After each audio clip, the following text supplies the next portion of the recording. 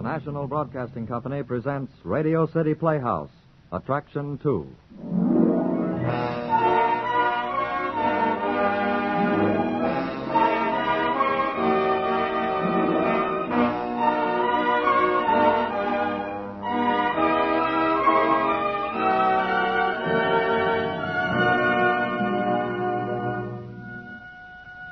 Before we raise our curtain, we'd like to take time for a small speech. It amounts to this. Thanks. Thanks very much for your many, many very wonderful letters in praise of our opening play, Long Distance. Bowing to your wishes, we promise we'll repeat it later on in this series.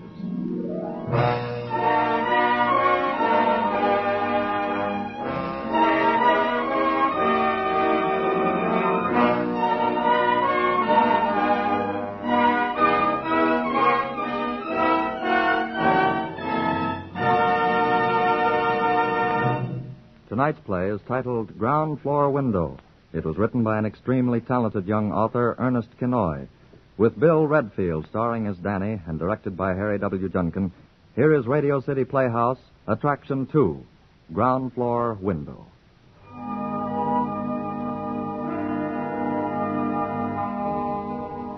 I've been sitting in this ground floor window of ours for 23 years.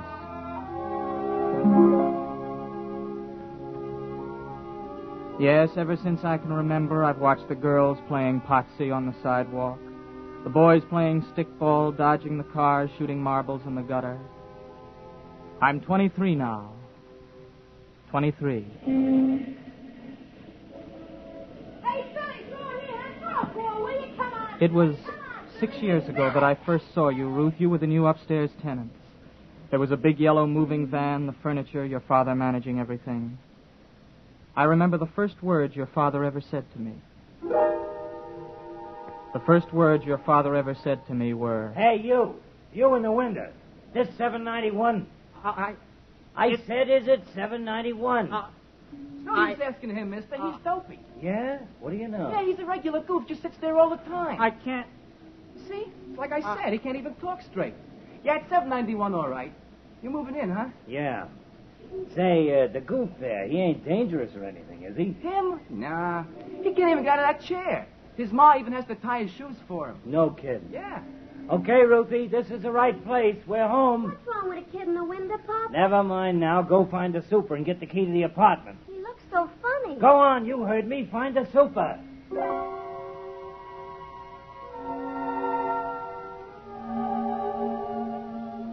All afternoon, I watched your father and another man carrying furniture and trunks into the house. It was dark before the truck finally pulled away. The kids on the block were shooting bottle caps under the street lamp. And the ice cream man had been around twice. I want ice cream. The other kid's not. Danny, getting late? Let me fix you for bed. Oh, no, Ma, not yet. I'll stay up a while. You had a long day, Danny. You should rest. Ma, All day you sat by the window. let me alone, will you? You want I should get you some ginger ale? It's cold in the ice. I don't want nothing, Ma. Just leave me alone. So you'll call when you want to go to bed, all right? All right, then? Oh, yeah, Ma, all right. Tap, tap, Shirley. Tap, tap, Shirley behind the garbage. Hello? Huh? Hello. My name's Ruth. I moved in today upstairs. I saw. Hey, do you mind if I sit on the stoop by your window? No? What's your name? Dan? What's wrong with you? You make funny faces. Well, I can't help it. Why didn't you answer Papa when he asked you a question this afternoon? I have trouble talking sometimes. Oh. Can you walk? No? Will you run over? No, I was born like this. You ain't really dopey, are you? No, it's just I was born with... That lady in the blue dress, she's your mother, ain't she? Yeah. My mother died last year. She had double pneumonia. Oh, that's too bad. Hey, there's a quarter in the grate. Can a doctor do something? For me? Yeah. Well, my mother took me to the clinic when I was 4. They told her they couldn't do anything. That's awful. What is it? Well, the doctor said cerebral palsy. That means something isn't there in the part that tells the muscles what to do. Oh. That's what makes me make funny faces all the time. You don't have to tell me if you don't want to. Oh, I don't mind. You won't laugh at me, though. No, I won't laugh. The rest of the kids on the block do. I'm used to it, I guess. They call me Dopey Dan. That isn't fair. It ain't your fault, is it? No, it isn't my fault. Ruthie! Ruthie! Look, Papa, I gotta go upstairs. I'll see you tomorrow, Dan. Good night, Ruth. Who's that you're talking to, Danny? Girl from upstairs? The one who moved in today? Uh-huh. She should shame herself with such a dirty face. Her name is Ruth. Such a nice neighborhood this used to be. She looks straight at me, Ma. So, she looked at you. You want I should put you to bed? Oh, no. No, that's all right, Ma. I want to sit up a while longer. You go ahead. I want to think.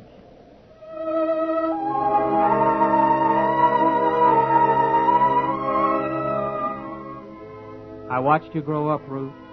You washed your face now, and soon those long black braids gave way to a sort of soft tangle around your face. You went to Douglas Junior High School with the kids from the block, and after school you used to sit on the high brownstone stoop just outside my window and report on the day's activities. The teacher don't like me, Dan. Right in front of the whole class, she said I didn't do my homework. Well, did you? Well, not exactly. I tried to. You went to the movies instead. I saw you go by. Well, Skip asked me to go. I don't see what good algebra does anyway. Did you have a good time with Skip? I guess so. We had a soda after. You never seen a movie, have you, Dan? Well, Ma was going to take me once, but she couldn't get anybody to carry me. It was a swell picture. I'll see one someday. What do you do when I'm in school, Danny? I don't know. Watch the street, I guess. Don't you read? Well, I can't turn the pages so good. I used to have a teacher come twice a week, but not anymore. Hey, I know what. I'll read to you Saturday afternoon. I've got to read Ivanhoe for school anyway, and I'd just as soon read it aloud. Hey, Ruthie! That's Skip calling you. I'll let him come over here if he wants anything. Hey, what you doing, Ruthie? Just talking. So don't be Dan? Skip Parsons, you shut Oh, up. that's all right. Sure, Danny don't mind. Do you? No. We're old friends, ain't we? Never mind, Skip. You shut up anyway. All girls are crazy. Ain't they, Danny? I... See? Danny agrees with me. Why don't you go away, Skip? I'll go when I want to. Say, Ruthie, all the kids in school are going up the river on the day line Saturday. You're coming, ain't you? I don't know. Won't cost much. Look, I'll tell you what. You come with me, and I'll get your ticket. Well, I was going to read to Danny on Saturday. We're going to Bear Mountain. Joe Barker's father's giving her hot dogs for the whole bunch. I don't know. It sounds swell, Ruth. Yeah, it's a lot better than just sitting on a stoop reading all afternoon. I don't know yet, Skip. I'll let you know.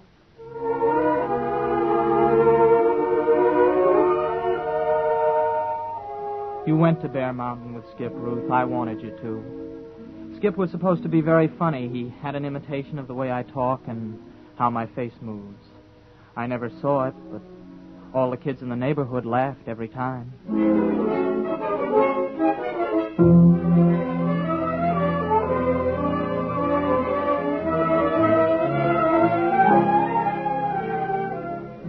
Saturday afternoon, I watched the little kids unscrew the top off the fire hydrant and run around under the water. Hey, Billy, show us to the top of the hydrant. Come on! I thought of you on the boat with the wind blowing through that short tangle of hair. I think I enjoyed that trip more than you did.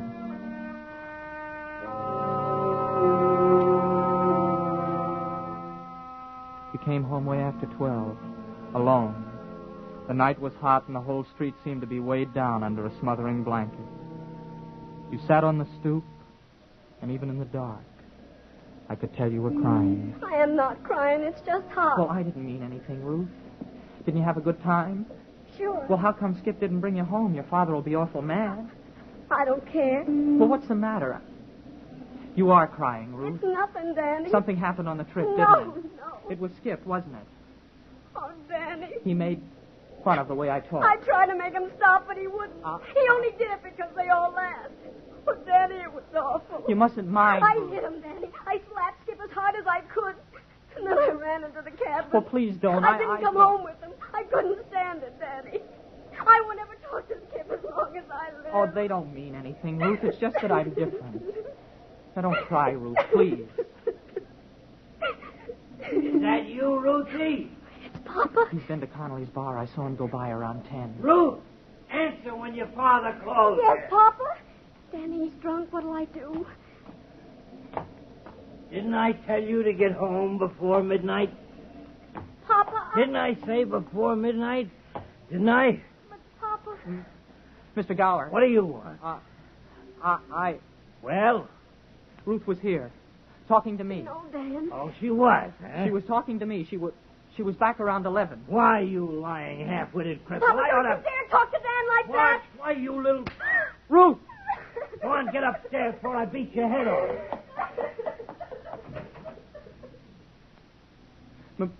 Mr. Gower, you shouldn't do that. Listen, you overgrown idiot. If I didn't know that your mama has to even wipe your nose for you, I'd stay away from Ruthie, see? I don't want her hanging around well, just stay away. Danny. That was Gower coming home drunk again, Danny. Danny. You're crying. No, Ma. What's the matter? Can I do something for you? Danny, what are you crying for? Nothing. All right, so let me fix the pillow behind your back. It's all crooked. Ma, stop it. Danny. I can't stand it any longer. Let me alone.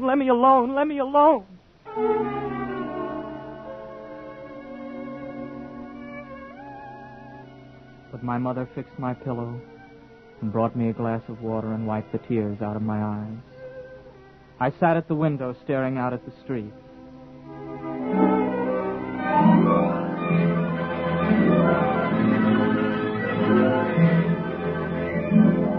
That night I dreamed I could walk. I was with you, Ruth, walking by the ocean. We were running hand in hand, sort of floating over the sand. Running. And then suddenly, I fell. I couldn't get up, and you looked down at me and said quietly, "Cripple." I was screaming when I woke up, and my mother came running. She insisted on sitting up with me all night. I didn't dream again. After that, you didn't come every day. You had a job after school, and I'd see you go out in the morning with your books and come back late in the afternoon. You weren't really pretty, I suppose. You always looked tired, and you took a long time climbing the stoop. Ma, let me up and throw me down. Hello, Danny. Isn't this a scorcher? Oh, hello, Ruth. Oh, You tired? sometimes I think you're lucky, Danny. I get so worn out in the store, I fall asleep over my homework. It gets tiring just sitting, too, Ruth. Gee, you know what I mean, Danny. Here, I'll straighten your pillow. Oh, it's all right. Let me fix your collar, Danny. It's all twisted. Oh. There. I couldn't reach it. I'm sorry, Dan. I didn't mean to... You know. Oh, it's all right, Ruth. I never mind when you talk about it or anything. You're different from the other boys I know, Danny. Not only because you're... Crippled. It's all right. I mean, it seems like I can always talk to you. Papa doesn't seem to understand. Honest, Danny, sometimes I think you're all there is on the whole block that's real. I mean, I don't know. Danny, why is it you seem kind of good? I don't know. I mean, you seem so old. Old? As if you knew what was right. Oh, Dan, will you always let me talk to you? Ruth? I get so tired. I need you to talk to, Danny.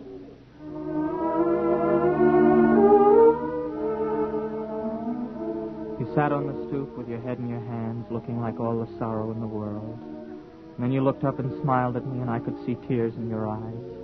And I was glad, Ruth, glad you wanted me to listen while you poured out the troubles of your 18-year-old heart.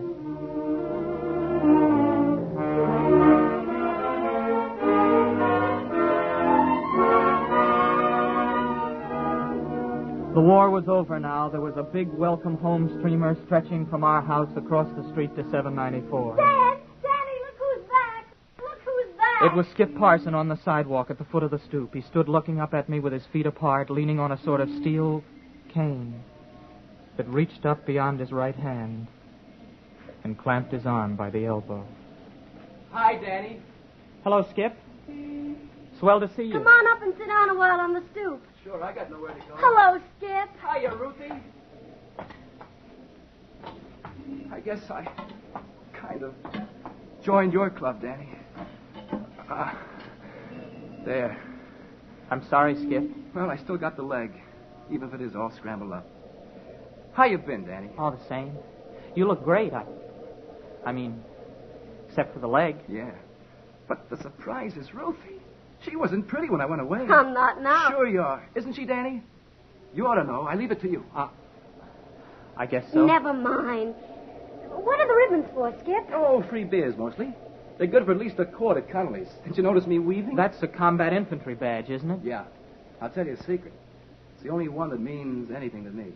The other stuff is to sweep beautiful ladies off their feet. Why didn't you write you were coming? I didn't think of it. I guess I should have. Well, you got home just in time, Skip. Ruth graduates high school tonight. Hey, that's swell. Congratulations. But you should have told me.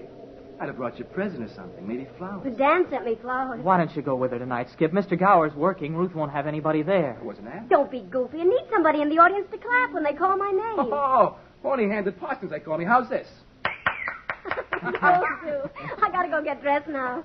Oh, your flowers are swell, Danny. I'm glad. In about an hour, Ruthie? Maybe a little longer. I'll try to hurry. Well, I gotta shave. See you later, Danny. Have a good time, Skip.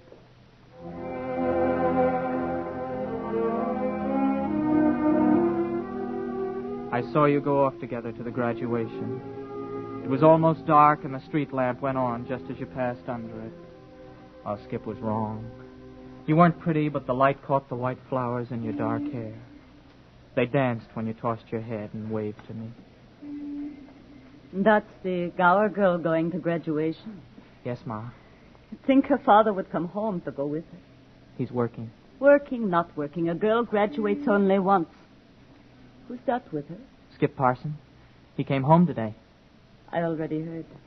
It's a shame his leg's such a strong boy. Oh, she looked nice, Ma. She ought to. You made me buy expensive enough flowers. So much money for a little girl like that. Oh, Ma. Still, you're right. Her father wouldn't get them, and on graduation a girl should have flowers. They were pretty. She had them in her hair. Lucky Skip came home, so she had someone to take her.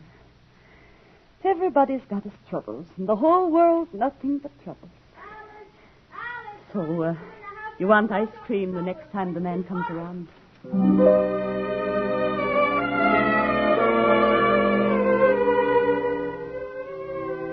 You came home late. I heard you both laughing quietly as you turned the corner. And when you passed under the street lamp, I saw the flowers in your hair, wilted and yellowing. Skip had tucked one of them under his infantry badge, like it was a buttonhole. Dan. Hey, Dan. He's probably in bed. Danny. What do you want to wake him for? I promised to tell him about graduation. Oh, give him a break. Let him sleep. But I promised. It'll keep till morning. Danny won't mind. Gee, I wish he could have been there. Why, didn't I clap loud enough? Don't be silly, Skip. It's a... Oh, Danny's been something sort of special to me. Oh. Skip, it isn't fair. Why should he be like that? It isn't fair. Hey, take it easy. It's graduation night. He said he was glad you went with me. Sure. Danny's okay. Say, you're not in... I mean, Danny... Oh, Skip. Ruthie, let's walk down to the river. It's early. I can't. Pop will be home from work soon. He'll get mad. You got lots of time. After all, you only graduate high school once. Well, I really promised. If Danny was up, he'd have answered. But Papa Your said... old man doesn't come home till 3. What do you say? All right. Oh. What's the matter? My flowers came loose. Here, hold my purse. Oh, they're drooping anyway. You might as well throw them away. No, I'll fix the pin. I want to save them. There. We can make it to the river and back before your father comes home.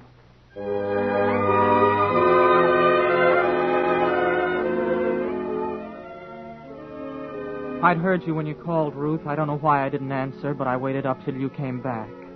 I wanted to be sure you got home safely.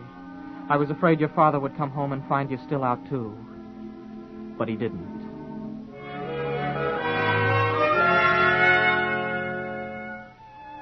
It was a week later when Skip came by again. He was wearing his old suit from before the war, but his arm was still braced against that twisted steel half-crutch. He pulled himself up the high stoop. Wow. It's quite a climb. Mind if I sit a while? No? Danny, you've got to help me. Me? I know I got a nerve. All afternoon I sat in Conley's bar, trying to figure out how I had the right. What's the trouble, Skip? Well, remember when I was a kid, I used to call you Dopey Dan? Yes, I remember. Ruthie socked me for it once. I was imitating you on the boat coming down from Bear Mountain. She hauled off and socked me. I knew about it. Well, kids are like that, Danny. You know that, don't you? I didn't mean anything special. I was just, there isn't an excuse to it. Well, I don't mind anymore. Look, I know it isn't anything like it. I mean, my leg and your trouble, they aren't in the same class. But this morning I saw two kids following me down the street making like my brace with a stick. You'll get used to it. No, that isn't what I mean. I try to figure how I come off to ask you to help. I wouldn't have had the nerve, but Ruthie told me you always were a friend. Ruth? Yeah. I need you, Danny. You're the only one who can help. What's the matter? Nothing. You see, it's her old man. He won't let her see anybody. He goes crazy every night when he's working because he can't tell where she is. She's scared of him, Danny. Well, what do you want from me? I gotta see her, Danny. I just gotta. She's gonna meet me over at the park. She told her father she's gonna read to you. He'll ask you, Danny. You've got to tell him she was with you.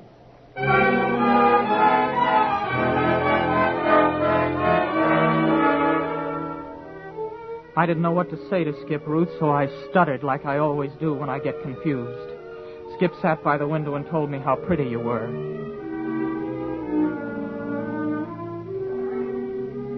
You weren't really pretty, Ruth, even on graduation night with my flowers in your hair. I wanted to tell him there were lots of prettier girls, so many others.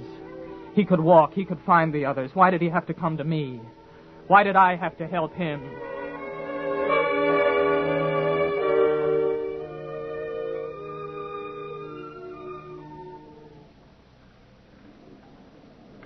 You stopped by my window before you went to meet him. You sat on the stoop the way you used to. How do I look, Danny? Oh, fine, Ruth. Just fine. I'm going over to the park to meet Skip. Yes, I know. Oh, Danny, I love him. What's the matter, Danny? Skip's a good guy. He wants to get married and go to California. He knows a job out there where his leg won't matter. Only it wasn't for Papa. Well, can't you just go anyway? Yeah, but Skip and Papa don't like each other. Danny, why is Papa like he is? He's not really bad. He worries about me. That way, you know. And Danny, he don't need to worry. Why can't he be nice, Danny? Why can't he? Ruth, You've always been a friend, Danny. I always been able to talk to you. Remember when I said I wanted to talk to you always? Ruth, I can't even talk right, hardly. Even if you couldn't walk or anything, you were my very best friend on the block. You were my best friend in the world, Danny. You could tell what I was thinking. You knew it without my saying anything. That's what I love about Skip, Danny. He's so gentle and sweet. Like you. Sometimes I think that you're the... No, Ruth. Oh, Danny, I'll write you often. You're not going tonight, are you? Tomorrow, maybe, if Skip wants. I hope you'll be happy, Ruth. Bend your head up, Danny. Well, your face feels hot, Danny. Are you all right? Have you fever or something? No. No, I'm all right. Your forehead's so hot, Danny. Tomorrow I'll say goodbye like always. Just like I was going to school or something. But you'll know, Danny, that it's... Ruth, don't. Goodbye, Danny. Oh, Danny.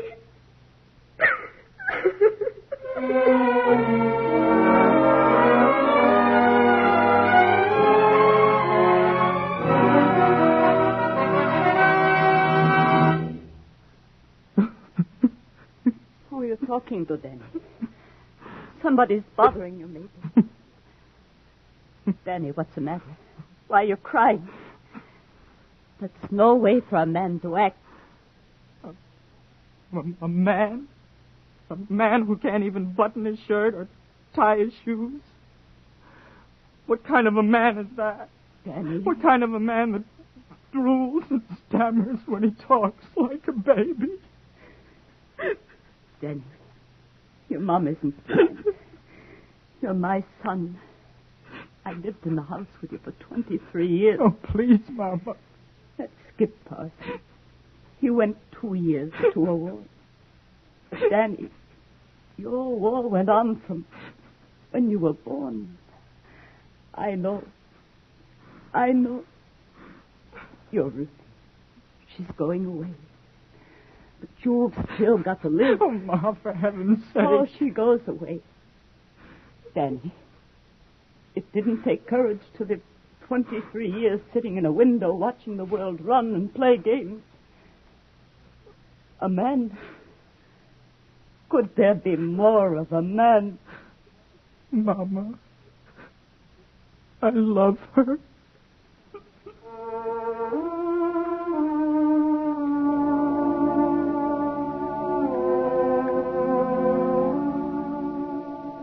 So now I sit by the window and watch the street.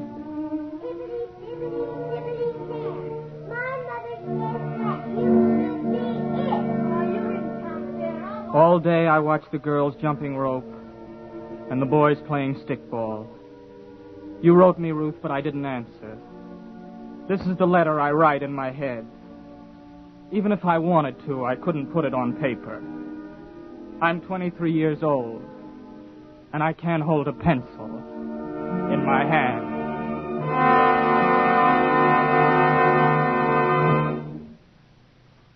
That was Ground Floor Window, Attraction 2, Radio City Playhouse, as written by Ernest Kinoy and directed by Harry W. Junkin.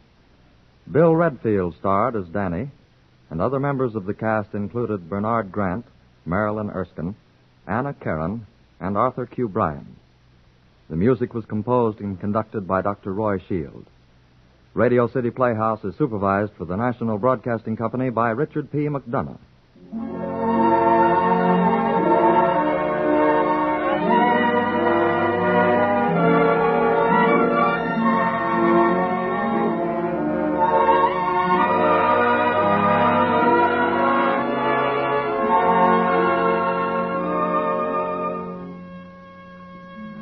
Next week, the Radio City Playhouse presents Of Unsound Mind, written by our director, Harry W. Junkin. It is the story of Myra, beautiful, gracious, charming, and without a soul. It is the story of Caleb, her war-wounded husband, and of Jeff, the other man in her life. We sincerely hope you'll be with us next Saturday when we bring you Of Unsound Mind by Harry W. Junkin. Attraction 3, Radio City Playhouse.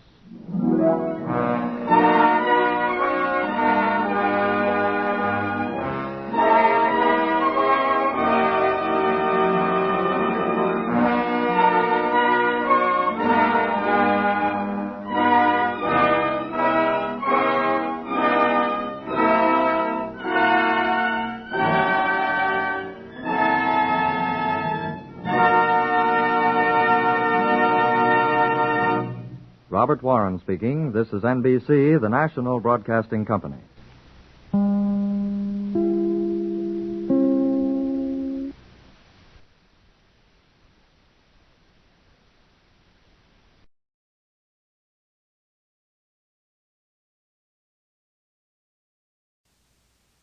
Adventures in time and space, told in future tense. Dimension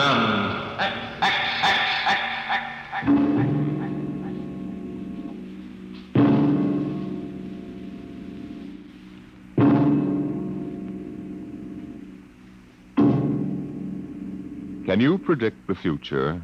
Can you tell what will happen in 100 years? Or in 10? Or in the next minute? Can you look beyond the known dimensions of time and space into the unknown? Dimension X. Tonight we have a strange story to tell. A sweet, blood-curdling little story that is really only 2 sentences long.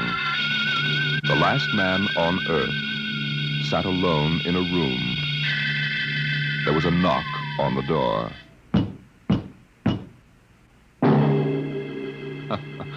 Think it over. Suppose you were the last man alive on Earth. in the universe for that matter. The last man sitting alone in a room, and suddenly there was a knock on the door. What knocked on the door? You wonder, don't you? Your mind, faced with the unknown, supplies something vaguely horrible. But it isn't horrible, really. You'll see. The last man on Earth sat alone in a room. There was a knock on the door. What? Oh, what's that? Good morning, man. What? Who are you? You have regained consciousness. Well, who are you? I am Azan. Maybe if I close my eyes, it'll go away. I will not go away, man. No, I guess I am awake. Who? What are you? I am Azan. Well, what's that? Azan is intelligent life. What happened? Where are you from? From Planet 7 in the 3rd galaxy in the 4th quadrant. Where? It is not necessary to repeat information which is correct in the original statement. Planet 7? You mean I'm not on Earth? You are still on your planet. Well, then what are you doing here? The Zans have annexed your world. You mean you've conquered Earth? Yes, that is correct. We will now prepare your planet for habitation by the Zan. Well, how about the people? There is no longer any use for large numbers of lower life forms. Therefore, we have dispensed with them. Dispensed with? You mean you've... When did all this happen? 2 days ago. You have been unconscious until now. You really mean I'm the last man on Earth? That is correct. Identify yourself now. What? Kindly provide data as to your position in the elementary social order of your planet. Well, I'm Walter Phelan, Associate Professor of Anthropology at Nathan University. How is it you speak English? We have deciphered your written and recorded records. It is not difficult to reconstruct your language, very type of auditory communication. Oh. Is there anything you want to complete your natural habitat? You mean I'm a prisoner? That is correct. What will you want further in your room? Well, do I have to stay here? Yes. The rest of my life? Forever. Well, then you better bring in my books. I gotta call you something. Do you mind if I call you, George? It is immaterial. All right, then, George. You know, I can't really believe this. That is a characteristic of low-life form. I'm trying to take this in without going off balance completely. I will be back, Associate Professor of Anthropology. It's all right, George. Just call me Walter. Very well, Walter. I will be back with your books. All right, George. I'll be seeing you around. You will not be around, Walter. You will be here.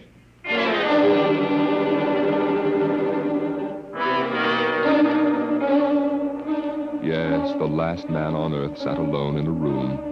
A rather peculiar room. He just noticed how peculiar it was, and he'd been studying out the reason for its peculiarity. His conclusion didn't horrify him, but it annoyed him. There was a knock on the door. Come in. Oh, hello, George. Hello, Walter. What can I do for you? Point 1, you will please henceforth sit with your chair pointed the other way. I thought so.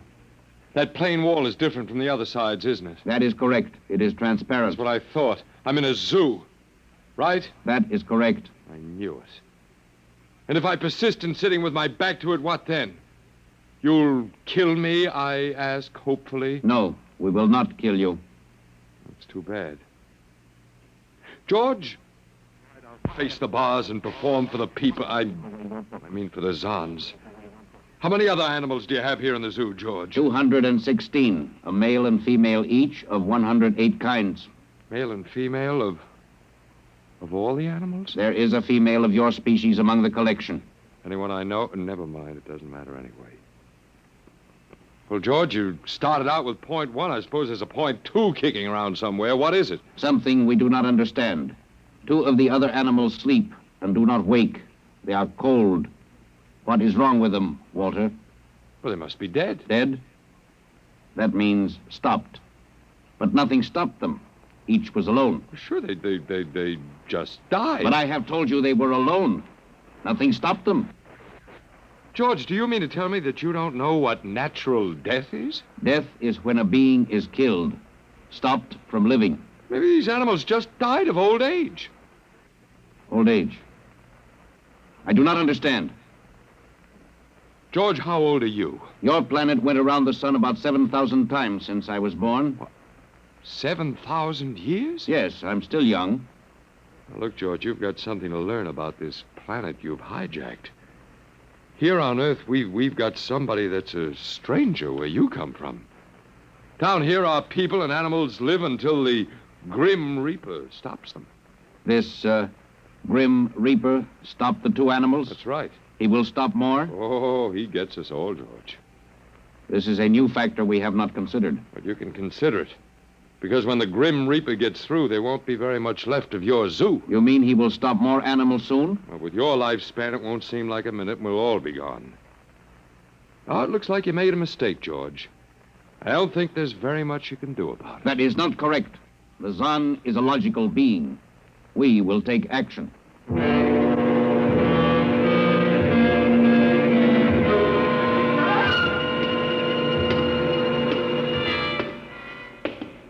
Where are you taking me, George?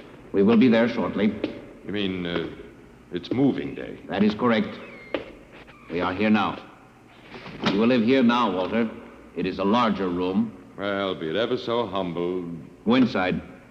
Be careful with those books, George. Don't lose... Excuse me. Who are you? What are you doing here? Well, I guess George didn't explain. George tries to be polite, but he hasn't quite caught on yet. I'm Walter Phelan. My name is Grace Evans, Mr. Phelan. What is all this about? Why did they bring me here? I think I know why. Why? You see, I've been talking to George. George? Well, that's what I call them, all of them. There's no way to tell them apart anyway. There aren't many of them here, yet. They come from outside the solar system, sort of an advanced scouting party. Yes, I saw their spaceship. It's as big as a mountain. They're moving in on us. They cleaned off the Earth with some kind of vibration that destroys all sorts of animal life. They killed everybody. Oh, no. I was afraid. Well, the cheerful note is that you and I and 200-odd other animals were picked up beforehand as specimens for the zoo. You know that this is a zoo, don't you? Yes. I suspected it. But I don't remember anything about being captured. I just woke up here. Well, they solved a lot of problems for us. Housing, shortages, wars. I don't suppose the human race, you and I, that is, have to worry about anything now. It's awful. Only they made one mistake. They overestimated us. I don't understand. They thought we were immortal. That we were what? Immortal, like they are. Oh, they can be killed. The Zans don't know what natural death is. They didn't know anyway until they lost two of us yesterday. You mean there are more than two of us? No more of our species. These were merely brother animals. A rabbit and a canary. And by the Zans' way of figuring time, the rest of us are only good for a few minutes apiece anyway. That's a joke on them. They figured they had permanent specimens here in their zoo. But didn't they know that we'd all die eventually? No, I don't think so. See, George told me he was 7,000 years old, and he's supposed to be young.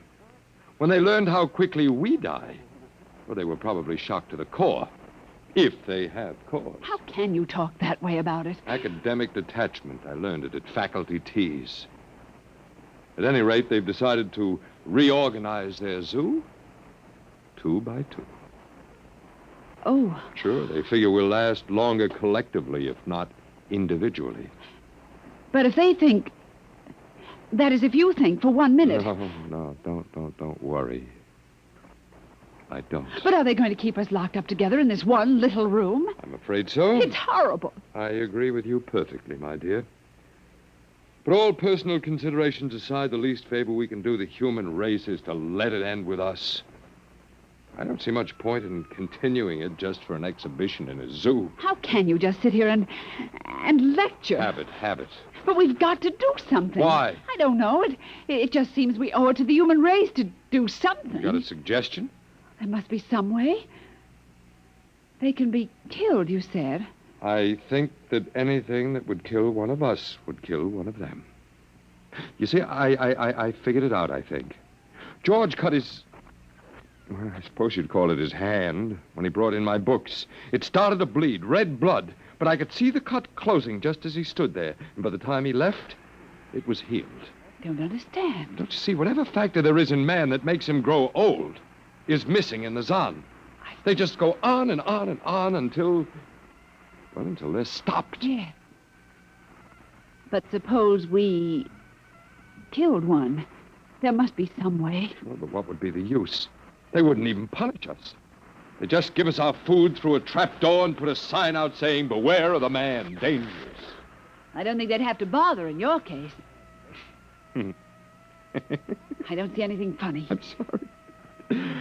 Just reminds me of Martha. Martha? My wife. She died 2 years ago. I'm sorry. No, not at all. Oh, that'll be George with my books. Come in. Hello, George. Hello, Walter. Point 1, I have brought your books. Point 1, Well, what else is on your mind? Point 2, another creature sleeps and will not wake. A small feathered one called a duck.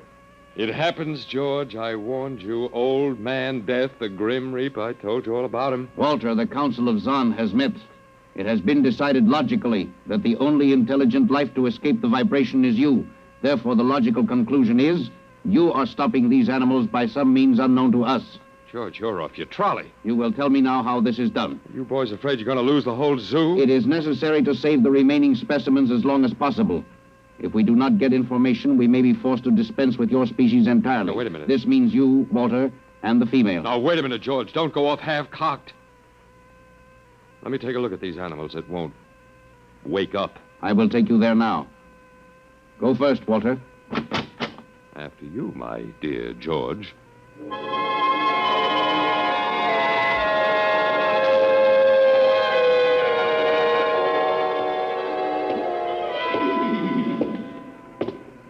This is the weasel. You should have got him in the winter, George. The fur's worth more then. Then it's an ermine. This is the reptile cage. Here are the ducks. This is the male. The female has been stopped. Lucky girl. What's the matter, fella? You lonely down there? Walter, you will tell me how you stopped the female duck. You got me, George. I didn't do it. Maybe she died of the Dutch elm blight. Walter, you are not being logical. We have concluded you are stopping these animals. Tell us how it is done. I told you, George, I haven't the foggiest notion. Very well. We will have to take further action. Well, what are you going to do, George? We have methods of action you will know soon. We will go back now to your room.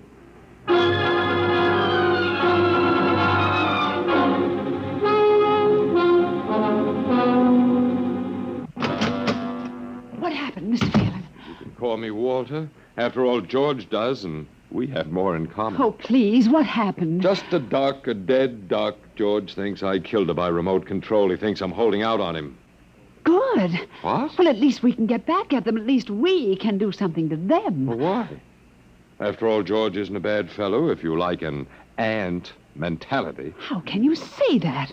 They've wiped out the whole human race. They've murdered everybody. I suppose they have, but we can't change that now, so why think about it? Well, we can't just sit here and do nothing. I fail to see how we can do anything else. Oh, of all the men in the world they had to pick.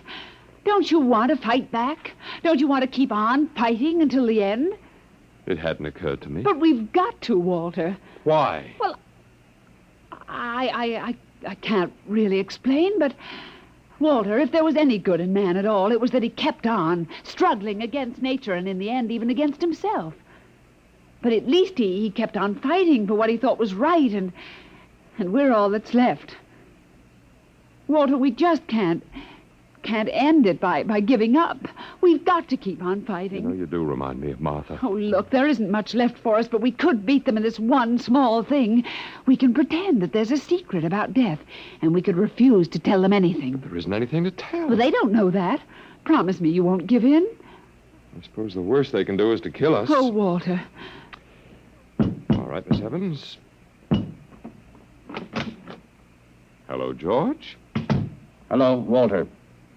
Now, you will tell us how these animals are stopped? George, this may come as a great shock to you. But I've decided not to tell you. Why? Oh, call it a romantic attachment to lost causes. My grandfather was a Confederate officer. Walter, you are not being logical. But that is expected in lower life forms. You will come with me now, Walter. Where are you taking him? To the second level. Come now, Walter. You won't tell them. I can't guarantee anything, but as of now, I don't intend to. We've got to fight. Remember that, Walter. We've got to go out fighting. I think you're right. Come now, Walter. Goodbye. It's been a pleasure, Miss Evans. I am waiting. Come now, Walter. After you, my dear George.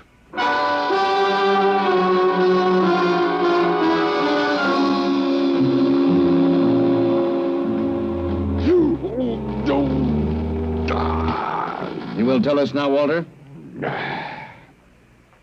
That was the first level of vibration. There are many more. However, we have calculated that none of them exceed your threshold of unconsciousness. Oh, very clever, George. Of course. You will tell us now, how do you stop these animals? You will tell us now? As of now, no. However, I'm not very brave, if that encourages you, George. You are not being logical, Walter. You're telling me. We will now use vibration level 2. You will tell us now? You know, George, I can't figure it out myself, but I'm stubborn. Maybe it has something to do about the dignity of man, the civilization such as it was that you wiped out. I do not understand. I didn't think you would. So go ahead. Vibrate. Vibration level 2. It will be very painful, Walter.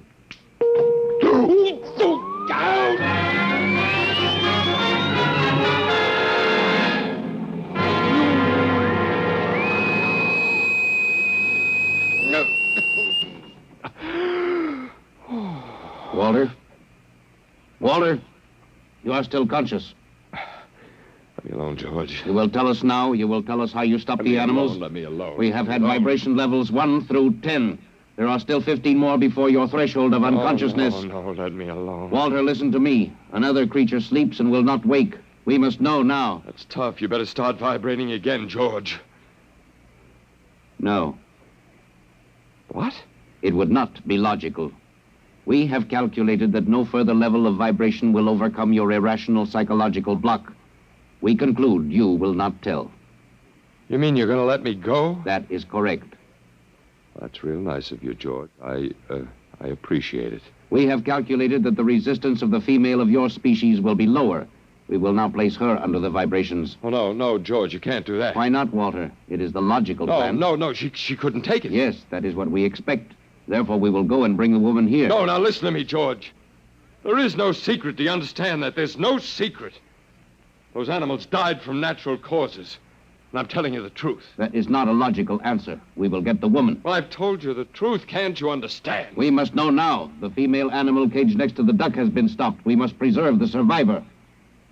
The animal next to the duck? We will bring the woman here. She will tell us after the vibration. No, listen, George. George, do you want the truth? You want to know how to save the mates of the animals that have been stopped? You will tell us now? Yes, I'll tell you. Take me to that stopped animal, and I'll tell you how to save its mate. Very well, Walter. You are being logical now. We will go.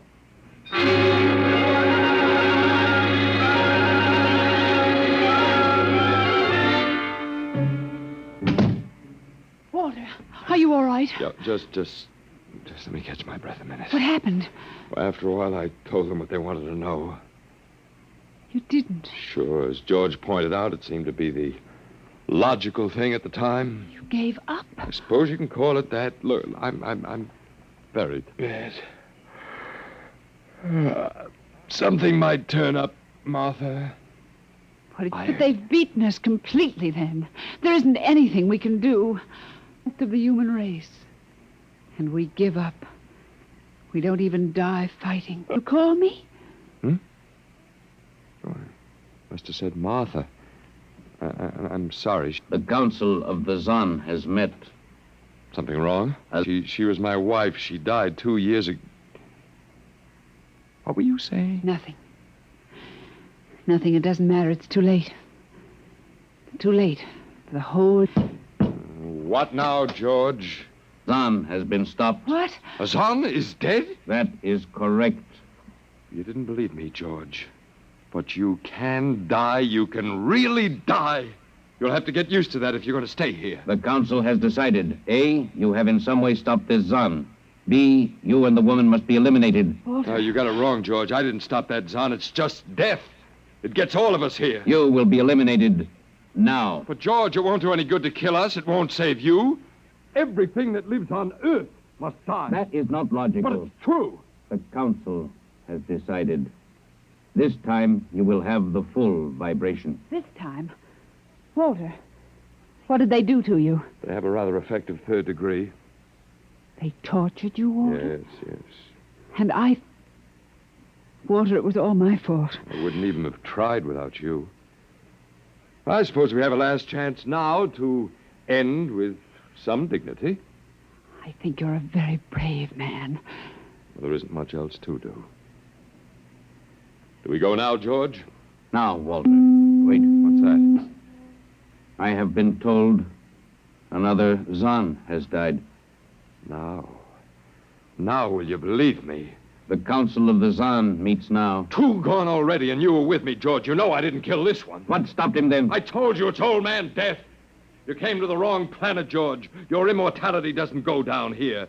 He can stop you, but you can't stop him. And you'll all die if you stick around. And now what? The Council has decided this is a place of death. We will leave your planet. Leave? You mean you're giving up? It is not safe for the Zan. Walter, they're leaving. They're really going. Go on then, George, and don't hurry back. It would not be logical to do so. We are leaving the Earth now. Goodbye, Walter. Goodbye, George.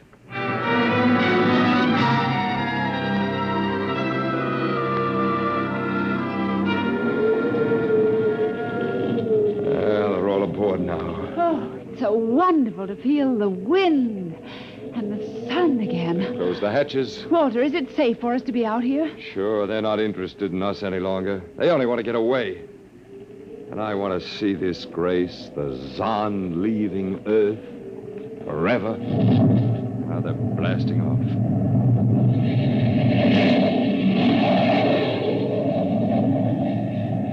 There they go. Yes, it's over now. Well, I suppose we might as well go back in. I still don't understand, Walter. What made them go? Oh, I just told them the facts of life.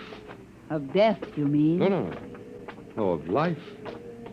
After all, I thought George was old enough to know at 7,000 years he was getting to be a pretty big boy. I wish you'd stop joking and tell me what happened. Look out for the step. Well, do you remember when the first animals died? Yes, the rabbit and the canary. And their mates just started to pine and waste away? Yes. Well, that worried the Zan. They wanted to keep the last specimens alive if they could. So finally I broke down and told them about affection. Affection? Mm-hmm. And then I introduced Donald. Donald? Who's that? Here we are. Oh. Come here. Grace, I want you to meet Donald. Oh, Walter, please. What does affection have to do with it? Well, that's what the Zan wanted to know. I told him it was love that made the world go round, that having lost his mate, Donald would die immediately unless he had affection and constant petting. Petting? Mm-hmm. I even showed him how. Come here, fella. Come here. Yes, I held Donald in my arms and petted him a while, and then I let the Zan take over with the animal in the next cage. What animal? Take a look. Hey, watch out. Don't go Walter. too close. It's a rattlesnake. Yes, it's a rattlesnake. The Zan's metabolism made it impossible for them to die of old age, but I had a hunch they could be poisoned. Then it was the snake that killed the two Zan. They never even knew what bit them. Then you outwitted them, Walter. I suppose. And I thought you'd just given up. Oh, Walter, I'm so proud of you. You don't have to be. I had given up. I probably wouldn't have fought at all if you hadn't pushed me. Well,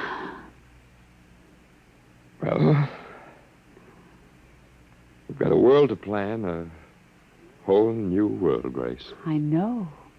We'll have to decide which animals to let out of the zoo and which ones would be safer to keep in. But first, there's a much bigger problem. What's that? The human race. Oh. Yeah, we've got to make a decision about that. It's a pretty important one. Yes. But... It hasn't been a bad race. Of course, it may go backward for a while until it gets its breath, but... Well, we can save the books and all the most important things and get it started ahead once more. Please, Walter. It's the Garden of Eden. Oh, don't be all over again. Don't be ridiculous, Walter. Funny. You even blush like Martha. Oh, only you're stronger than she was. And prettier, too. I wish you'd forget about Martha. I think I will, my dear, if you'll only give me a little time. Now, Walter Phelan, you listen to me. If you think for 1 minute that we... I thought it would never happen to me again. But it is love that makes the world go round. And so, Grace, if you could only... I wouldn't marry you if you were the last man on earth. But that's exactly what I am. I don't care. I don't even want to talk about it. I'm going out. Well, all right, my dear, but think it over and please come back. You see, I told you. It wasn't really so horrible, our story. Remember how it goes. The last man on earth sat alone in a room. And then there was a knock on the door. Come in. Oh, come in. Come in. My dear. You see, it wasn't horrible at all.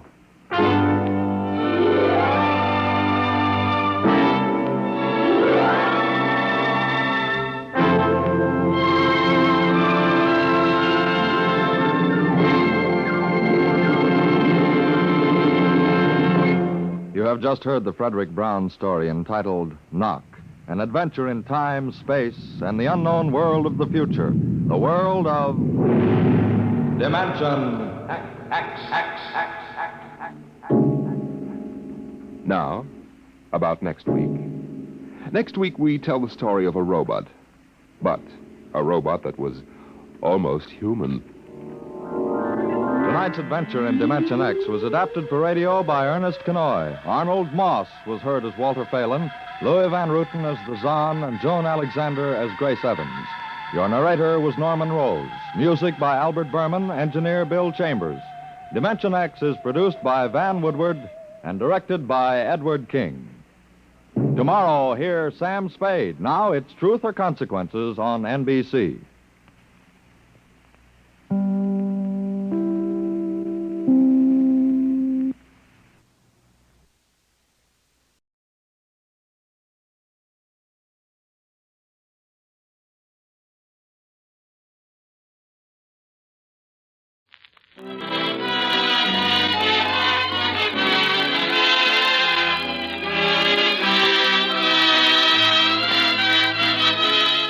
Edward G. Robinson, Joan Bennett, and Dan Duryea in The Woman in the Window.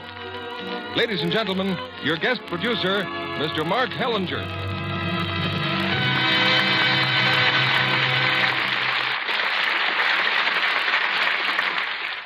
Greetings from Hollywood, ladies and gentlemen. Some years ago, I produced a picture called Brother Orchid, starring Edward G. Robinson in one of those gangster roles he made so famous.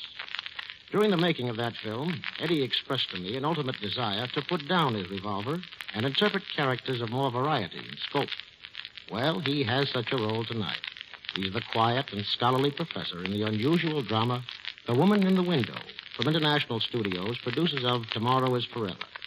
Not for very long, however, does he lead the calm, scholastic life, because we throw across his path a strange but fascinating woman, then add a homicidal maniac who precipitates a murder, and bring you a most exciting melodrama, one of Hollywood's greatest successes of 1945.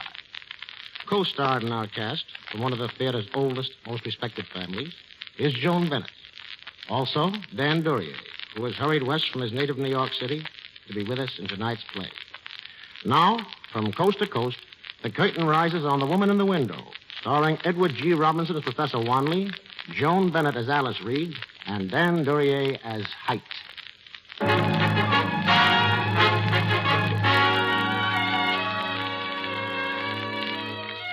Dusk in Midtown New York City. A scorching July day has ended, and now, before the evening rush to theaters, the streets are almost empty. There's a clubhouse just off Fifth Avenue, an unpretentious, dignified brownstone building. And waiting in front of it is an unpretentious, dignified gentleman. Next to the clubhouse is an art gallery. Slowly, the gentleman walks over and gazes into the window. Enchanted by the provocative face that smiles at him from a newly painted canvas, he is unaware that two men now stand behind him.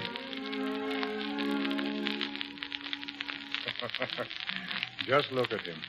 Richard Wanley, associate professor of applied psychology, bowled over by a picture of a pretty girl. I wonder how long we have to stand here before he notices us.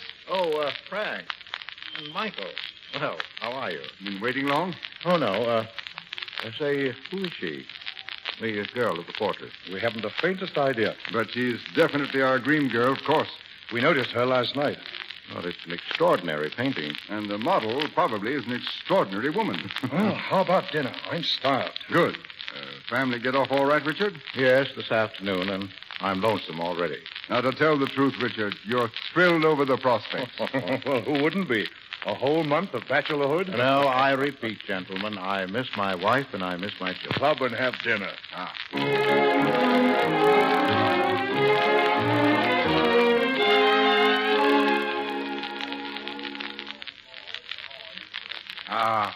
Now that's what I call a meal. Well, what's on the program now? I suggest a drink, a cigar, and a good old talk fest right here in the club. Are you out of your mind? Frank, what about the Stork Club? That's more like it. Now, what's gotten into you tonight? The two of you. You're determined to show me the town, aren't you? Throw over the traces. Whoopee. We want to see you celebrate. It'll do you good. Well, that's a fine prescription, Michael, from one of the city's most respected doctors. It's an excellent prescription, Frank. As district attorney, you should know some nice gay spots. You know, some that your office may be thinking of closing up. Oh, now, look. We're three old crocs. That sort of shenanigans is not for us. Oh, so I'm an old croc, eh? Richard is absolutely right. It's a darn good thing, too. Men our age... Good thing? I didn't say it's a good thing. I rather doubt that it is for men of our age. I'm stuffy and stodgy, and all the brightness of life, the spirit and adventure, well... It's all gone by now. Oh, come now. Michael was just kidding. Only as far as tonight's concerned. I've got to be at the hospital in 30 minutes, but in principle, I was not kidding. If you and Richard worked with the police as I do, you'd see what happens when middle-aged men try to act like colts. You'd know that tragedy starts out of the merest trifles. A casual impulse to do something daring, an idle flirtation. Youth can handle such things, but we... judging from that look you're giving me, Richard, I am treading on a tender spot. Oh, nonsense, if I'm giving you any look at simply one of academic disagreement. You see, with me, the flesh is still strong. It's the spirit that grows weaker by the hour. Yes, even if adventure should beckon to me.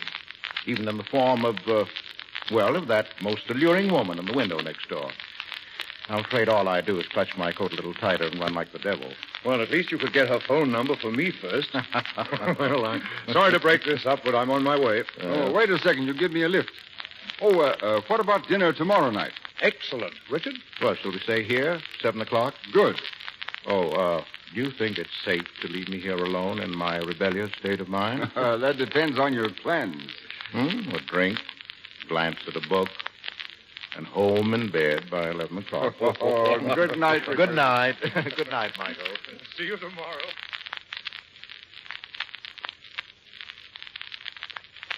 Charles. Yes, sir? Charles, I'd like scotch and soda. I'm going to read here for a while. Will you be sure to remind me when it's 10:30? Yes, sir. You know, these absent-minded professors, sometimes I lose all track of time. I'll remind you, sir. 10:30.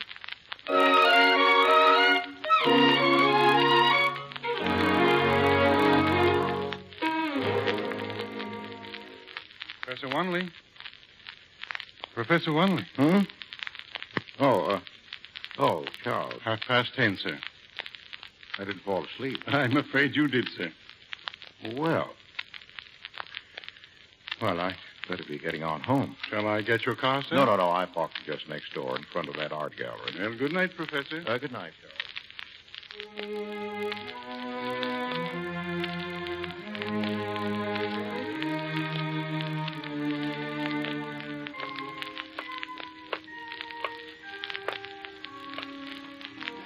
Hey, the morning edition paper. Paper, mister? No, thanks. Say, that dame in the picture, some tomato. Yeah, some tomato. The woman in the window. What did I tell Frank? I'd clutch my coat a little tighter and run like... Well, what do you think of it? I beg your pardon? The portrait. What do you think of it? But it's an amazing Why, it's you. You're the one... Yes, I posed for it. Well, then my admiration for the artist is doubled. You mean it looks like Oh, me? more than that. It is you. I shouldn't be talking to you. It's just that every now and then I like to wander over here and watch people's reactions when they see the portrait. Oh, you mean like just now? How did I react? Well, there are only two reactions. One is a kind of solemn stare at the painting, and the other is a long, low whistle. Well, which was mine? I'm not certain, but I suspect that in another moment you might have given a long, low, solemn whistle. Well, that rather embarrasses me. Well, you don't look like a man given to whistles. Oh, no. It's, well, if my admiration was that obvious, I'm afraid you might misunderstand what I What if I said that I'd like very much to have a drink and talk for a few minutes? Well, you must excuse me if I appear completely bewildered. I am. Well, I have no designs on you, and one drink is all I'd care for. Is that all right? Well, it's fine. And thank you. Thank you very much.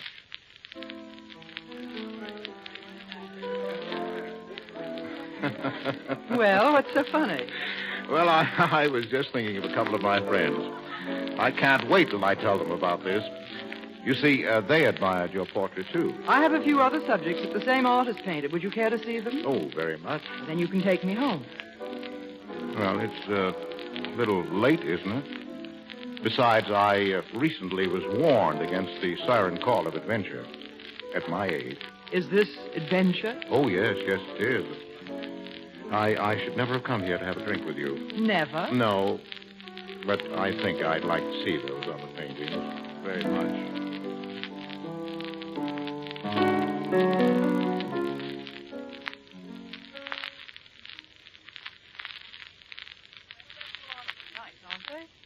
Beautiful. I've never seen finer composition and shading. Well... I have a bottle of wine inside. Let's have a drink before you go. This is much too pleasant to break up. I should say no, but I haven't the slightest intention. I'll be right back. Talk too tight? Well, it's the wire around the top of the bottle. Do you have something I can cut the wire with? Well, how about these scissors? Oh, fine. That your dog? Why, yes, it's... Who? I don't know. It couldn't be. Oh, it's probably someone trying to locate somebody else in the building. That's what happens when you live on the ground floor. Ellis, I just got in town and I... Oh, Fred, I... Who are you? Well, there's really no reason to be upset. My name is, Fred, darling, listen, please. I warned you. I told you if I ever found you double-crossing me. You stop that, you fool. Stop hitting her. And you. I'll kill you. You, for heaven's sakes, man. You don't know what you're doing. Go on. Talk. Fred, you're choking and you're killing. Fred, stop. Stop. I'll kill you, too, you no good little... Here are the scissors. Give me the scissors. Hurry. Get away from here, Alice. Stop. You. Please, hurry. Here. What are you... Oh, no, don't.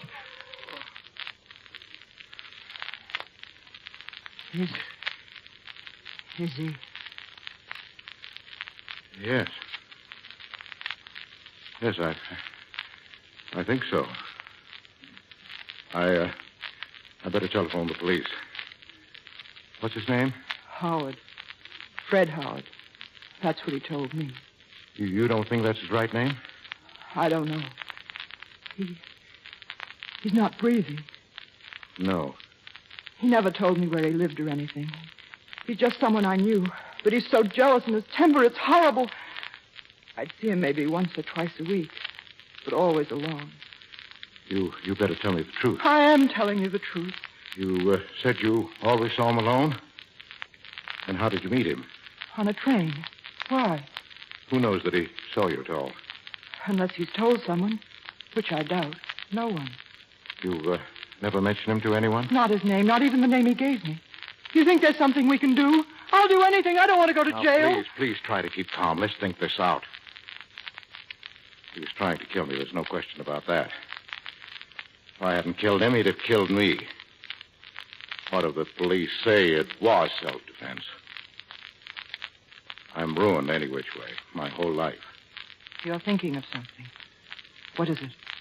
No, I was wondering if we have the nerve for something. Something dangerous that would shut the door on us completely if we were caught. Anything you say. I'd die in jail. I'd die.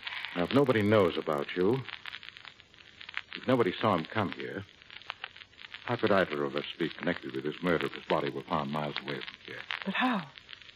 My car's still parked in front of the art gallery. I'll drive it back here. Then what? I'll take the body, leave it, somewhere in the country. It'll be found, but maybe not for a week or so. You go for the car and I wait here? Would you be afraid? Well, once you got out of here, why should you come back? I don't even know who you are. And there isn't a man in the world who wouldn't try to get out of a mess like this if he could. No, we mustn't quarrel. If we do that, we're lost. Why can't I go with you? Because we mustn't be seen together. There's no need for me to tell you who I am if we're successful. All right. But leave something here. I don't understand. Leave something that would identify you if you don't come back. No, that's fair enough. That's my hat. I have a vest. I always wear a vest, even in summer. It'll do. All right. Now we have to move fast. Look, almost no blood at all. That's very fortunate. Now, watch the scissors. Yes. Better boil them. Fingerprints, you know. The police do miraculous things with clues. A piece of cloth, a button. I'll be very careful. Nearly 1 o'clock. There may be some time getting back. Why? I don't know why. I only know that I want to be cautious. Now, just don't get panicky and call the police. I promise you that I won't fail you.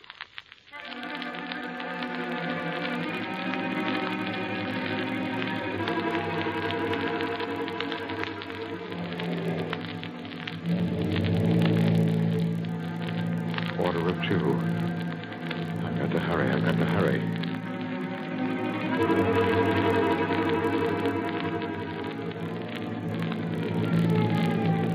Oh, no.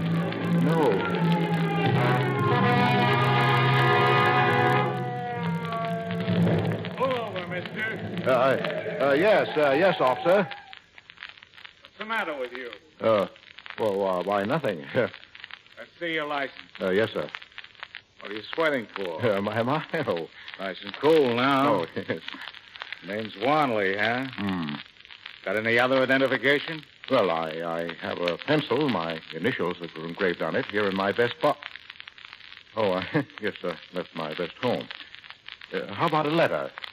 Here, it's from the president of Gotham College. Let's see it. Professor, huh? Associate professor. I know it sounds foolish, but I assure you I wasn't aware I was speeding. Speeding? I didn't tag you for speeding. You, No. Your lights. Don't you ever turn them on at night? Oh, I'm sorry. Okay. Get going, Professor, but watch those lights from now on. Yes, I will, officer. Thank you.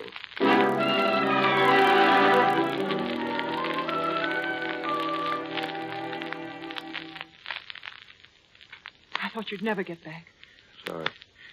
I wondered about it myself. Before I forget, my name is Reed. Alice Reed, in case you have to come back again. But if we're lucky, I won't have to come back. Now, we better get rid of anything that might identify him. I've already done that. Have you searched him? Had to be done, didn't it? Here's his wallet and his watch. A watch. What are those initials? C.M. C.M. Well, that doesn't sound like Fred Howard, does it? Put the watch with the other things. Tomorrow get on a ferry boat and Drop it all overboard and be sure that no one sees you. Now, what about this rug? Well, there's only that one small spot. Well, wash it very thoroughly. A laboratory can find signs of blood that the naked eye could never see. I'll take care of it. Now, do exactly what I tell you, please. Otherwise, we might as well give ourselves up. We've got to think of everything in advance. Now, remember that. I will. Now, when I leave here, I want you to go over the whole place. Wash these glasses and put them back on the shelf. Get rid of that champagne bottle. There mustn't be one sign that you had any visitors tonight, him or me or anyone else. Well, looks as if I'm ready. I'll get a blanket. Good. I'll bring it right back. Right. He's quite heavy. Now, put out that light. Open the door. Take a look in the lobby. It's all clear. Wait for me here.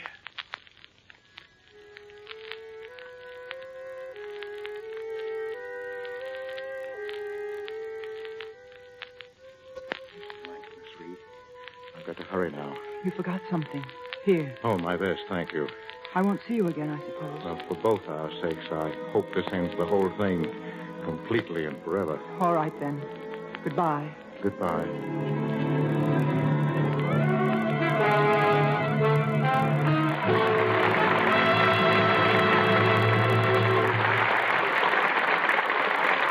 In just a moment, Mark Hellinger will present Act Two of The Woman in the Window, starring Edward G. Robinson, Joan Bennett, and Dan Duryea.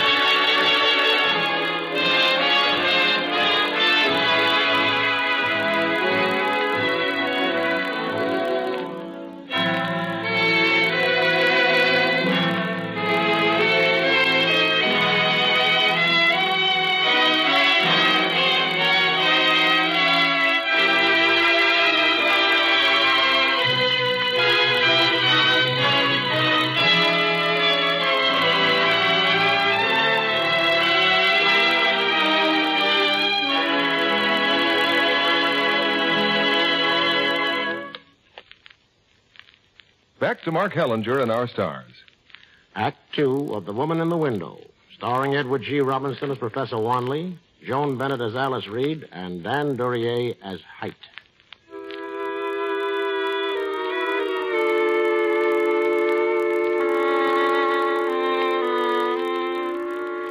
In a remote section of Westchester County, the body of a man sprawls grotesquely in a clump of underbrush, just beyond a barbed wire fence. The ground is wet, for it rained hard last night, but still visible on the barbed wire is a drop of blood.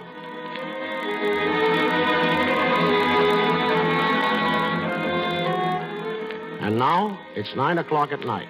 Professor Richard Wanley has just finished dinner with his friend, Dr. Barkstain. Quite unnoticed, beneath the sleeve of Wanley's coat is a fresh, clean, white bandage. A cut from barbed wire can leave a nasty wound. Well, Richard, heard yet from Grace and the kids? Yes, I had a wire this morning. Arrived safe. Uneventful trip, all fine. No doubt you proceeded to spoil them with an immediate answer. But I wrote Grace this afternoon. I told her I'm lonelier than I ever have been. You look positively wistful. Well, doggone it, I do miss her. I wonder what's keeping Frank. He didn't say? Only that he was phoning from the police commissioner's office. He sounded excited. Well, here he is now. Frank. Oh, hello, Michael. Richard. Hello. Sorry I missed dinner. Well, count for yourself. Claude Mazard has disappeared. What do you mean, disappeared? Mazard left Washington yesterday afternoon. He arrived at Penn Station last night and vanished completely. Mazard, the financier? Yes. The police are waiting for him until midnight. If he doesn't show up, we're giving it to the newspapers. Then watch the fireworks. The stock market? And how? What did he look like? I mean, what sort of fellow was he? A perfect nuisance. I knew him. He used to be a patient of mine. Oh? I didn't know that. Nerves, blood pressure, the most ungovernable temper I've ever seen. Well, just because a man doesn't show up for a day, why assume he's been murdered? I didn't say he was murdered. Well, what Yes, Charles. Telephone for you, sir. Oh, thanks. Be right back. Excuse me. I don't know why I said Mazard was murdered, but Frank's whole manner, it seemed to indicate violence of some kind. Frank suspects it, too. His head's up like a bird dog's. Oh. He's on the scent of something.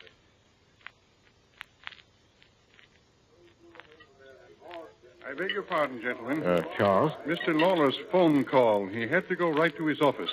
He said you would understand. Well.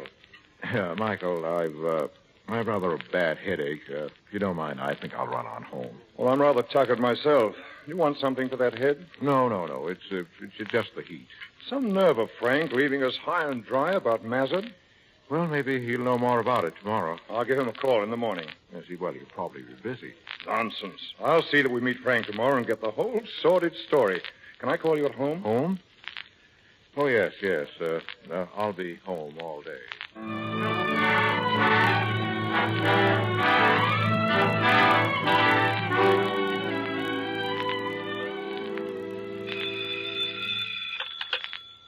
Hello? Richard, this is Michael.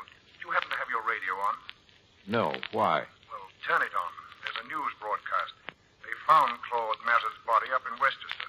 Oh? Some kids taking a hike in the woods. And you were right. He was murdered. Well, I guess we won't be seeing Frank then. He'll be all tied up. We certainly will see him. We're meeting him at 6 at the club again. By the way, how's that head of yours? Oh, better, thanks. Good. Well, I'll see you in a little while. Yes, thanks for calling, Michael.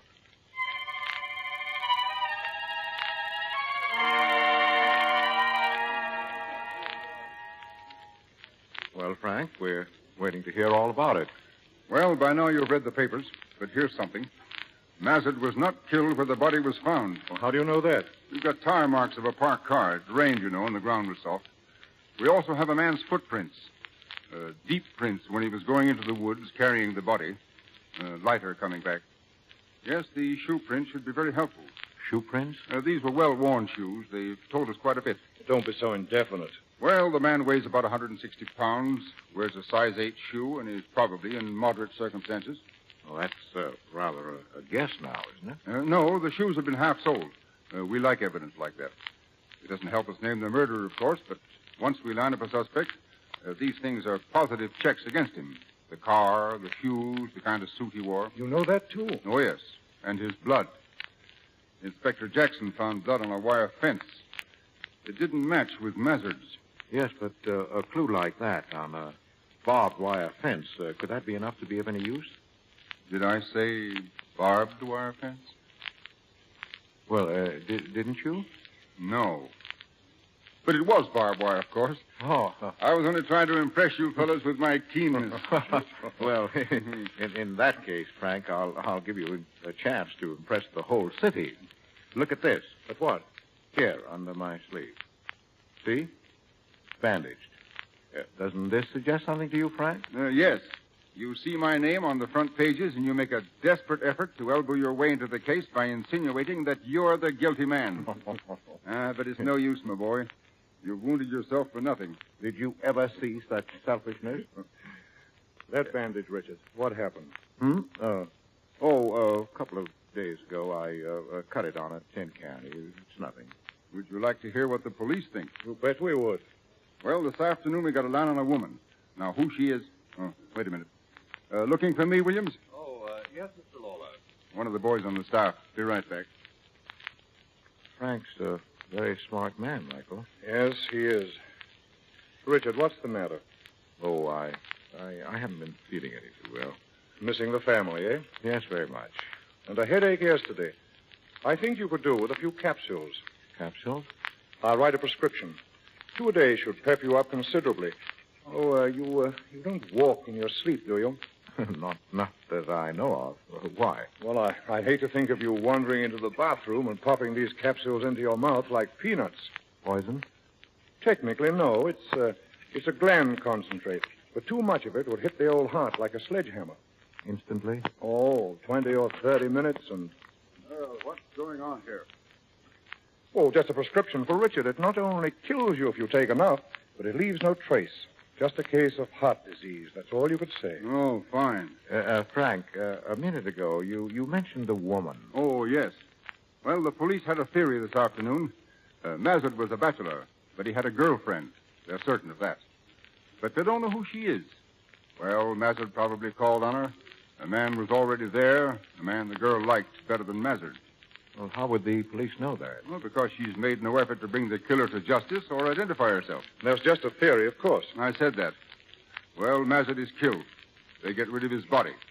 But now these two people, this man and this woman, sit hating and fearing each other, each wondering how long it'll be before the other blabs out the whole story. Always a woman, eh? Oh, that was the theory this afternoon. Oh, they've changed their minds? Williams just told me something that pulls the rug right out from under that theory. Really? It seems that Mazard's partners were always afraid that he'd get into trouble. They knew his temper. So they hired a bodyguard, a fellow by the name of Arthur Height, to follow him secretly at all times. The bodyguard has also disappeared. Then he could be the murderer, couldn't he? Well, he might have tried to blackmail Mazard, kill him in a fight. Or he might have witnessed the murder and is getting ready to blackmail the killers.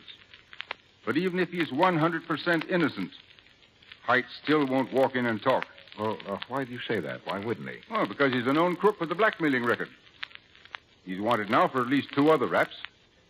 We'll get that gentleman only when we run him down, not before. Nice fellow to pick for a bodyguard. Don't ask me why Wall Street geniuses do anything. He was tough and strong, and I suppose that's all they thought about. Anyway, I'm going up to Westchester tomorrow morning to look over this place where they found the body. Want to come along? I wish I could, but I've got a date with some gallstones. Richard? Go along by all means. Well, I'm afraid he'll that, go, Frank. I'm his physician, and I order him to go. Give you something to think about, Richard. Well, all right. Good. Inspector Jackson will be with me. We'll try to show you how the law operates to nail a man.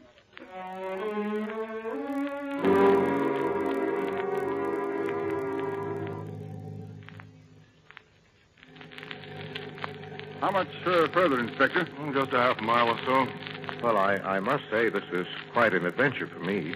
Richard, that hand of yours seems to be bothering you. Let me see. Oh, throbs a little, nothing serious. What's the matter with your hand, Professor Wanley? Well, I I was opening a can the other night, and the can opener slipped. Oh. But all around the bandage, that rash there. Oh. Why, that's poison ivy, isn't it? Oh, as a matter of fact, it is. The day after I cut it, I played golf. Looked for a lost ball and caught into some poison ivy. Nasty stuff. Oh, Mr. Lawler. Yes? We picked up that woman this morning. Good. What's she got to say? We'll know in a few minutes. They've got her at the scene now. Woman? That theory you were telling me about, Frank. Yes. Before we talk to her, Inspector, I'd like to do some looking around. Okay.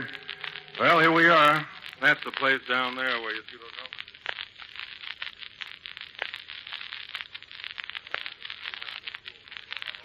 The woman's waiting in Williams' car, Mr. Lawler. Shall we take a look in the woods now? Yes. I want to point out to the professor just what you've learned. Oh, please, I really wouldn't want to It's a interfere. pleasure.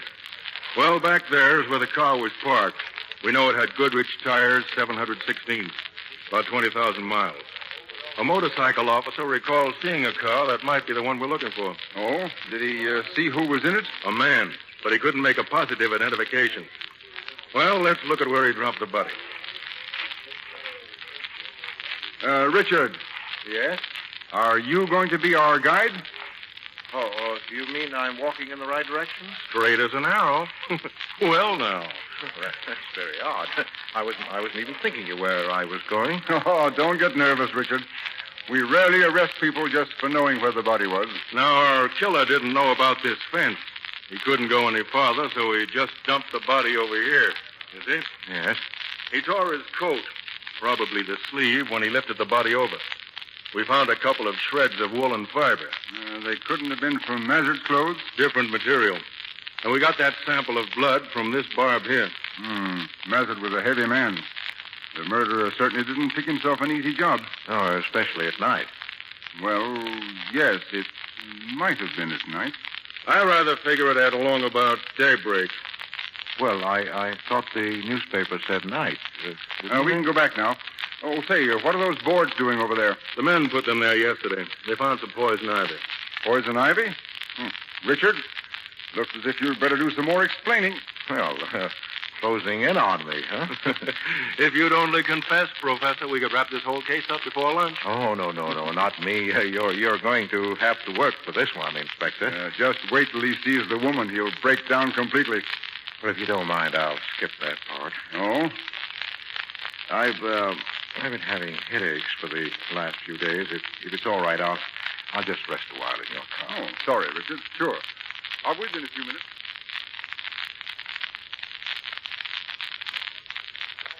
Well, how's the head? Feeling any better? Yes, a little, thanks. Well, we'll be on our way directly. What did the woman have to say?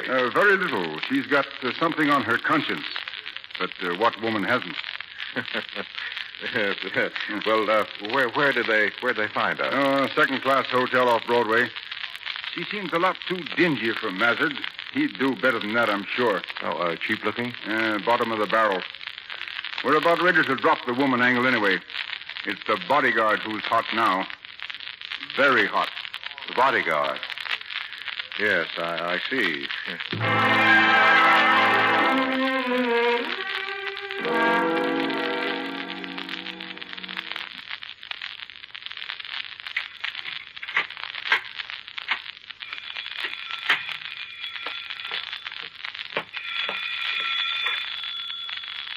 Hello? Professor Wanley? Yes? This is Alice Reed. Miss Reed, how did you know my phone number? How did you know my name? Have you seen the early edition? No. Your picture's in the paper. Congratulations. Will you please tell me what you're talking about? Well, wait a second. I'll read it to you. Here it is. Dr. George F. Reynolds, president of Gotham College, yesterday announced the promotion of Richard Wanley to head of the Department of Psychology. Oh, yes, of course. I wasn't expecting it until 4. Did I frighten you? A bit. Everything all right? I suppose so, isn't it? You've heard nothing from anyone? Have you? No, not so far. Oh, I'm not worrying now. I'm sure we're out of it. I hope so. And I'm not going to bother you, believe me. Oh, it's quite all right. I'm rather glad I heard from you. Well, there goes my buzzer. I'd better hang up. Yes, well, good night, and thank you. Thank you. Bye. Coming. Who is it? Open up, Miss Reed. Who is it? My name is Height. Arthur Height. I want to have a little talk about our friend, Mr. Mazid. I don't know you, and I don't know your friend, Mr. Mazid, so beat it. You don't want me to get tough, do you? I don't care how tough you get. You're not coming in here. I'm not kidding, lady. Open the door or I go to the cops. Come in. Thanks, Miss Reed. Now say what you've got to say and get out of here. Sure. In case you didn't hear, there's a reward of $10,000 for information leading to the arrest of the murderer of Claude Mazid. You didn't come here to tell me that. Look, sister, if you're going to say you never heard of Mazid, save your breath. I've tailed him here a dozen times. He's been here, but not under that name. I never knew who he was until I saw the papers, so you're the one who's wasting your breath. I don't think I am. Honestly. I know nothing whatever about the death of Mr. Mazid. Nothing? Okay. Then you won't mind a bit if I just take a look around in here. Sit down and relax, honey. This may take me quite a little while.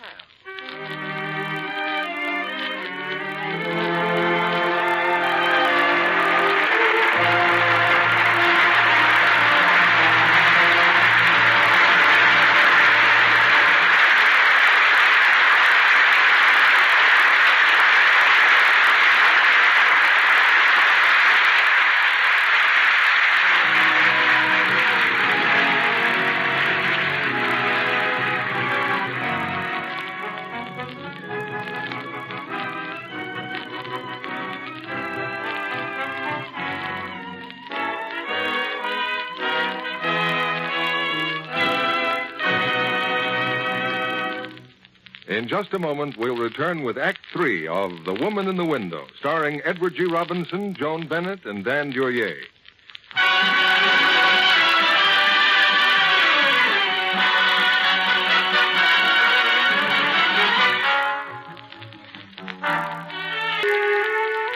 For nearly an hour, Alice Reed has stood helplessly by, watching her visitor search her apartment with frightening thoroughness. Her pounding heart is calmer now, for it's apparent that the bodyguard of the murdered man has discovered very little. Now that you've ransacked my rooms, Mr. Height, suppose you tell me what you're looking for. I wouldn't know that, Miss Reed, till I find it.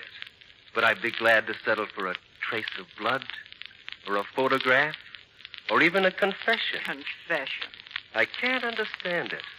Everything here's been wiped so clean. Pretty good housekeeper, I guess. Thanks. Yes, sir, not a fingerprint anywhere. Not even where you'd think they'd be naturally. Oh, I picked up these scissors inside. Are these the ones he was stabbed with? They've been cleaned off real good, but I think I'll take them along. Anything else? As a matter of fact, there is. This, Miss Reed, this gold pencil. Oh. I found it in your dressing room.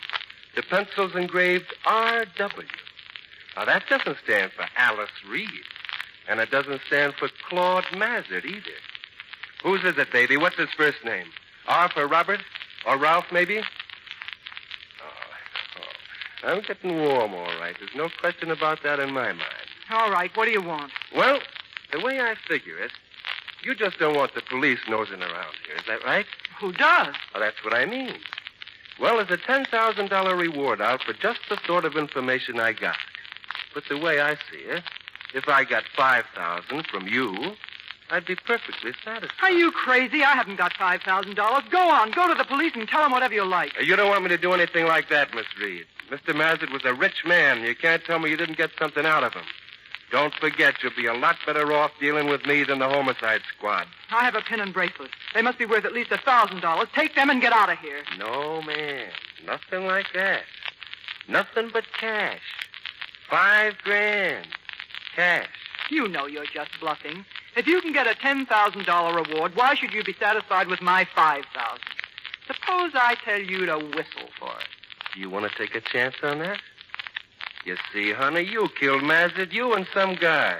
If you were in the clear, you'd have called the cops the minute I stuck my nose in here. That's why you got to look at it my way, don't you see? I'll have to think it over. Yes. You think it over and see if I'm not right. And I'll be back here tomorrow night. Now, don't worry. Just get the cash, and that'll be the end of the whole business.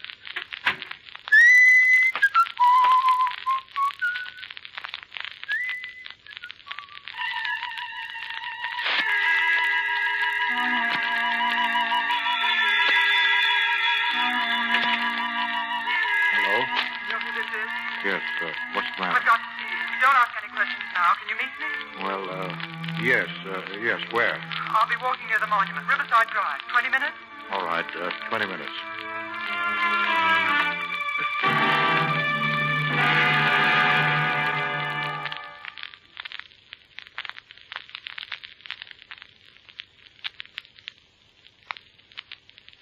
Then he left, but he said he'll be back tomorrow night. Well, we'd better not talk anymore here. You may be noticed. What do we do, walk? Yes. You're sure you've told me everything? Oh, there's something else. The night it happened, you forgot to take something out of your vest. A gold pencil. Oh, that's where it's been. I kept it because I wasn't sure of you. I wanted something just in case. I found the pencil? Yes. You're angry with me? Well, it's done now. It doesn't matter. I don't expect you to pay all the money. I have a little, and I can raise some more on some jewelry. Well, you're very fair, Alice. Very generous. It'll be worth it to get rid of him. Yes, but it won't get rid of him. If we pay him once, it'll go on as long as we live. But if we don't, he'll set the police on us. Well, that's blackmail. You pay or the blow falls. So what can we do? Well, let's not talk anymore now. Meet me here tomorrow morning at 10 o'clock. You think you can figure out something? Alice, there are only 3 ways to deal with a blackmailer. You can pay him off and pay him and pay him until you're bled white. Or you can call the police and take the consequences. Or you can kill him. Just 3 ways. Are you going home now? Yes, but on my way, I'm stopping at a drugstore. There's a prescription I want to get filled.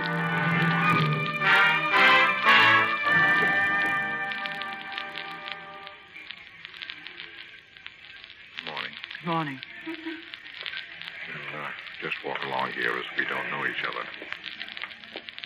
Did you notice anyone following you? No, I don't think so. But I'm frightened. Well, I give you my word. The police don't even know we're alive. I've been to the bank. Here, take this envelope. There's $5,000 in it. I can pay some of it back. Well, we'll worry about that later. When you see Hyde tonight, don't give him all of it. Tell him you can raise it all, that he'd have to come back tomorrow. You mentioned a prescription last night. Yes. Have you any idea what it is? I think I have. Well, it's in the envelope, too. Some capsules.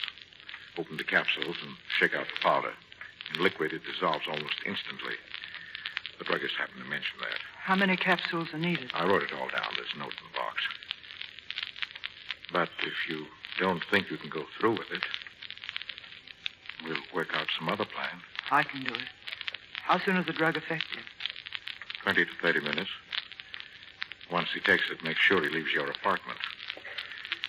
Well, we'd better separate now. Yes. Wish me luck. Good luck.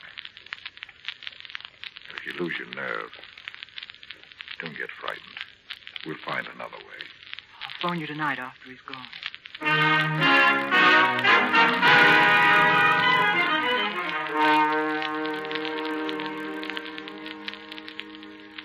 Come in, Mr. Height. Thanks. Hey, you're all dolled up. Is that get up for my benefit? I'm glad if you like it, of course. That Mazard knew how to pick 'em all right. Okay, where's the dough? Well, $5,000 is a lot of money. Yeah. Now, I haven't been able to raise it all yet, but I will tomorrow. How much have you got? 2,900. That's about what I guessed. What do you mean? 2,900. That's the kind of a figure I'd say if I had some other idea in mind. Not too little, not too much. Don't you believe me? Who told you to hand me this line? Nobody. Nobody, huh? Is it all right? Here, it's in this envelope. Yeah.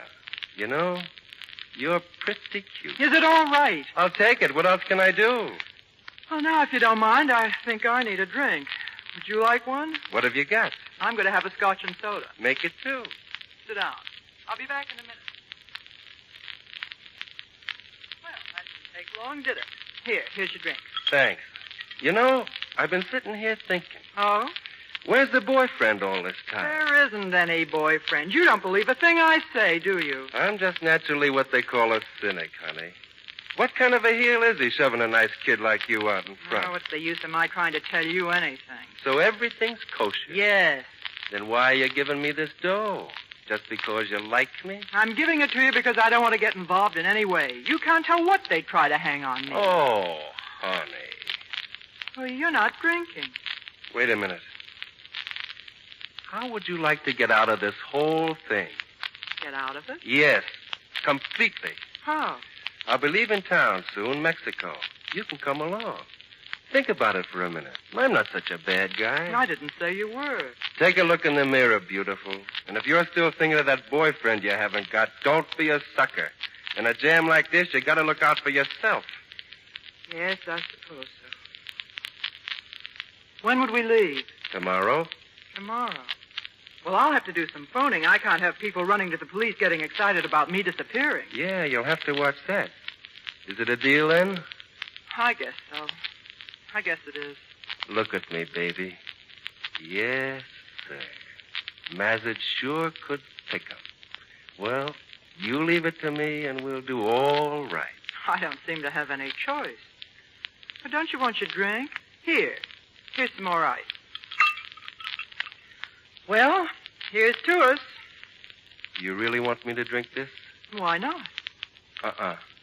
You take it. But I have a drink. I know. I'll take yours, and you take mine. What's the matter? Nothing. All right, then. Drink it.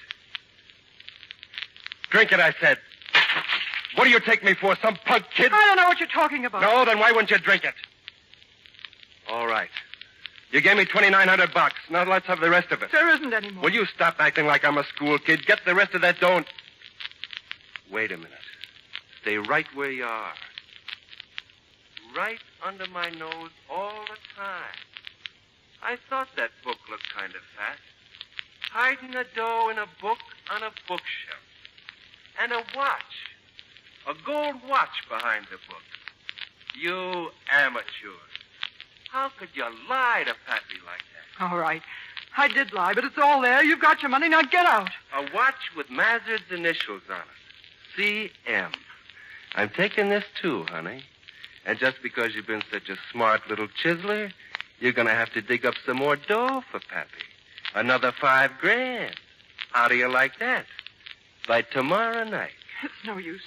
I can't do it. You try, anyway. And I'll be around tomorrow night again just to see what luck you had.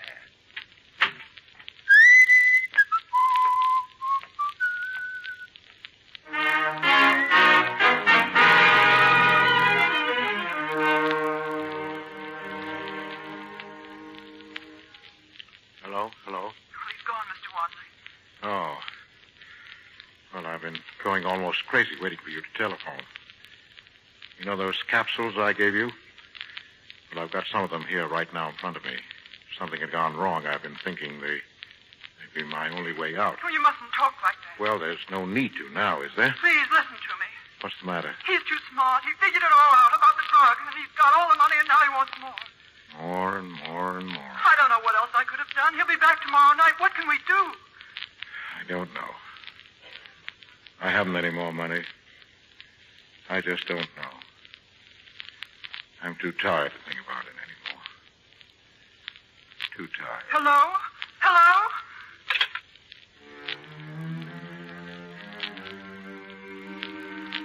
My wife, my children.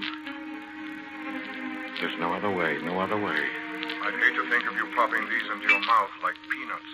Hits the old heart like a sledgehammer. No other way. Just a case of heart disease, that's all you could say. 30 minutes. 30 minutes.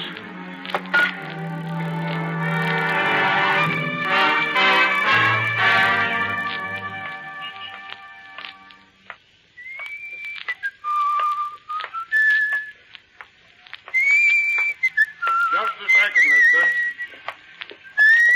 I said just a second. You talking to me? Yeah. I'm from police headquarters. What were you doing in that apartment house? Detective, huh? Mind if I ask to see your badge? What's the matter? Don't you believe? Was that him, Mackenzie? Yeah, he's ducking back at the building there. I see him. Stay where you are, Trevor. There's no sense shooting. You better drop that gun. I said stay where you are. Sorry, but I'm coming after you.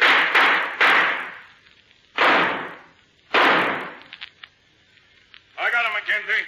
Come here, we'll take a look. I got a flashlight here. We can... Dead? Yeah. What do you want to start shooting for? Just didn't want to burn, I guess. He killed Mazard. You're sure of that, Inspector? Look. Look what's in his pocket. That watch? See the initials on it? C.M. Would you look at that bankroll? Yeah. Mazet always carried a roll. Funny, I was beginning to get an entirely different angle on this case. Well, this washes it up, I guess. Well, here comes the neighborhood. Stay here. Keep him back, and I'll go telephone. Yes, sir. All right, stand back now. Stand back. Who is it, officer? Who is it? Only the guy that bumped off Claude Mazet, that's all. Did you hear what he said? The guy who killed Mazet. Yes, I heard. Excuse me, please. Excuse me. What's the matter, lady? Don't you feel good?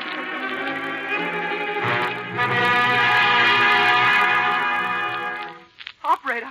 Number, please. Operator, I've been trying to dial Morningside 85354, and there's no answer. But I know there's someone there. I know it. Morningside 85354. Yes, will you check it, please, and see if the line's out of order? Oh, please, it's very important. One moment, please. I'll call a number.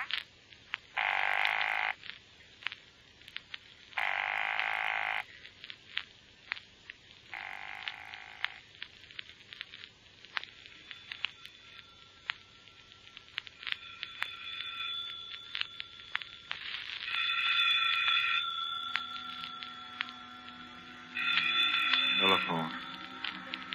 Answer. Telephone. I can't move. My lip ring. Make no difference. A few minutes more. Be free.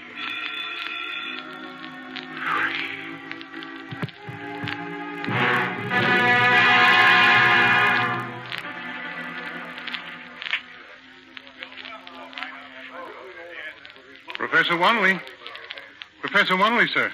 What? Who is it? You wanted me to remind you when it was 10:30, sir. Oh. You must have fallen asleep. Asleep? I've been asleep? Yes, sir. A dream. It was all a dream. Sir?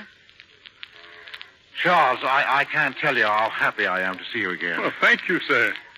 Well, I'll get my hat and run along on home. Oh, this pencil, sir. I think this is your pencil, isn't it? Yes. Where was it? In the dining room. You must have left it there when you signed the dinner check. Well, it wouldn't do to lose this, Charles. My wife gave it to me as a going-away present. She went away this afternoon. Thank you, Charles. Good night. Pleasant dreams.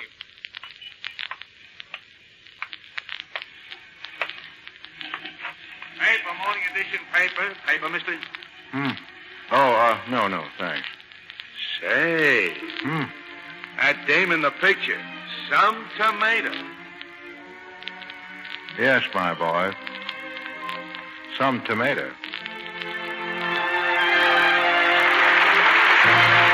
This is the Armed Forces Radio Service.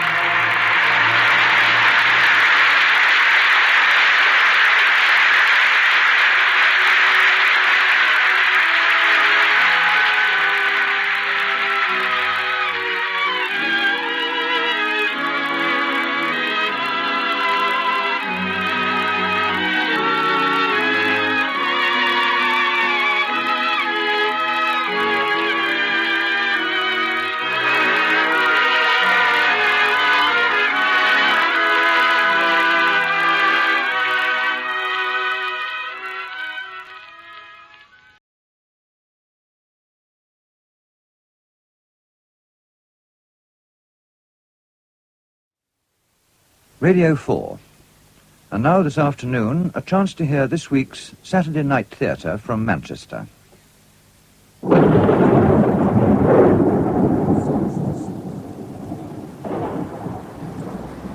Taxi! Taxi!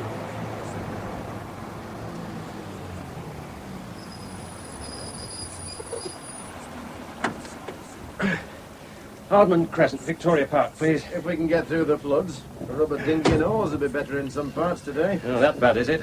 Even worse in the south, according to the evening news. Here, see for yourself. Oh, thanks. Bought it, really, on account of that Manchester copper.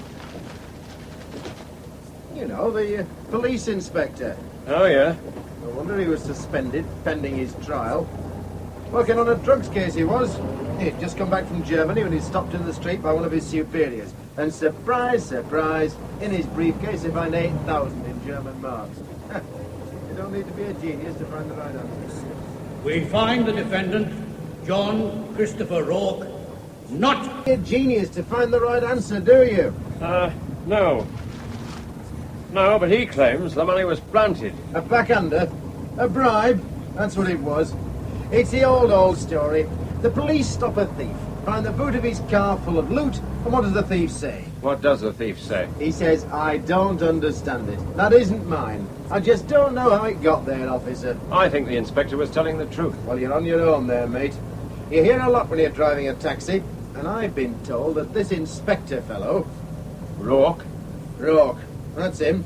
His divisional officers didn't lose much time in suspending him from the force pending further inquiries. Johnny Rourke was a bit too clever by half. Clever? What do you mean, clever? Oh, one of these bright young uns straight from university. They walk a beat for a few nights and then they promote him up to inspector. I say walk.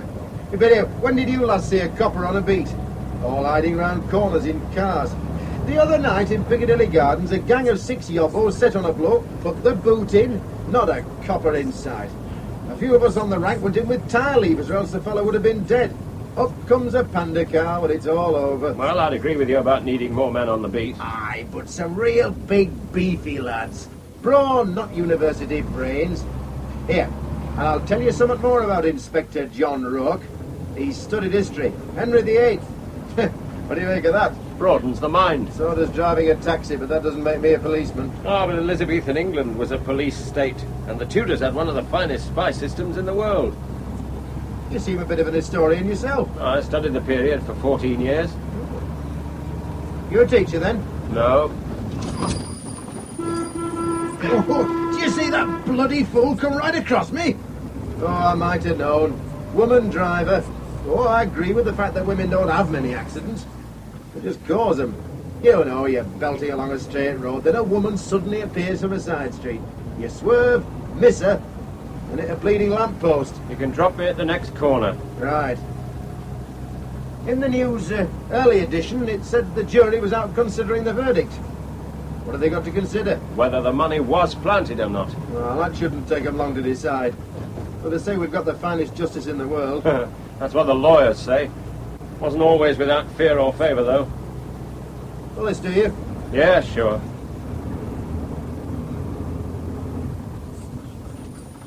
I'd wait till it eases up a bit. Look at that. It's like someone's thrown a bucket of water on the windscreen. You were saying about British justice in the old days. Oh, well, Tudor judges hanged and quartered many a man just because he wanted to worship the same way his father did. And all those secret panels and priest hiding holes in the stately homes of England. Well, they just go to show that Tudor justice was hardly the finest or the fairest. You should have been a history teacher. Yeah, maybe you're right. By the way, didn't I pick you up near the Crown Court? Yes. You weren't at the trial by any chance? I was. You're a lawyer then? No, I'm not a lawyer. Now, wait a minute. You know a lot about history. Yes, I'm John Rourke. And just for the record, the jury gave me the benefit of the doubt. I don't care what you heard. Inspector Rourke isn't a crook. And he's going to prove it. How? Well, first by finding a phone and going back to the beginning. Here, what do I owe you? Oh, nothing. It'll teach me to button up my big mouth.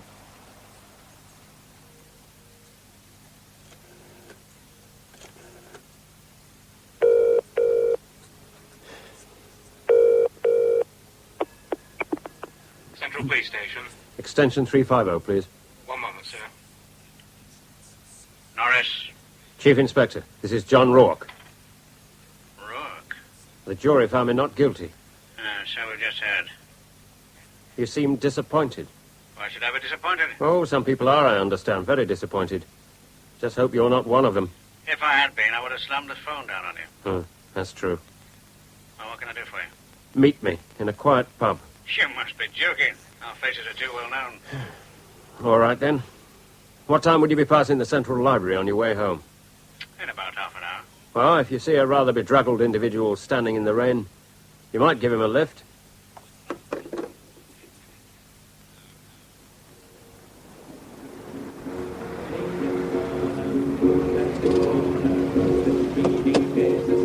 Jump in. soaked to the skin. Sorry, I'm 10 minutes later than planned. It's good of you to stick your neck out, Frank. Even though I arrested you with the money in your briefcase, I don't think you were being bribed. Well, now the court bit's over, you want to tell me how the money came to be there? Well, it was planted. In my years in the force, John, I've rarely met a more dedicated detective. You came straight from university, plunged into police work, and every spare minute you were studying police procedure, law books, or researching Tudor history. Yeah. Just before you were arrested, I was planning to send you on an ATW course. What? Attitudes to Work course. Now, in the modern world, everyone is so busy and immersed in what he's doing that he's hardly time to sit down and think. Many are too involved in their work and may have their priorities wrong. The course makes them think things out, whether they're giving enough time to their families, their hobbies.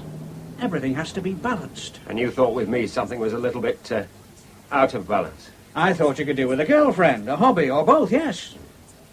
What I'm also trying to say is that somebody who was conscientious enough to be working too hard would scarcely take 8,000 marks to hush something up.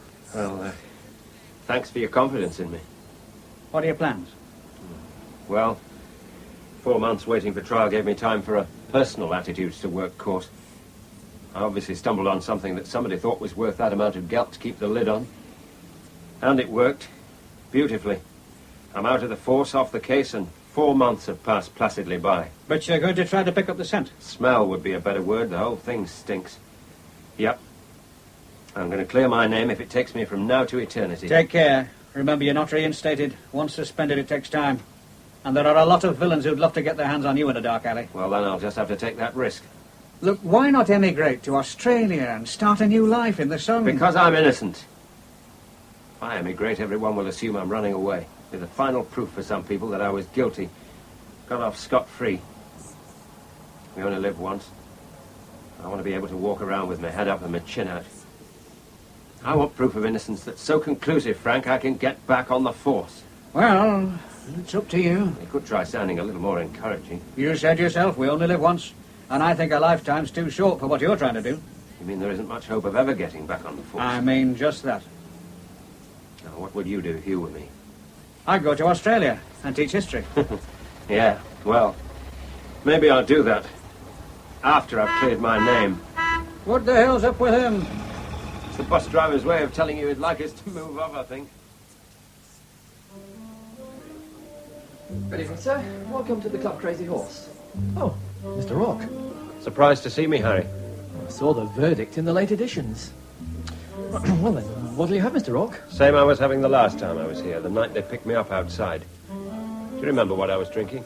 Police asked me the same question. You were drinking red wine. It was a new bottle we were trying, a French claret. You liked it. How many did I have? 3 glasses, Mr. Rock. Oh, pour me a glass of red wine then, Harry. 1 red wine, sir. God, you know, at lunchtime this is getting more popular than Scotch. One for yourself? Oh, thanks, Mr. Rock. Yeah. Cheers. Cheers. Well, have mine later if you don't mind, sir.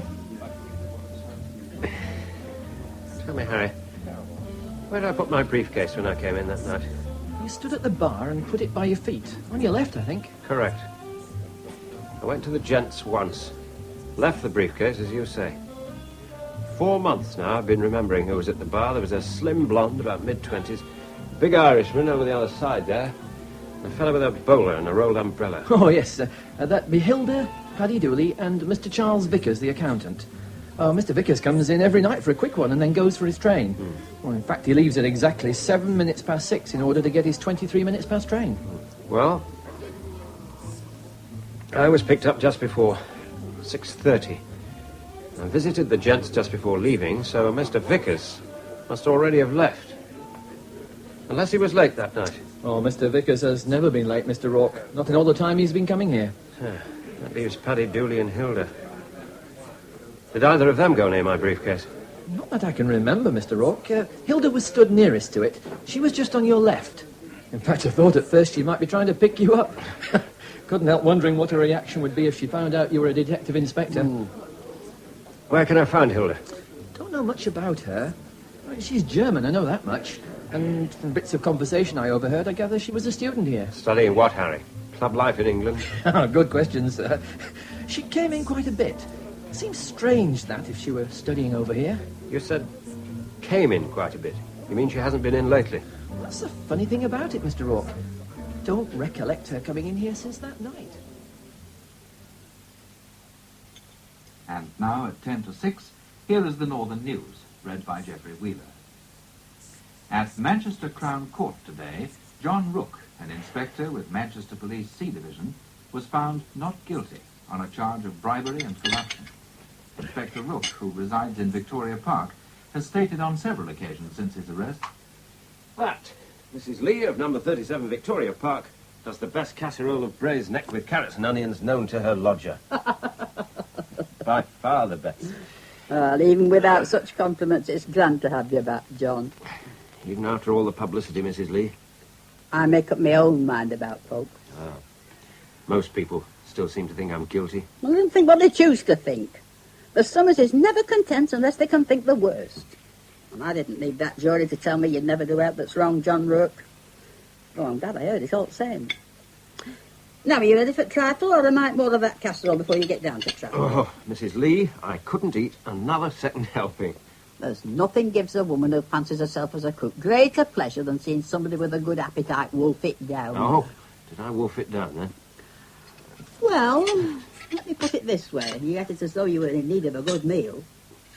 You seem to have lost a bit of weight. Well, prison remand food wasn't up to your standards, Mrs. Lee. Ah, well, it'll put a bit of the weight back and keep out the cold.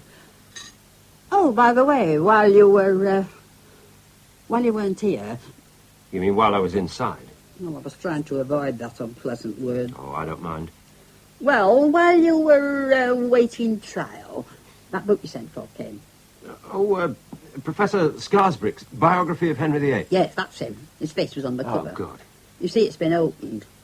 Postman rang the bell. He seemed a bit embarrassed. Yeah, must have thought I was smuggling more marks in. Yes, well, they had a cheek to open it all the same. But I sent for another book, too.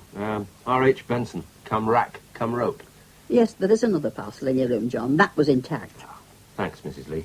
You're a treasure. Next time I get bribed, I'll cut you in for 50%. That'll be the day. You're as likely to take a bribe as to go and hit old ladies over the head to steal their handbags. I think I'll nominate you as the best, most trusting landlady in the world, Mrs. Lee. Hey, you know what I'm thinking? I think we ought to have a little celebration. Why not? Let's see what's on at the pictures. Well, we can do that later, but first we'll have a glass of wine. I got a bottle of hock for Christmas, and this is as good a time as any to open it. You'll find it in the sideboard there, together with the bottle opener. Okay.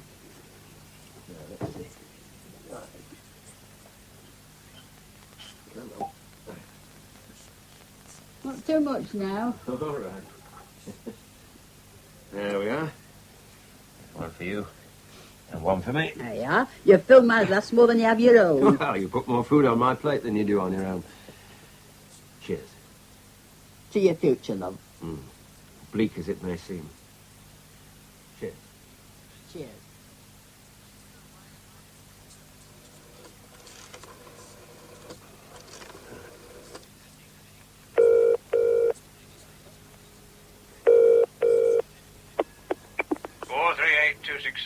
Oh, sorry to ring you at home, Chief Inspector. Like hell you are.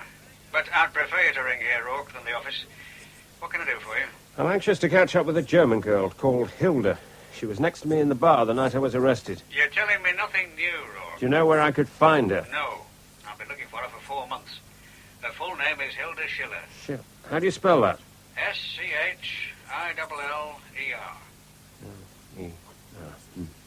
What have you got on her? Well, she's been here about 18 months, supposedly studying English literature at Manchester University. Why supposedly?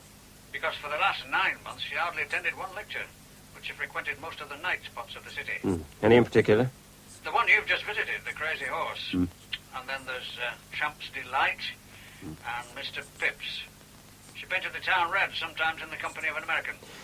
And don't ask me which American. We've been trying to trace him for the last 4 months, also without success. You don't mind if I go over the same ground? Oh, why not? You've nothing to lose. But be careful. Oh, thanks for the concern. Oh, and there was one other spot she often used to go in, the Junction.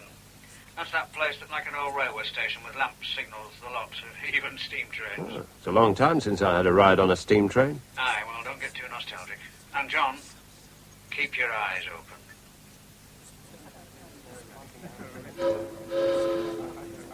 Welcome to the Junction Club, sir. Have your companions? I'm on my own. Oh, very good, sir. Seem quiet tonight. Apart from the silly sound effects. Well, it's a little early. In about 2 hours, it'll be bursting at the seams. Ah, you can cross the track to the bar now the gate is open, sir. Oh. Don't I need a signalling lamp? No signalling lamp, sir. But we do have flags on the bar, like the train guards used to wave. What'll it be, sir? Glass of red wine. Would you be taking it to the dining car? What? The dining car, sir. It's the main floor space, sir. God. What's this supposed to be? The water tower? Well, it does tend to be a little overdone, the railway thing. You know, the waiters have to serve the food as if they were swaying about on a moving train. Well, all the more reason to stay here. Swaying waiters might turn my stomach over. French or Spanish red wine, sir?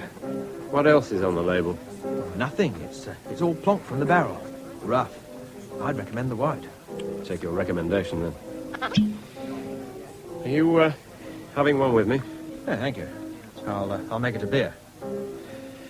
One white plonk, not as rough. Cheers.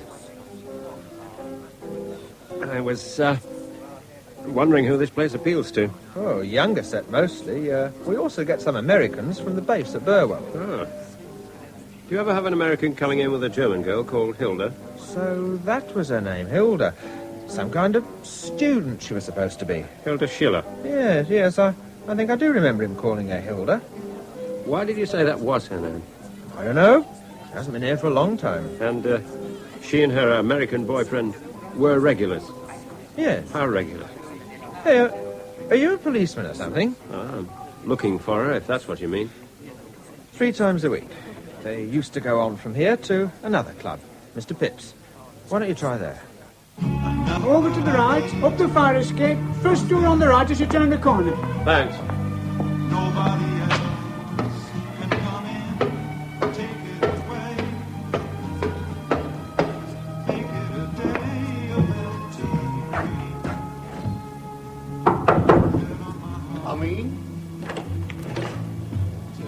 My name's John Rourke.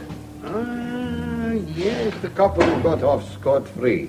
The jury found me not guilty. I'm sorry, I didn't intend to sound so blunt. That's okay. Half the city's convinced I'm guilty. To be candid, I was one of them. Yes. Well, for your information, I'm still trying to find how those marks got into my briefcase. For your information, Rourke, I didn't put them there. I never thought you did. I'm looking for one of your customers, a German girl. Hilda Schiller. A German girl used to come in regularly, yes. With an American? That's right, the flyer from the U.S. base in Burwell. Do you know his name? Your police colleagues have already asked for the same questions. I tell you what I told them. Neither have been in for months. I'm glad. I didn't like the look of them. I was on the verge of banning them from the club anyway. Why? I got that feeling they were looking the place over, that they were about to start something. Don't ask me what, because I don't know.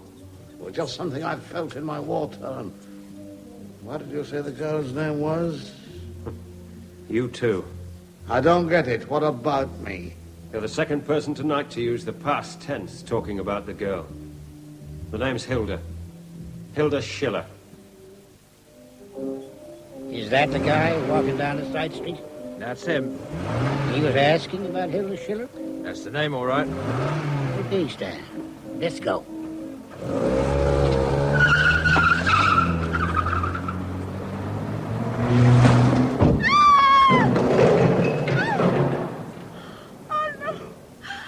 Police! Police! They've run him down! They've killed him! Oh. Oh. Oh. Oh. Oh.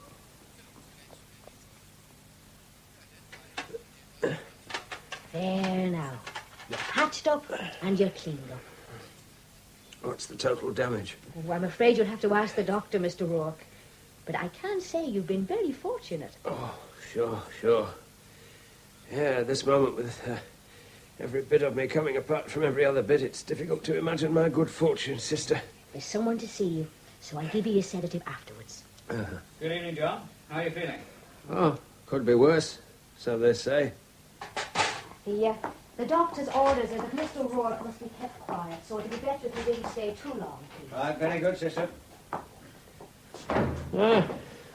Ward to myself, I see. Aye. And the uniformed policeman outside the door. What? Calm down. Remember the doctor's orders. Look, am I right in thinking that policeman isn't there entirely for my protection? You are? I see, so I'm to be kept quiet. And then you waltz in and tell me I'm virtually under arrest after somebody's tried to kill me. Well, frankly, it's enough to upset a saint. I'm talking to you now as a friend, John. I thought it would be better coming from me. Oh, speak friend. Look, let's skip the irony, shall we? There are some people who think that this attempt on your life could have been faked. All right.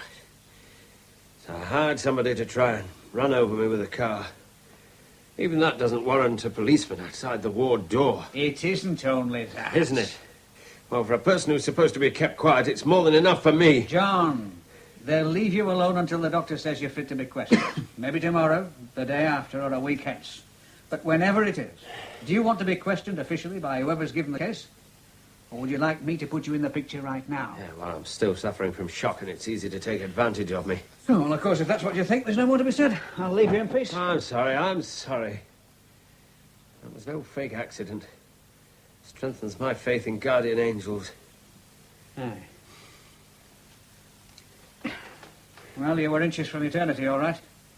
A woman said you moved at the very last second.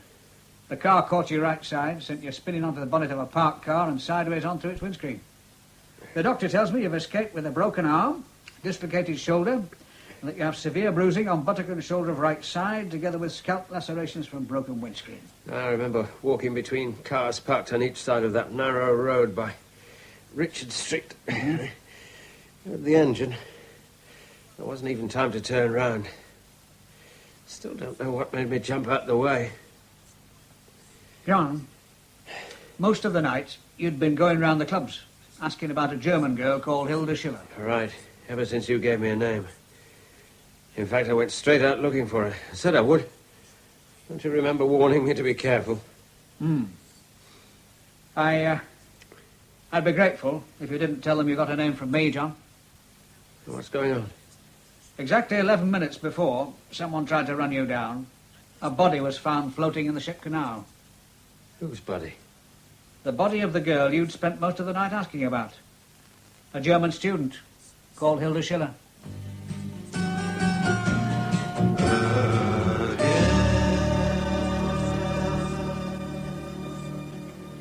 Good morning, Mr. O'Rourke. And did you sleep well? Oh. I think you gave me enough to put 8 elephants to sleep, sister. Oh, you were very upset when your friend left. He said so himself. Oh, he said I was upset, did he? Yes, and suggested you needed extra sedation. I think a good nightcap was the word he used. Is he a very close friend? I don't have many close friends. He's a colleague. Oh, I see. I graduated and went straight into the police force. There's a lot to study. Every few months I seem to be learning a new job with different responsibilities. I see from your notes that you aren't married. But haven't you a girlfriend? No.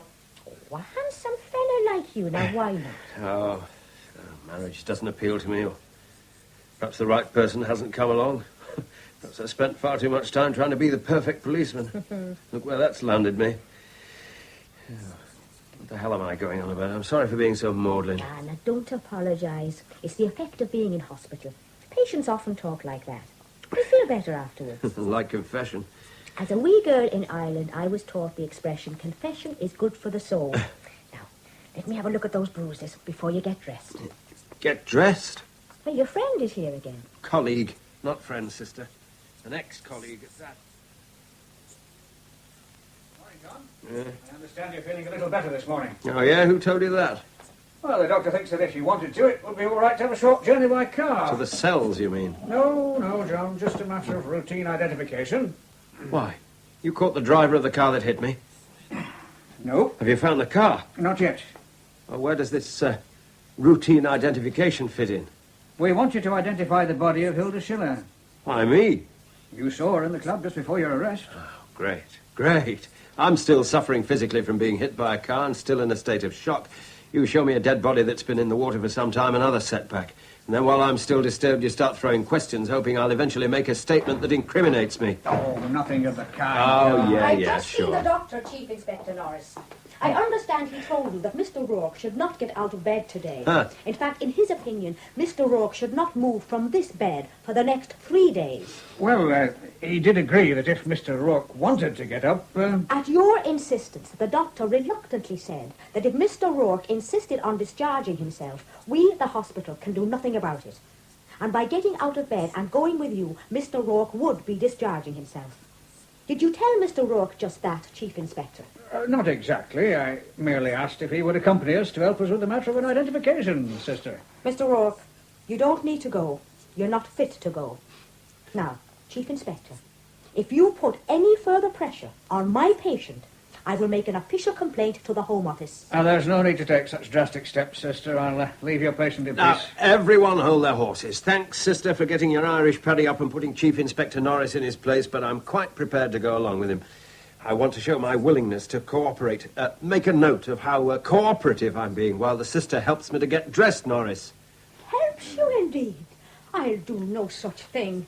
If you're going to discharge yourself, then you'll dress yourself as well. And what's so important that it can't wait a few more days? A specially conducted tour of a mortuary. Is that the woman you saw in the bar just before your arrest? God. How long's she been in the water? Is that the woman? Well, from what's left of her, it looks like it. But you're not sure? How could anybody be? It looks like her, you said? Yes. All right, you can put it back. We're getting further identification, and we've sent for a dental record.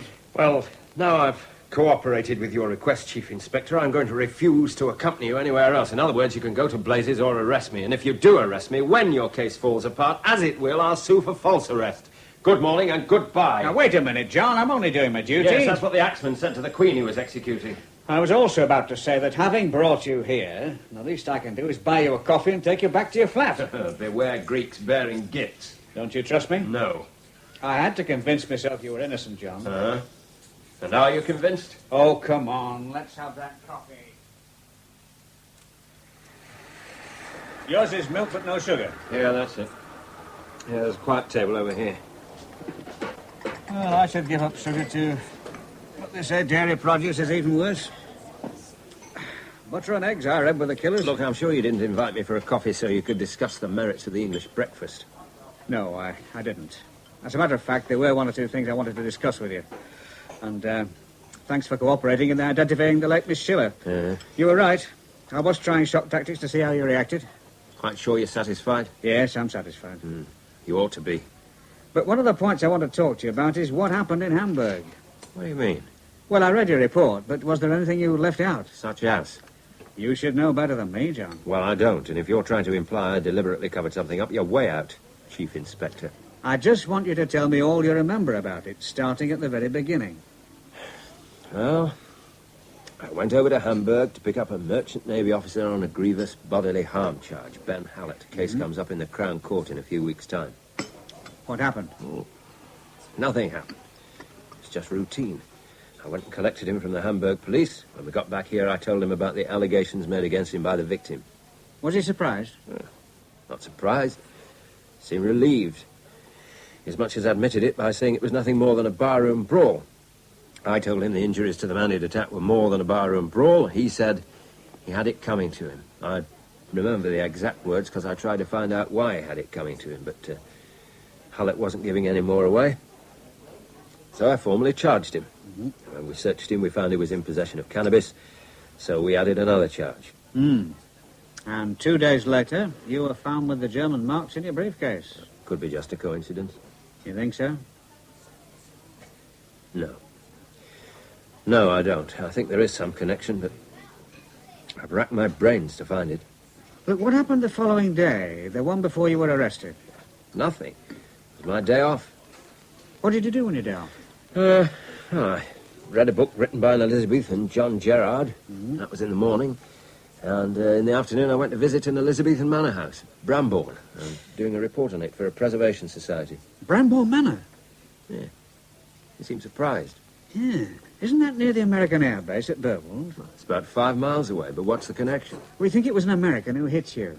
The woman witness said it was a big American car, and one of the passengers seemed to be in uniform. We're checking all the cars at Burwold Base. I still don't see the tie-up between the airbase and the manor. Who owns the manor now? No one. Last owner was Ralph Fitzhugh.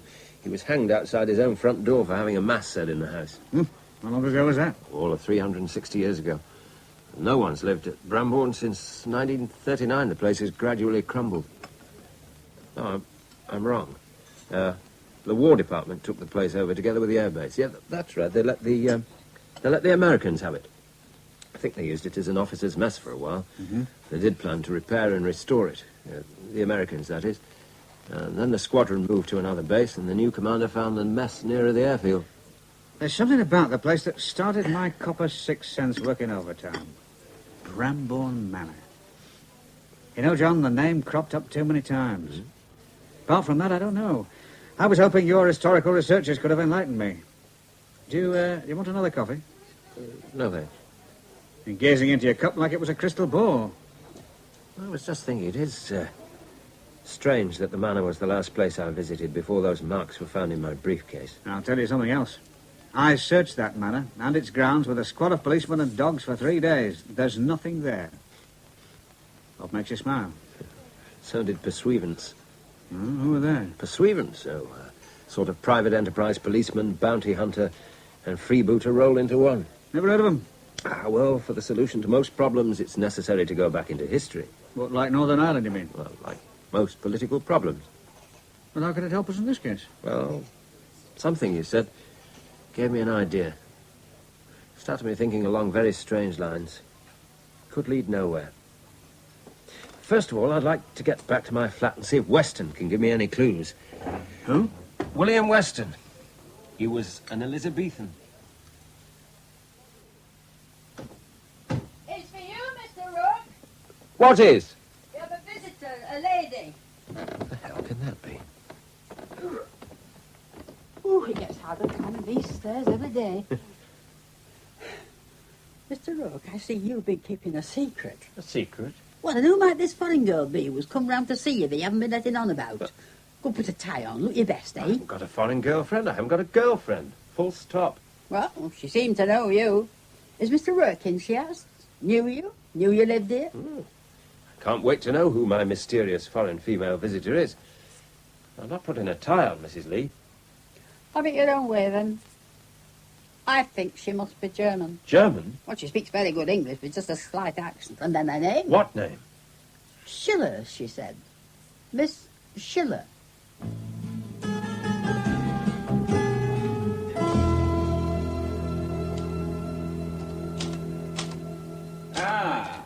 Constable Harris. Yes, Chief Inspector. You're quite literate, aren't you? How do you mean? You spend a great deal of your time sitting on your backside doing crosswords, don't you? I do the occasional crossword. Then it must take you a hell of a long time to complete it. That occasional crossword for all occasions? Well, it's not as bad as that, Chief Inspector. Yes, well, this is what I want you to find out. Learn all you can about Pursuivants. Then find out if any of them had any connection with the American Air Base and Burwold. Eh? You heard. Just pretend you're doing your crossword. But I don't tell me you don't know what a Pursuivant is. Well, I would say its root is pro, fort, and sequi follow. Onwards follow, or something like that. Wait a minute, I just remembered there's an inferior officer of the College of Heralds. He's a Pursuivant. I don't think it's that one. Well, it could also be connected with the verb pursue. Aye, well, go and pursue the matter then. And don't come back until you can tell me all about it, Harris. I'll start by talking to the head librarian at the Central Library. Before you go, you can let me have the list of items we found on the dead Schiller girl. Oh, very good, sir. It's right here on my desk. Where on your desk? It was under my paper. I'd folded it in half to do the crossword. Miss Schiller, did you say? That is correct, Mr. Rourke. You have the advantage of me, Miss Schiller. I don't remember having met you before. I understand you knew my sister. My sister Hilda, who was recently found murdered. You have been asking about her. Now, just you come and sit down, love. Push a chair near the fire for her, Mr. Roach. She looks like a drowned rat. I've been walking around since late last night. You take your coat off and I'll hang it up by the kitchen radiator and I'll bring you a towel to dry your hair. Oh, thank you. You flew into Manchester? Yes, the German police broke the news to us in the early hours of the morning. I dressed and took the first plane here. I just cannot believe it. A good hot cup of tea, that's what you need. Your English and your tea. I think you want to know why I was looking for your sister. Please, yes. Well, I used to be a police detective inspector in this city. Till one night German money was found in my briefcase and I was accused of corruption. The other day a jury found me not guilty, but the smear is still there. I want to clear my name by finding out why those marks were planted on me. I understand. But what has this to do with my sister, Hilda? I suspect it was your sister who put the marks in my briefcase. Oh, it seems to get worse and worse. The more I learn, the more terrible this thing seems to be. What can you tell me about your sister? What do you want to know? Everything you can remember. I can see her face as a little girl. She was always mischievous, always busy, always so happy. When did things start going wrong? Not until she went to the university. She wanted to take a degree and teach backward children. At first she was doing quite well. But then she mixes with bad people. How did you know they were bad? By their way of life. To use an old-fashioned phrase, their lack of morals. I found Hilda was living with one of them. That was the beginning of it all. At first she argued it was love and idealized her relationship. For him it was a convenient, temporary satisfaction. Inevitably he moved into another casual relationship and left Hilda's flat. She was shattered. I suspect my sister turned to drugs. About this time, she started an affair with an American airman who had served in Vietnam and other areas in Southeast Asia. He frightened me. You met him? Twice only. I tried to keep in regular contact with Hilda, yet I had the feeling she didn't want me to meet him. But once he came to her flat while I was there. What was he like, this American? A short man. His eyes seemed to rove all over you. He made you feel uncomfortable. Hilda made excuses for him. She said he'd flown many missions in Vietnam and had been living on his nerves. It could have been that, but I think it was something much deeper. Was he a pilot? I'm not quite sure. I think so. Do you know why your sister came to England? No. I don't know why or how she managed to get into an English university with her poor results. But one thing I am sure about. He was behind it. He wanted her over here. The exchange scheme she came under was incidental. Ah, here's your cup of tea, love. Oh. You take milk and sugar? Oh, black, please. You don't have black tea in England. That's for coffee. You've had a shock, love, and something hot and sweet is what you get for shock. Here now. Oh, thank you. Here's yours, Mr. Rourke. Oh, thanks. You, young lady, you look fair done in. I still cannot believe she was murdered. Do you know, I came here with the idea of avenging her death. I thought it was you, Mr. Rourke. But you have too kind a face for a killer. The way people live is written on their faces. Now, drink up your tea, love. Oh, please call me Anna. Well, Anna, you can get your feet up and have a rest, love, and I'll stay with you. Mr. Rourke can be doing some reading in his own room. Oh, message understood, Mrs. Lee. And we'll have steak, dumplings and chips for tea. I'll call you when it's ready, Mr. Rourke.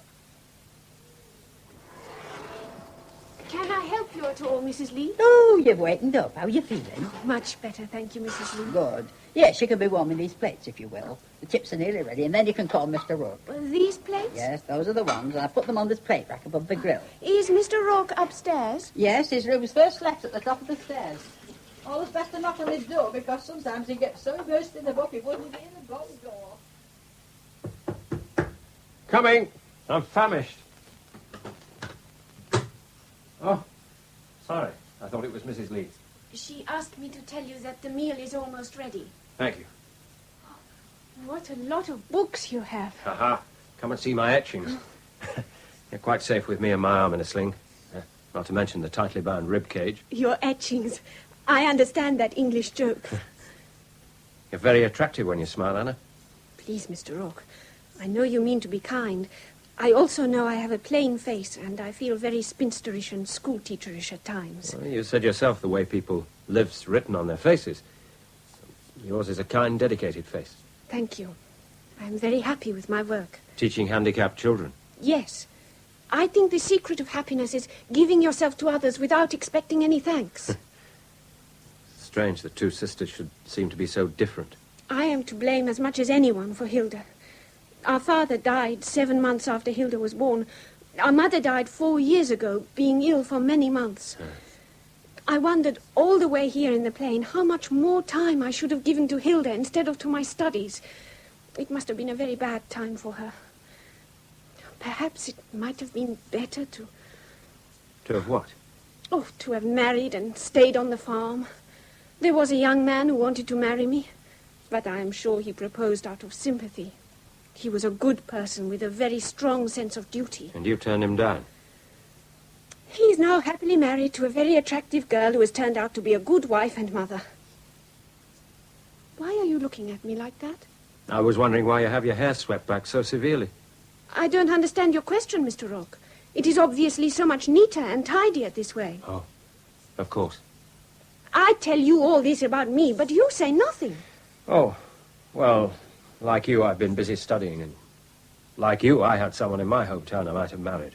But you didn't. No. Now, she's a good wife and mother, too. She married the local doctor. Policeman's lot is not a happy one. Thank you, Mr. Rourke, for your efforts to cheer me up and get me out of my sadness. My motive was purely selfish, Anna. I asked you questions about your sister to get all the information I could to help clear my name and to find your sister's killer. I see you read poetry. I browse. Ah, Wordsworth. I once had to copy a poem of his when I was learning English. Ah, this is it. My heart leaps up when I behold a rainbow in the sky. So was it when my life began, so is it now I am a man, so be it when I shall grow old, or let me die. The child is father of the man, and I could wish my days to be bound each to each by natural piety. Your English verse is so beautiful. The rhythm so regular that it flows like a stream. How do you call unstressed followed by stress? Iambic. Ah, yes. It is the rhythm, not the rhyme, that matters most. Quite right. You see, I try to learn my English well, especially the poetry. Back in history, some of your great adventurers and swordsmen were poets, were they not? They were. You have a bookmark in what now? Ah, a northern vigil. Read me a short verse, please. Well, reading aloud's hardly my forte. I will close my eyes, draw a circle in the air with my finger, and then point to some verse, yes? Mrs. Lee doesn't like to keep a meal waiting, Anna, and we'll be ready. You are embarrassed. No. Then half a minute's delay while you read a short verse will not upset Mrs. Lee. Please.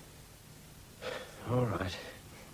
I close my eyes, turn my finger in the air like so. There. Well, let me see what you've chosen. The windows of my room are dark with bitter frost. The stillness aches with doom of something loved and lost.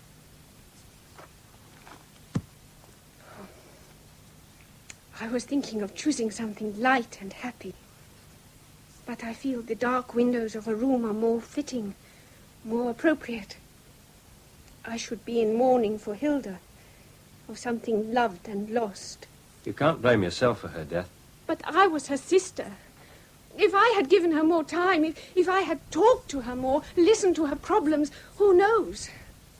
Oh, if I had my time with her over again, how different it would be. Anna, I'll find who killed her if it takes 10 years. Isn't that a form of revenge? Wanting her murderer caught and punished? Justice is a better word. A bleak consolation, I know. Oh, forgive me. I'm too concerned with myself and my own feelings. I think of Hilda, not of you, and how, because of all this, you lose your job, your good name. You're almost killed, and... I have a drawer full of men's large white handkerchiefs. Ideal for wiping away tears. Oh, thank you. There. That's it, Anna. Put your head on my poor bandaged shoulder and have a good cry. But, Mrs. Lee, We'll have a meal going cold. Mrs. Lee would be the first to agree that you'll feel a lot better after a good cry. Did you pass me those cups, love? Oh, here you are, Mrs. Lee. Thank you. Oh, dear. I'll answer it. Did you manage another sandwich, Rob? 224-2987. Is that you, Rock? Yes. I've had young Constable Harris in the Central Library all afternoon looking up poor Sweevens. Oh, congratulations, Inspector. I never realized you were so concerned with improving the minds of your detectives. I've been waiting for Harris to return, and I'm still no wiser, Rourke. In fact, I think you've been leading me up the garden path, or into a medieval maze. I also think you know more than you've been telling me, so I'd get your coat and hat on. I'm sending Harris round to collect you.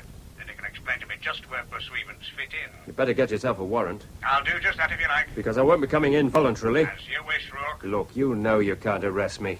All right. A jury finds you not guilty of taking a backhander in Marks, but then the girl connected with it dies. And now... What now? After visiting me the other night, you went to the junction. I said I did. You had a nice, long chat with the barman. I asked him about Hilda Schiller, and he told me they got quite a few Americans from the base at Burwold, and that she sometimes came in with one of them. What else did he say? He recommended the white wine. Did you threaten him? Threaten him? Why should I? That's what we'd like to know, Rourke. You see, after you'd had your glass of wine and bought him a beer, you did buy him a beer, didn't you? Your information is correct. I did buy him a beer, and I did have a glass of wine, white as recommended. And afterwards you left? Yes. He did too. He followed you out. He's never been seen since. Harris is on his way to collect you, Rourke. Damn the lot of them. Anything the matter? I'm going out. Not in the car, John, and you with an arm in a sling. Oh, I know. I wonder if Anna can drive me. I have no English license and insurance, but I drive. Well, I'm insured for any driver, and what's driving without a license anyway at this stage of the game? I want to find your sister's American friend. This very minute, Mr. Rourke? Yes, there's someone coming I don't particularly want to see. My car may be difficult to start. It's been in the garage several months while I was... While Mr. Roke was away on business. No, look, I can see to the pots. And I'll tell the gentleman what's coming that you've just popped round the corner. In fact, I'll make him a cup of tea while he sits and waits for you to come back. That'd be most helpful. Come on then, Anna. I saw the sign, Burvold. We'll stop at the first pub and ask there. Keep to the left. I'll look out for it.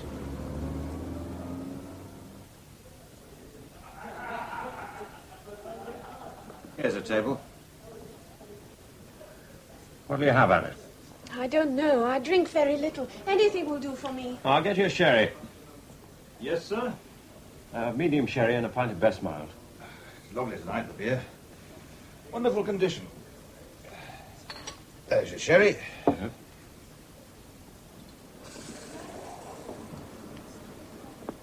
Still use the old pumps, I see. Oh, yes. Gives a bit of top to the pint. You seem to get plenty of Americans here from the base. Oh, they like the beer, too. Did one of them used to come in with a German girl? You don't mean the girl was found murdered? Yes. You a cop, eh? Yes. Looked like one to me. I can usually spot one a mile off. We're looking for the American. Aye. Saw a lot of people, including some other Americans. Seems to have done a disappearing act 2 days ago. Had something on the slate with me, too. Old money all round, did Max Venner. Yeah. So did his co-pilot. He's vanished, too. Oh, have you nothing small in this pound note, sir? I'm a bit short of change tonight. Sorry, I haven't. I can just manage it, I think.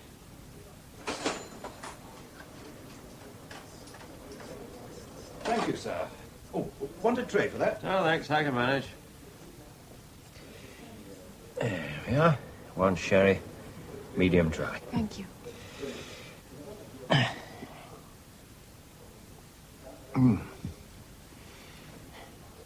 Something behind me seems to be fascinating you. It's the barman. I was watching him as he was serving you. He kept glancing to his left. Now he's gone over to speak to the two alert-looking men whose attention he was trying to catch. I think the two men are coming over to us. Good evening. Do you mind if we sit at this table with you? Already sitting at this table. To what do we owe the pleasure? My name is Marshall Dean, and this is my partner, Dick Cohen. We hear you were asking for Maxie and his co-pilot Stan. Can you tell us why? To use an English police phrase, I want them to help me in my inquiries. Oh, likewise, we're Air Force police. You look very well groomed for Air Force police. I'd say more like a pair of FBI men. And I'd say you look like the English cop who was accused of corruption. Oh, for Air Force police, you're very well informed. And this is Hilda Schiller's sister. We've had a tail on her ever since she got off the plane. My word, you have done your homework. If you do find anything of interest, call us, huh? Here's the number. It's manned day and night. We have a big organization behind us and taxpayers' money to spend. You didn't, by any chance, convert any of that taxpayers' money into German marks? Say, £8,000 worth? We like your English sense of humor, John. But don't try it on Maxie or Stan. In their off-duty moments, they've been involved in at least 6 killings. Well, if you'll excuse us, gentlemen, we must be on our way. Well, we'll be around. A comforting thought. Good night, Marshal. Good night, Dick. Good night to you, Anna, John.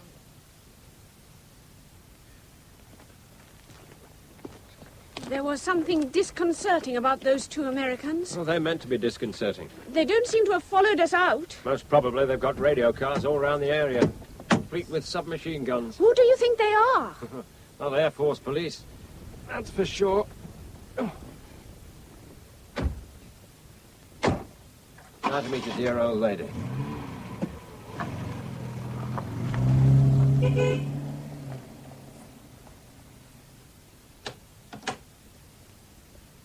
Oh, Mr. Rook. I'm flattered you remember me. Well, anyone as interested in old buildings as you, and I can never forget them. Let me introduce a friend of mine, Miss Anna Schiller. How do you do? Oh, now, please do come inside. What a lovely old-world room. Yes, I was born in this cottage, you know. I've got a ghost upstairs. Really? I've often woken to see strange lights above my bed, and then a figure 9. Sometimes I see a man's face. What I came to see you about, Mrs. Hughes, was the manor. Ah, yes. I read your article on its preservation. I thought it admirable. Oh, good. I wondered if you knew anything about its recent history. You know, since it was taken over by the Americans. Oh, during the war, you mean? Yes. Well, there used to be a most charming commander. Unfortunately, he was planning to put cocktail bars in it for the officers' mess. And then he and his squadron moved on, and the other commander decided against it. In some ways it was a good thing, and in other ways bad. How do you mean? Well, if the Americans had gone ahead with their cocktail bar, etc., they would also have restored the hall at the same time. You know how thorough these Americans are. And it would virtually have been as good as new. Most people were happy when the scheme was dropped. Most local people, that is. Now, one American who was very keen on completing the scheme was a most charming and cultured man. I think he was in their Air Force intelligence section. He, too, was an historian, professor at one of the Midwestern universities, as I recall it. Now, he wrote a pamphlet about the manor, which really should have been made into a book. You know how difficult things were during the war, and it was finally stenciled or something like that. There used to be a copy of it at the base, though. I understand it's been lost. Though I did hear there was another... You can't remember the name of this professor? Oh, yes, I can. Martindale. James Martindale. Martindale. I'll make a note. Well, if you've no objections, I think I'll take Miss Schiller up to the manor house. What, at this time of night? Oh, there's a moon. Well, if you can follow the overgrown path opposite my front door, that'll take you right to it. But nobody uses it at night, you know, not even courting couples. Thank you once again for your help, Mrs. Hughes. Always a pleasure to see you, Mr. Rourke. I do hope you'll find time to address our society one day. As soon as I've cleared up one or two things, I'd be delighted. Well, you know where I am. Call in any time. And a friend of Mr. Rourke's is always welcome here, Anna. Thank you. I am fascinated by your old English houses and ghost stories. Do you think you'll be all right going up to the manor in the dark? Is there a ghost there as well? Well, none that is recorded. But the last male member of the family was hanged outside the front door. Eerie, I think, is the English word. I am quite nervous. Oh, what was that, Mr. Rock? Some animal. Mrs. Hughes was right. This path's quite overgrown. We should be coming into a clearing soon that was the tilting green. Look, on this branch. Oh, yes. How beautiful the moonlight. Just look at the roof. It must be freezing. Hamlet could appear at one of those black staring windows and give a tortured soliloquy. Yeah, well, I want to take a look inside. Oh, dear. Frightened again? Scared to death, but enjoying every minute of it. Will you take the torch? Yes, please. Oh, there's something over there. I'll point the torch at it. There's something glistened in that undergrowth. Branches have been broken down as if a tractor's been through.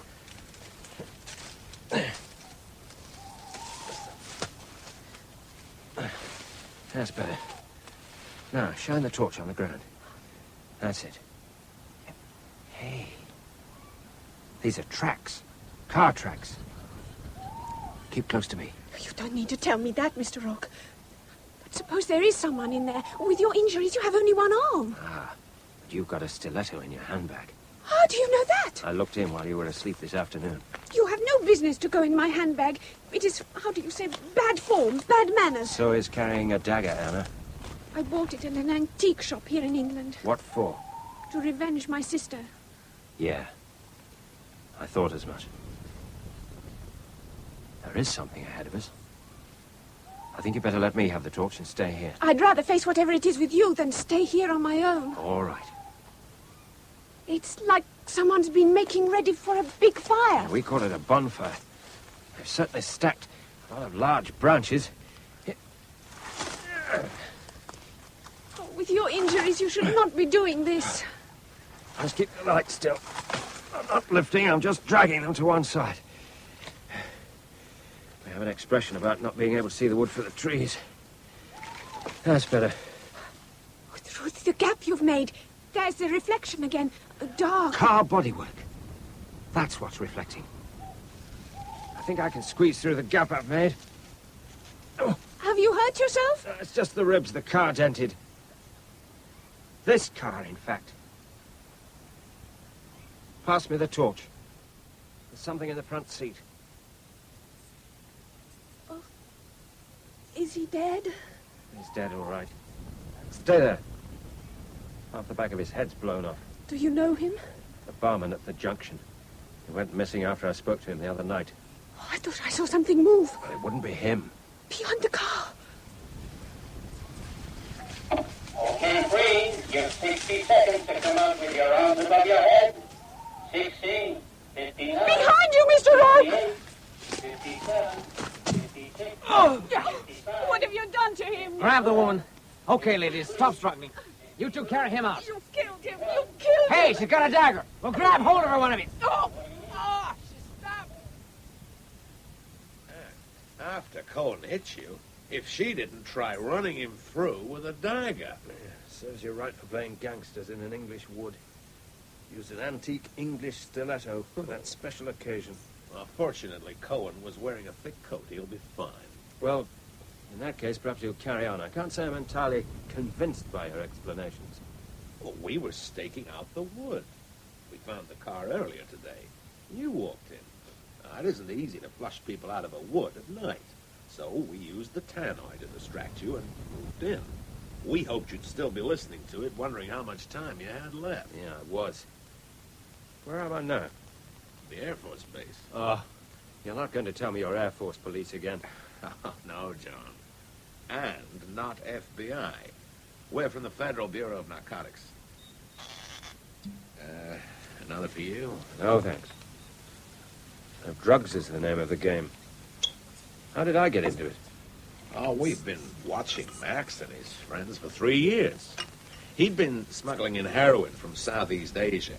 We put a stop to that by getting him posted in Germany. Or, we thought we did. Max's syndicate had other plans. They worked out another route across Europe with Turkish-grown poppies. It was processed in Marseille, moved to the Germany.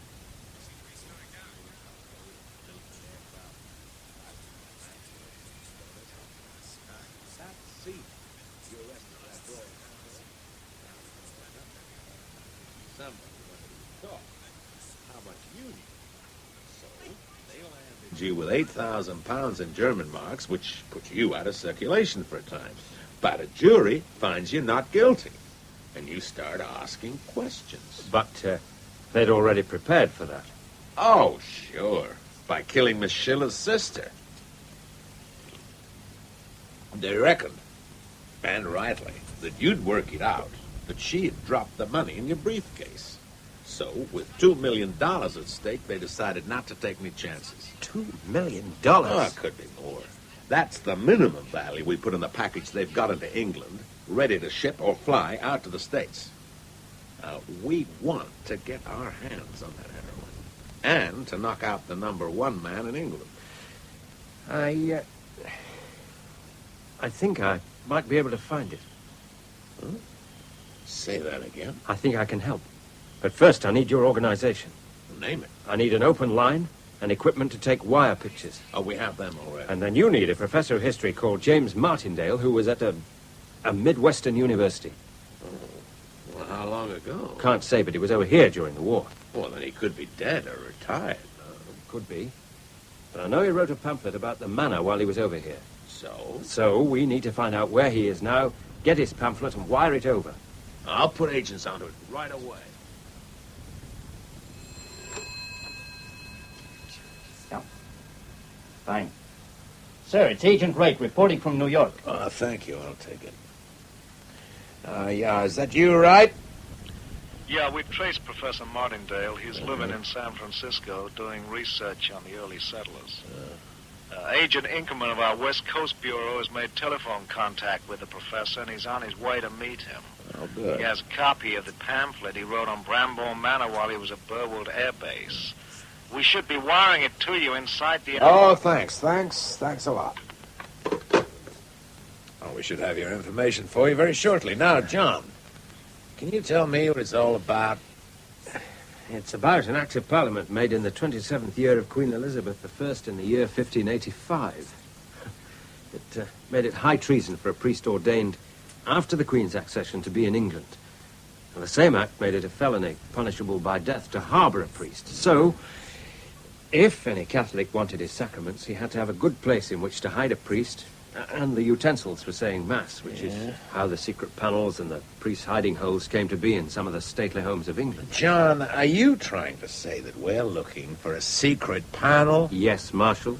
We are, Marshal. Well, for God's sake, let's get on with it. Not so easily done. Various people have been searching for them for nearly 400 years. But with modern equipment... I've tried it.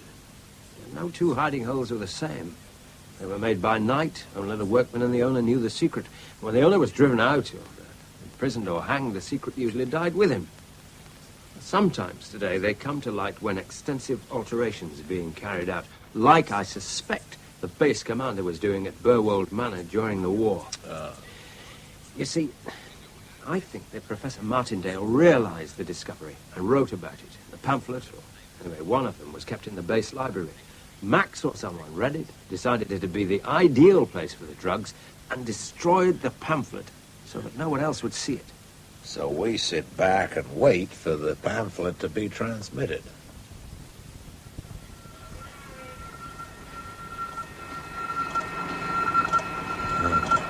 It's coming now.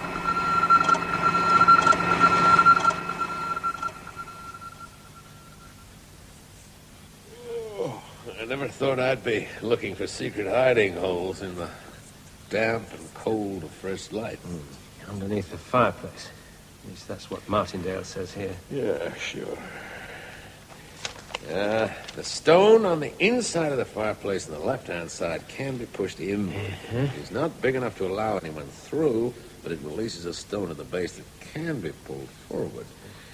The hole made is just big enough for a man to get through. Okay, fellas, let's try it.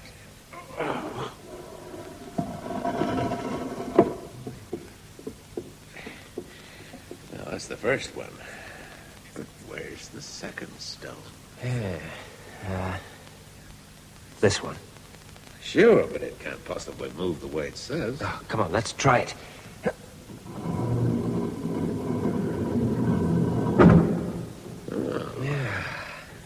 ingenious. The other moves, too. The guy who designed this would have been $1 million architect in the States today. Hey, there is a hole. Finally, see what's down there. Okay, here we go. Hey, these guys must have been fair in the olden days. Oh. Oh. Hey, pass me a torch. It's quite dark inside. Thanks. How big? It's big enough to hold a couple of men. Could they stand up in there? Easily. Is there room to sleep? Yeah, but there's nobody here. You look disappointed, Rourke. Did you expect to find Max and his buddy in there? Call it more than a possibility. Well, without that information, we would never have got this far. Hey, I found something. Well, what is it? A package in waterproof covering. Hand it up.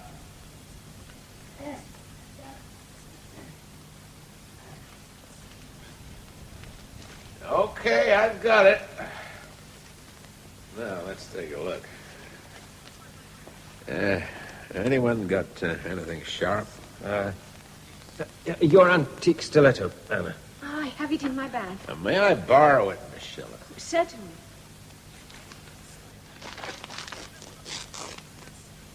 Hey, I do believe we've hit the jackpot, Rourke.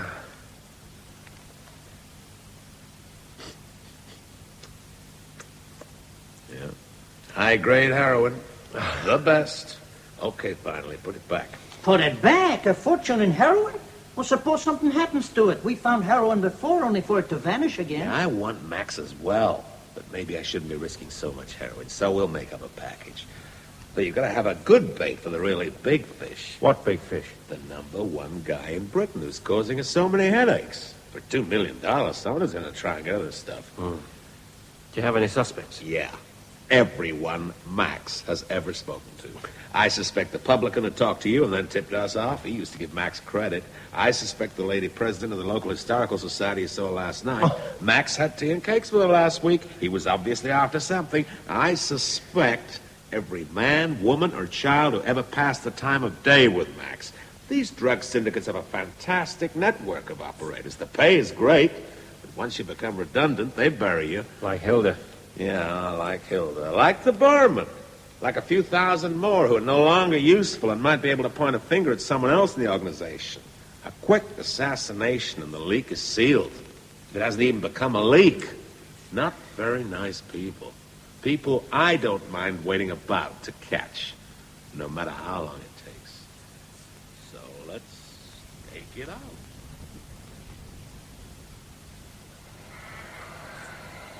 Cohen, how is it your end? It's all quiet since the pub closed. How long ago? About an hour. Wait a minute. The front door's opening. Yeah, it's difficult picking up radio transmission in a wood. You can hear those damn receivers a mile away. Who's going to walk into a wood when it's crackling with more two-way radios than twigs? Yeah, we ought to spread out more. Maybe keep out of the wood altogether. It's the publican who's coming out the front door. He is walking his dog. What direction is he taking? He's going towards the path. If he's got a dog, I'd better get my men out of the wood. Finally, move back. We'll take up positions outside, out of hearing distance. Publican is now turning away from path. It looks as if he's returning to the pub. All right, Cohen. Stay in position. I'll be coming to move you out in a few minutes. All you need is artillery, and you can have a full-scale battle. Look, you've got too many men, and you're making too much noise. I can't take any chances. That's exactly what you are doing. Get rid of all the radios and have one man at a time lying low. Damn radio receiver of yours is as good as a loudspeaker. Suspect has crossed roads to cottage of woman Hughes. She is at door. Both suspects are now engaged in conversation. Most probably about the weather. Talking about the weather, it's starting to rain again. Yeah. As soon as it's opening time, he'll be one stakeout man less. He'll be having a hot rum. On one condition only. You tell no one, absolutely no one, about finding the heroin. Oh, yes, not a soul. Oh, see what I mean about the rain? Do turn your collar up, Marshal. You American agents always look the part with upturned collars. I wonder what Anna's doing now. Anna, yeah. We have her room at the inn bugged, if you really want to know. What, you suspect her? She's Hilda's sister. She's met Oh, Max. come on, you can't... English police car has drawn up at the Burwood Arms. No. No, it's not stopping. It's going on towards the base. Police car has halted not far from me. Occupant now approaching through wood. Yeah. I can see him for myself. Hey! It's Chief Inspector Norris. He's probably looking for me to tell me I'm back in the force. Don't go out to him. Oh, come on. Surely you don't suspect a Chief Inspector. Hey. He's going towards the manor, right enough. To the east wing. To the fireplace. He's hit him over the head. Taking no chances. Hope he's good at unarmed combat. Norris was a Marine commando. See what I mean? Okay. Hold it. Freeze. We're federal agents. Show me your authority for going round in this country with guns. And for attacking police officers in the course of their duty. You were going towards the fireplace. Do you deny it? Of course I was. Call off these bloodthirsty Apaches. You haven't said why you were going towards the fireplace, Frank. Because I wanted to take a good look at it, that's why. I've had Constable Harris off crosswords. He hasn't put pen to one for 24 hours. He's been finding out about priests' hiding holes. He tells me they were often under the fireplace. Oh. Are you okay, Vine? Oh, I feel I want to double up again. He caught me high and low like an axe. When someone hits me on the head and knocks me flat on my face in the mud, what does he expect? I saw a pub up the road. I think I'll go there and get cleaned up. Rourke? Yes? I want a word with you. You better come along, too.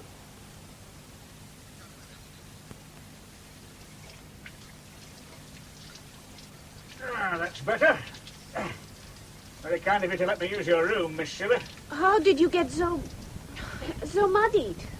I met some American Indians in the wood doing a war dance. I wouldn't say too much about them at the moment. Oh, why not? And what precisely are you doing up there on a chair? Got it.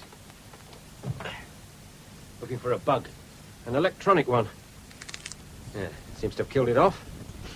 They got the room bugged, in case Anna was involved. But they cannot think I killed my own sister. Oh, they're nothing if not thorough. Over-conscientious. Aye, like ants all over the place with radios. They'll be suspecting the residents of Buckingham Palace next. Though they're damned efficient, I'll give them that, these Federals. One of their brass hats has been in contact with the Home Office, who in turn have been in communication with the Chief. You're reinstated, John. But I'm in trouble. You? Aye. It's that forthright Irish sister whose motherly instincts you brought out. She's complained to the Home Office about me bringing pressure to bear on a sick patient in order to make him leave hospital against medical advice. I've to go before the Chief Constable. Quite right, too. Disgusting tactics. Anybody who didn't know what you were up to would have been confessing to all sorts of crimes they hadn't committed. Well, you better be my chief witness and say you volunteered, or else your life as a detective under me will be a misery. Now then, to get back to business. They found the heroin, but Max and his pal are still running around loose, and so is the top man in England. I suppose they'll be staying up all night watching for someone to claim the heroin. Another storm brewing by the sound of it. We'll make ourselves comfortable down in the bar, I think.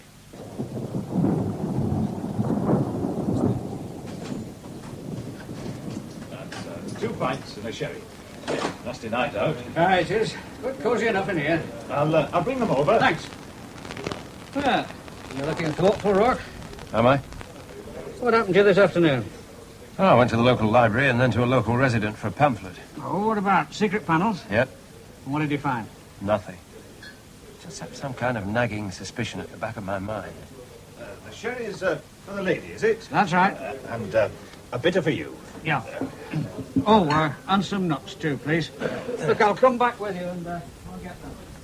I think the Chief Inspector wants to ask a few questions in private. Yes, it is the general impression. Cheers. Cheers. The Chief Inspector was right. You are, how do you say, the mind thinking of something else? Oh, far away. Distant. Distant, yes. I keep thinking about Gerard. Gerard? John Gerard. He's a priest who escaped from the Tower of London. Was he hid in a hiding hole for several days or even weeks? The man who built them was Nicholas Owen. Nicholas? Saint Nicholas? Named after him. Saint himself, no. He was Father Gerard's companion. What was it Gerard said about him? I made a note of it this afternoon. Oh, here it is. Here. Gerard said of Nicholas, who was also known as Little John because of his small stature, he was the immediate occasion of saving the lives of many hundreds of persons. You made a lot of notes. Quite neat. I can read them nearly all. He, that is Nicholas, is it? Yes. Yeah. Never made two same, so if one discovered, did not endanger others. Cecil had him tortured. Cecil? Robert Cecil, the Queen's minister. Cecil had him tortured, died without revealing secrets of hiding holes. Poor man. Oh, no. He's happy to die a martyr. Oh, on the other side of the page, you have written something else that I cannot read. B-O-T. It looks like boats. Say that again. Boats? That's it. Well, where are we going? Back to Burwold Manor. Okay. So all I said was I find your English police method sort of quaint. He kicked me when it hurts, that's what. He kicked me. Sure, Max. You just keep talking. Of course I kicked him. He had a gun. I hadn't. And he was about to use it on Rourke. Well, this beer's gone a bit flat in the meantime, but thanks for your help, Chief Inspector. Your health. Well, when I saw your boat out of here, followed by Miss Schiller... Boat. That was the missing word I wanted. I remembered another technique the Elizabethan builders used. They made the priest hole, as it's called, but not only that. When a priest hole was discovered, the searchers generally found it empty. And why? Because there was often another hiding place behind it, or even under it. Right. A bolt hole. So Max, Venner, and Stan here, they were inside that bolt hole all the time we were searching? Even when I was inside of that fireplace? Yep, they were holed up there, thinking all they had to do was to sit it out until you and your posse rode away. But the package, $2 million's worth. Why leave all that heroin behind? Well, Maxie, why? Well, it took us by surprise, that's why. We was in the priest hole when we heard someone come. We put out our torch. It's dark. And Stan here, he fumbles. It's just time to get ourselves in the bolt hole. But not your precious package of drugs. Quite a game of cat and mouse, eh, Marshal? You, Dick Coyne, and Mr. Vinley waiting on the outside while your quarry are holed up on the inside. Ah, too true. Only we didn't know it, John, and so about an hour ago I called my men back from the stakeout. Not too far back, though, I'm glad to say. Manchester C Division isn't used to dealing with the Max Venners of this world.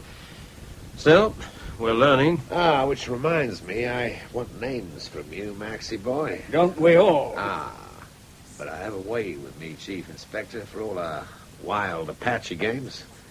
But words this time, rather than deeds. Max, how would you like it if I cabled stateside and have it put around that you've been sitting here, English pub style with us, and have been cooperating with the Bureau, and that I'm sending you back to be released? You'll be dead before I arrive, and you know it. Yeah, so it bound.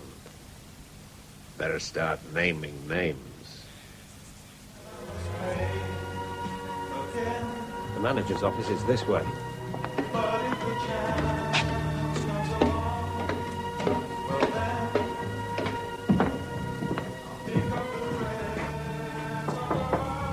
Come in. Just stay as you are, please, sir. He's going to his drawer! Oh, I'll take him. You all right, Chief Inspector? I got winged on the top of my right arm. Take him down to the patrol car, and then drive me to hospital. Well, if it isn't my old friend, Chief Inspector of Police, who makes my patients leave hospital when they should be in bed. Ah, he's all right now. In fact, he brought me here. And because of you, I have to appear in front of the Chief Constable. Oh, so, my tough detective, you're ready to apologize. Who told you that? The doctor says you're first to have an anti-tetanus injection before he looks at your wound. Oh, hello, Mr. Rourke. How are you? A lot better, it seems. It's all cleared up, sister. And he'd have been just as happy to pin it on you. Oh, I don't think so. Well, now, Will you turn over for your injection, Chief Inspector? Now, the sight of a needle has always made me feel a bit off, sister, so go easy. Oh, now, I always find the biggest and the toughest of them faint away at the sight of a little tiny needle. All over. Well, I hope they keep you in, and I've got to give you a few more injections. Now, Mr. Rourke, would you like a nice cup of tea? Well, thanks all the same, sister, but I want to catch a girl before she boards a plane. Oh, I see. Just a moment, Rourke. First of all, will you now, kindly... Chief Inspector, we can't have shouting in this hospital, or you'll get another jab. So just compose yourself until the doctor comes, and forget about giving orders. No. And you, John Rourke, outside. I don't want you disturbing the patient. Off you go, or she'll have flown away. Will Mr. Sean Venus, a passenger for Dublin, please go to the information desk? And will Miss Anna Schiller, passenger for Dusseldorf, go to the information desk? My heart leaps up when I behold... John! You haven't finished the verse. A rainbow in the sky, and I could wish my days to be bound each to each by natural piety. The dark windows of my room seem much more cheerful when you're about. Mine too. Have you got to take this plane? I have a seat booked, but... Mrs. Lee may have a meal waiting.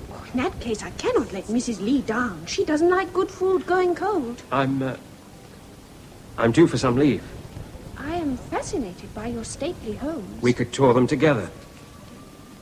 You look shocked. Together? I'm afraid... That you wouldn't go touring with a fellow unless there'd been the blessings of nuptials and he'd taken you for better or worse until death do us part. Well, you know, having a touring honeymoon of England used to be the done thing. You're teasing me now. No. We have an English expression, What expression? and many a true word is spoken in jest. It's the only way to overcome that terrible English reserve that foreigners don't like. But you can have a formal proposal if you like. What girl doesn't deep down want a formal proposal? But that... is currently appearing in alphabetical order at the Mayfair Theatre, London.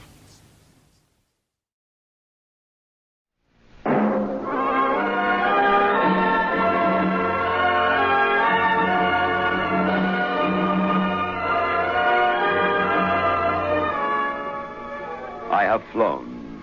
I have sailed.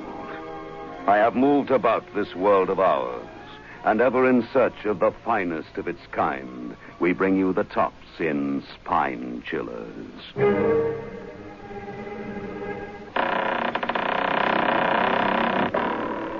The Creaking Door.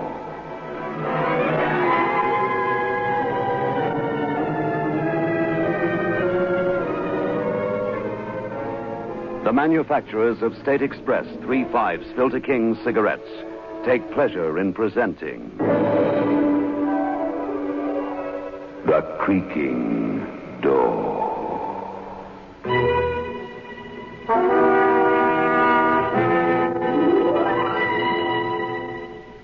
Good evening, friends of the Creaking Door. The Creaking Door is open, so do come in. You know, some ghosts are awful liars. One of our people here tells the most fantastic stories of his life on Earth. And then he wonders why everyone sees through him.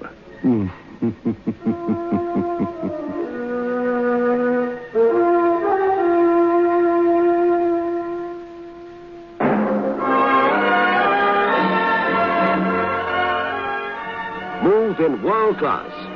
Get the taste of new smooth State Express 3/5s today. We promise you, it's the smoothest cigarette you can get.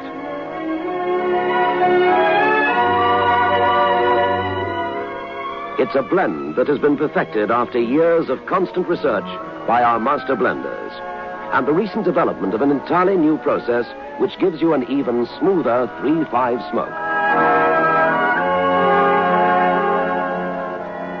We promise you, it's the smoothest cigarette you can get. Move in world class. Get the taste of new, smooth State Express 3.5s today.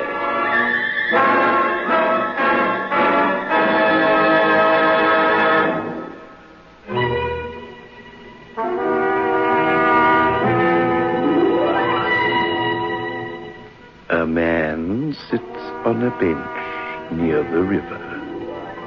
His suit is crumpled and ancient. His shoes broken. Now and then he sips from a bottle of cheap wine that has become his only friend. But he doesn't sip with good cheer and happiness. He drinks in horror.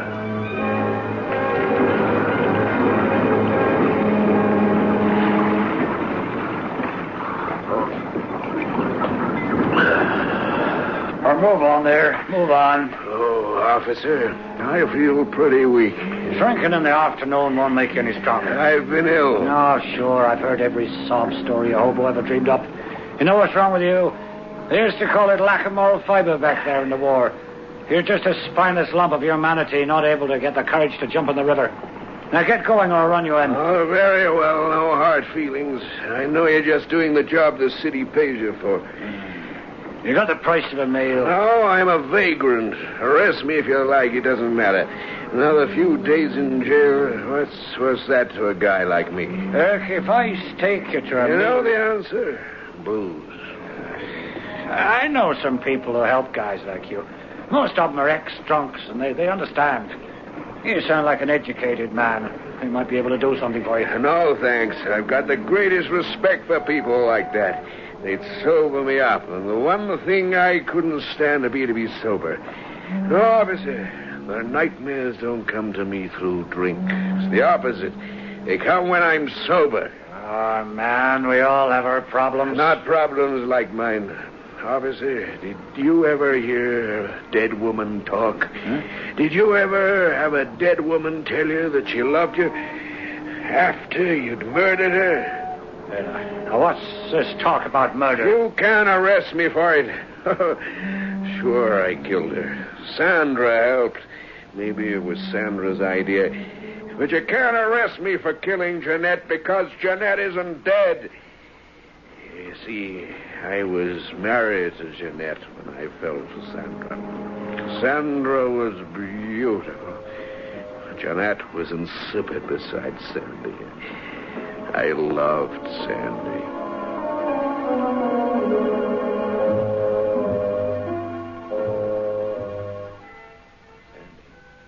Yes, Sam. I love you. Me too. How can it happen to a man like me, 35 years old, married, not really living, and then one day... Oh, it hasn't, darling. It happens all the time. One of the big things of life. The biggest. And it happens to you and me. Why do you love me? I don't know. Yes, I do. Your hair, your lips, the way you walk, the swing of your skirt, the touch of your fingers in the dark. Did you love your wife that way? No. Jeanette was the girl next door. Everybody expected us to get married. Well, we did. It was like most marriages. Oh, we didn't even fight. Just petty bickerings, deadly dull. It was never like the thing I feel for you. Wouldn't it be wonderful if I were free? I often think that. Oh, it's wicked to think like that. After all, Jeanette deserves her happiness, too. She isn't happy with me. How could she be? And she might divorce you. Yeah. I'll tell you what I'll do, Sandy. I'll wait until we have one of our usual rows and ask her. You never know.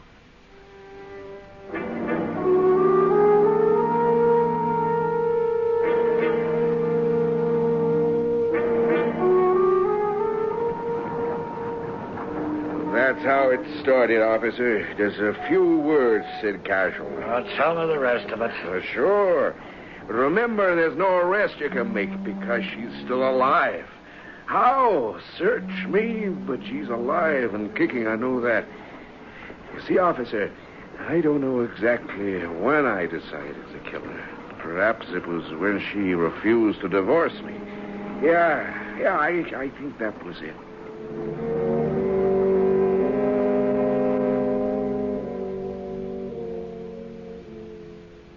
I wish you'd remember to wipe your feet when you come into the house, Sam. Dragging mud all over the carpet. Sorry, Jeanette. Oh, sorry, nothing. I have to clean up after you, don't I? Yeah, you have to clean up. And try and take a little care. And we need new drapes for the living room. Okay, just pick 'em out, honey. You don't care, do you? You're tired of me and the house, tired of everything. Who is she, Sam? Who's who, Jeanette? Do you think a wife doesn't know? You must be crazy if you do. I know. I knew immediately. Some cheap little floozy. Well, why should you care? What does it mean to you? There's no love lost between us, and you know it. Suppose there is another girl, and she can give me what you can. I expect you want a divorce. That's the next step. Well, I don't see any point in going on like this, do you? Did you ever see any point in it? You can forget it. Because you may not be the husband of my dreams, Sam, but you happen to be my husband, and I'm not making a free gift of you to some cheap... You better be careful what you say. You don't know her. I don't want to know her, thank you. Now, that ends the entire sordid conversation, and I refuse to discuss it again.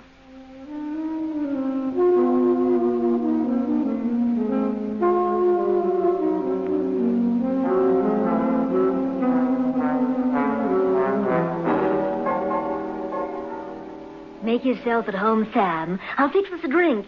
Here, take your jacket off. Oh, this is really like home. Why, Sam. Sam, you're wearing a gun. Yeah, I just bought it. Oh, I hate guns. This city just isn't safe at night anymore. No, that's true. I've never fired a gun in my life. Well, you'll have to get some practice. Yeah. Maybe we can go somewhere this weekend, huh? Sam, if I were you, I wouldn't wear that gun. I wouldn't let anybody know you've got it. Leave it here until you need it. Until I need it, yeah. Boy, I'm with you all the way. Thanks, Sandy. Well, here's to us. Yep, here's to us. Shut away from the world in our little hideaway. That's how I want it, Sandy. I don't like people a lot, you know. I want us to be together for always.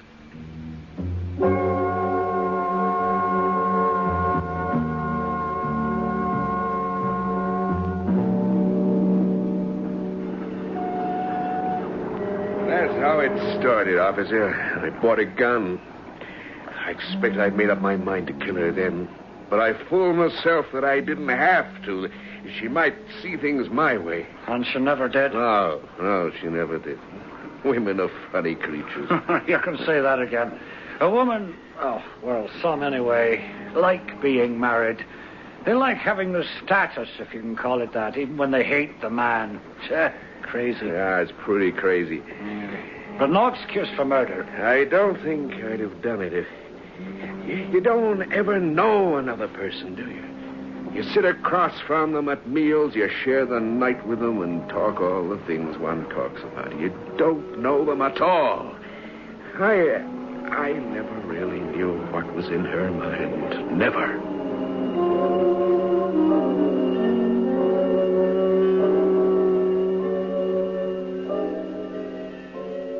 You were late home tonight. Yeah, that's right. Seeing your little sweetheart? Oh, lay off me, will you, Jeanette? I hoped we could go to a movie, that's all. You hate me. You show it every day. Why should I take you to a movie? Because we have to live normal lives, that's why.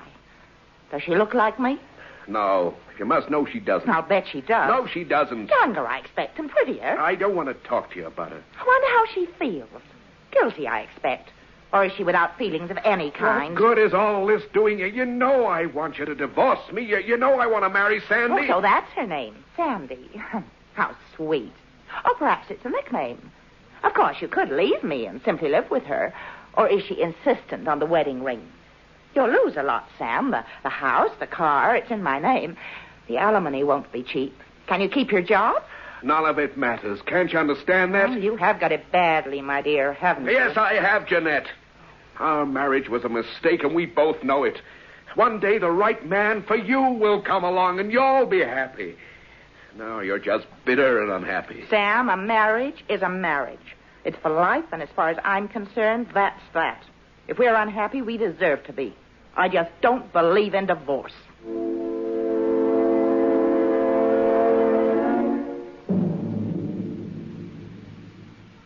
Don't be depressed, Sam. Don't be sad about anything. If she was gone. Yeah. If there were only an accident, say, or a burglar. You said the city was dangerous. You were right, you know. It is. People get killed. You hear of bad things happening every day of the year. Don't you, Sam?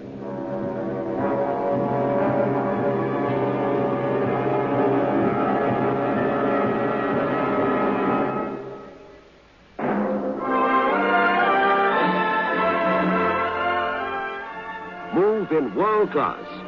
Get the taste of new smooth State Express 3/5s today. We promise you, it's the smoothest cigarette you can get.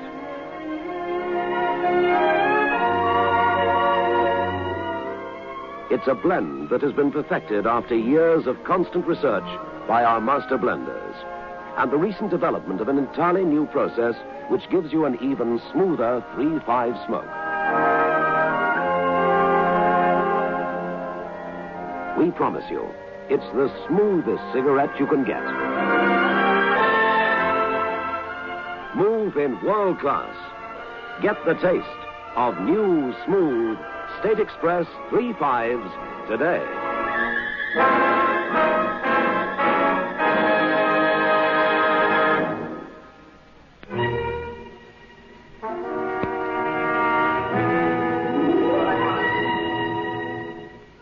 Oh, this adds up to trouble. You know, many a man has felt just as Sam feels. Only a few use the gun, pull the trigger. Interesting people, murderers. I meet quite a few behind the creaking door.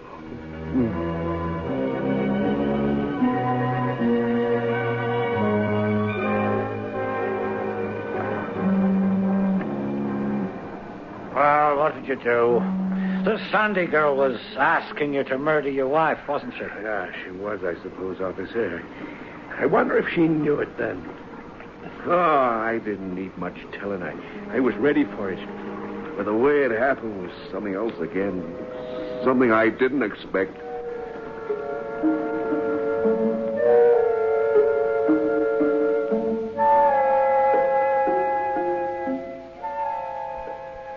Sandy, you're falling asleep.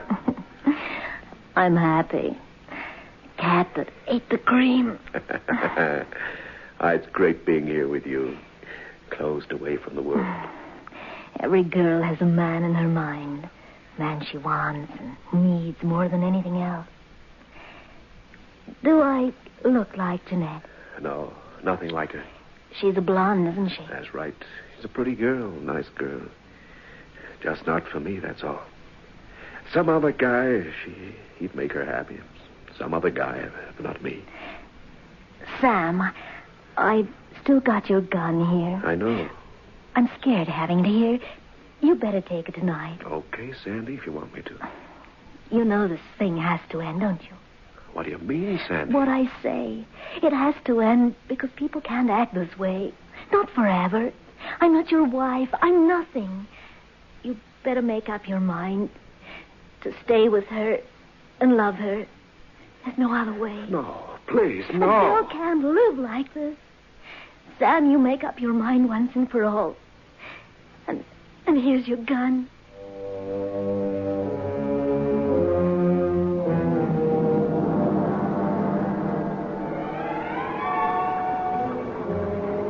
I took the gun and I walked home. She was there, Jeanette, with that martyred look on her face, and dinner waiting. Poor Jeanette. None of it was her fault.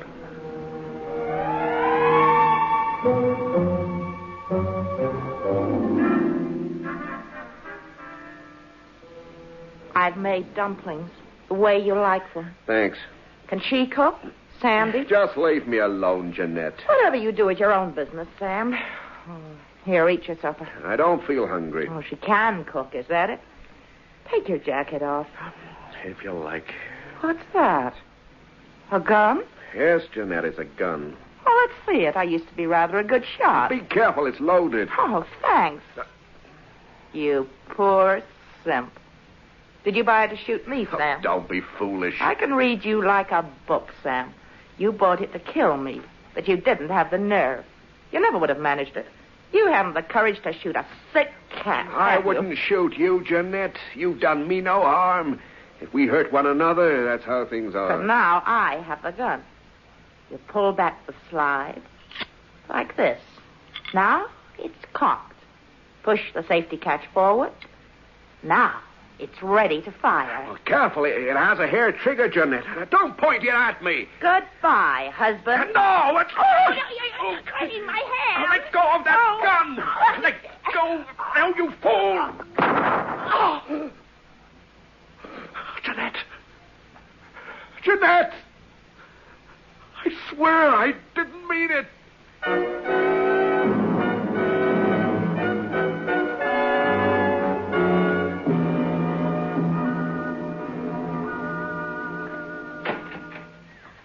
Hello, Sam. Oh, Sam, did she let you come here? She's dead. What do you mean? I shot her. Sam, tell me quickly. She was gonna kill me, and we fought over the gun, that's all. I didn't mean to, but nobody will believe me now. Of course not. Did you leave her just lying there? Oh, Sam, tell me everything. Yeah, I just left her where she fell. Give me your door key. What for? I must go to the police, that's Give all. me the key, you fool. I'm in the stool, you know. Accessory after the fact. I can hang, too. The key, come on, quickly. Please, Jeanette. I'm Sandy, I'm not Jeanette. Oh, my mind's going. The key, quickly. There. What are you going to do? Never mind. Now just stay here and don't leave. Whatever you say, Sandy. Anything you say.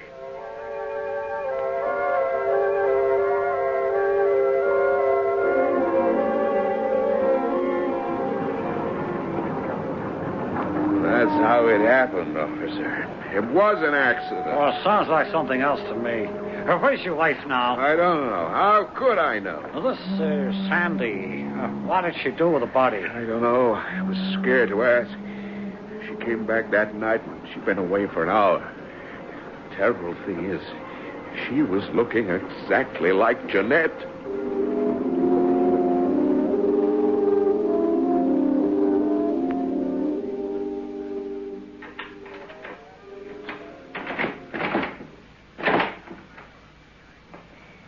I was scared you'd go to the police, Sam. Did you go round to my place? Yeah. There's nothing to worry about. What did you do? Don't ask. Just don't go there again, that's all. But what have you done? I told you, don't ask me. Some things are better not talked about. Is there any brandy left? Yeah, almost a bottle. Pour us 2 drinks. Stiff ones. Oh, we need it now. All right. We're going to drink it all, then sleep. Anything you say. Here. Thanks. You are. To us. I'm too weak to live. Nothing I do. I love you. That's all you have to remember. Why are you doing your hair like Jeanette? Drink your drink, Sam. You're coming apart.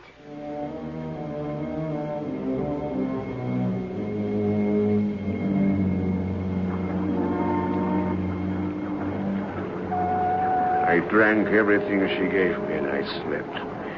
It was late in the morning when I woke up. The sun was high. And there was a woman standing, looking down at me. Sam, you're in a bad way. Jeanette, what are you doing here? Jeanette! You foolish boy. I'm Sandy. Jeanette!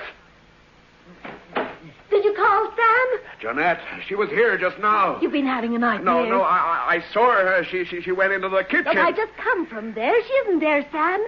Jeanette is dead. Well, I saw her. I tell you, I saw her.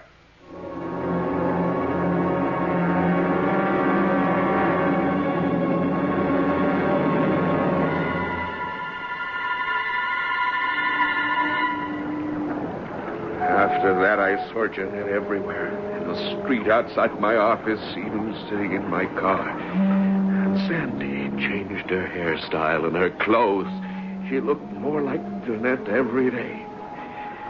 And she began to nag me, just like Jeanette.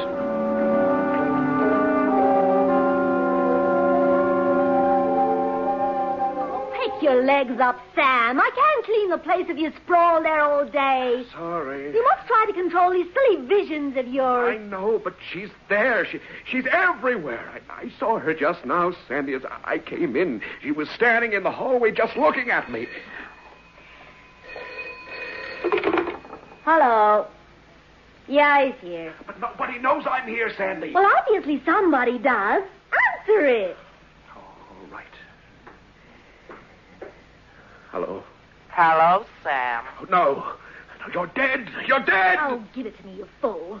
No spine at all. Hello? Hello? I rang off. But it was her. I know it was her.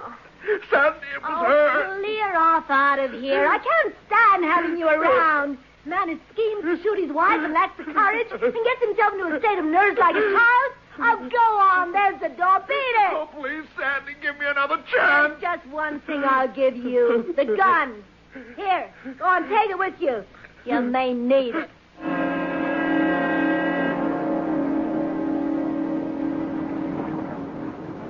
I kept the gun. One of these days it's going to come in handy, officer. Have you got it with you now? Sure, I've always got it with me. Oh, you better hand it to me, then. No, I've got a permit. You've just confessed to a murder, laddie buck. You're a vagrant on your own admission. Now I'm taking you to the police station, but first I want a few details. I don't want the sergeant to get all the credit. Your name? Samuel Wallace. Listen to And me. your address? 31 Hansel Crescent. But it isn't fair. She isn't dead. She can't be. Oh, we'll soon find out after we've dug up the back garden. Now, the gun. And it's over. But it's my last hope. Don't talk foolish. You haven't got the guts to shoot yourself, and you know it. And it's over. Oh, I guess you're right. Here. That's better. Now, come along with me, son. Your troubles are over. My troubles are with me for eternity.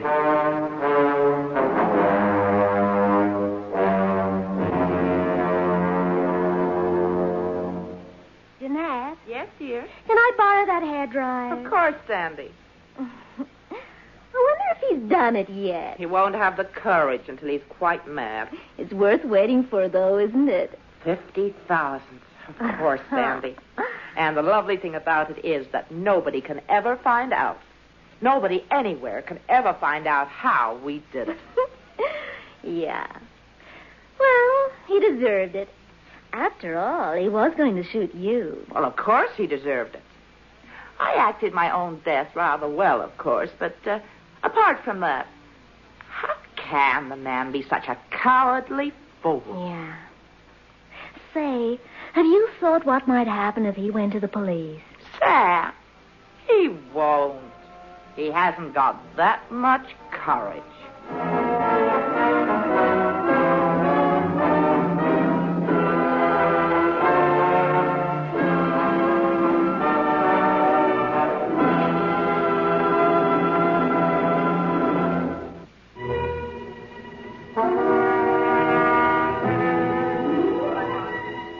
De Quincey once pointed out that many a man has owed his social downfall to a little murder he thought nothing of at the time.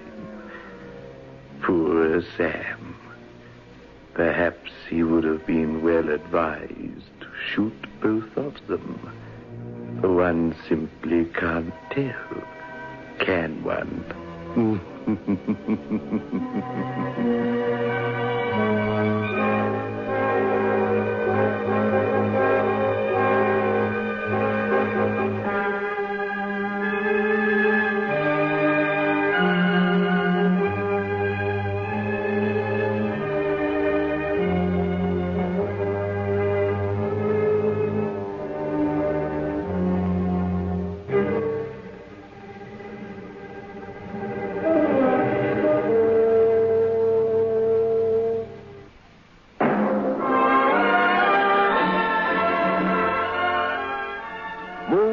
world class. Get the taste of new smooth State Express 3/5s today. We promise you, it's the smoothest cigarette you can get.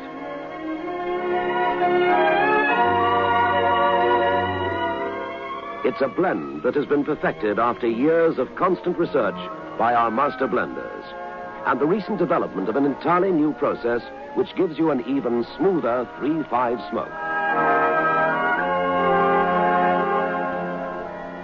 We promise you, it's the smoothest cigarette you can get. Move in world class. Get the taste of new, smooth State Express 3/5s today.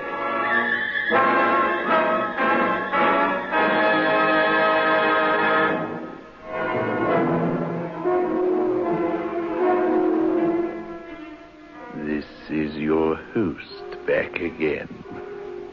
Just a reminder of our rendezvous next week. Where are we going? Through the creaking door?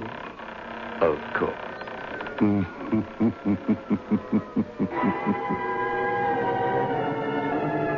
The manufacturers of State Express 3/5s Filter King cigarettes invite you to listen next Saturday at 9 o'clock when they will again present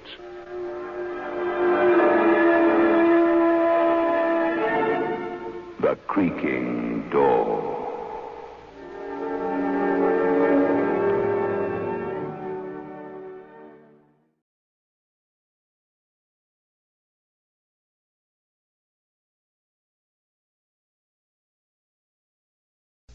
The Couple Next Door, written by Peg Lynch and starring Peg Lynch and Alan Bunce.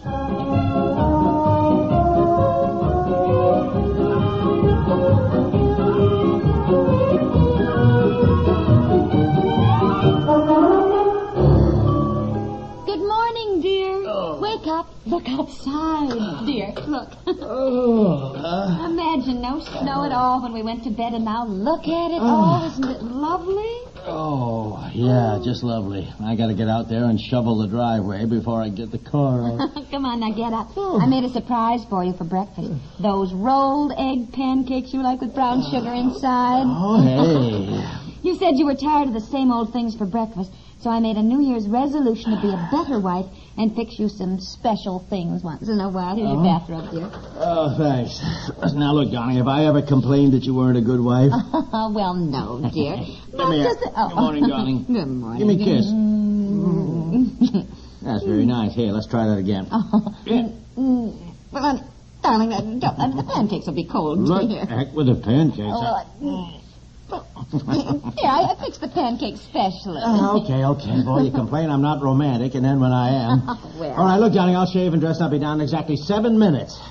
Now, where's the toothpaste? Well, hurry, because Betsy isn't awake yet, and I thought we could discuss a few things. There's the toothpaste, Jonathan. Such as some New Year's resolutions. Yeah, you know what happens to New Year's resolutions. Well, now that Betsy is 6.5 years old and understands so much, we should be much more careful not to quarrel in front of her. Quarrel? Who's quarrel? Big sakes. You get along better than any other couple I know. Look at the Buckleys. Look at the Watsons. Oh, I know. They're terrible. Yeah. I know we're not like that. Let's just say that some of our disagreements or discussions ought not to be in front of Betsy, so she doesn't get a feeling of insecurity, Yep. I guess you're right. In front of her, we should always be, sweet and loving to each other. Yeah. Well, honey, I'm never really mad at you. You know that, even when we disagree. You know what I mean? Oh, I know. But I thought if there were some things about each other that annoyed the other person, we ought to discuss them intelligently when we're alone.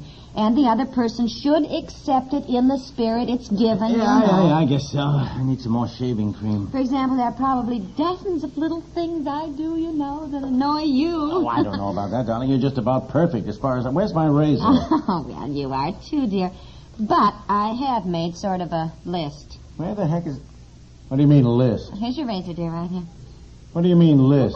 Resolutions for us, dear. Now, we'll discuss it at breakfast. Now, hurry down, sweetheart.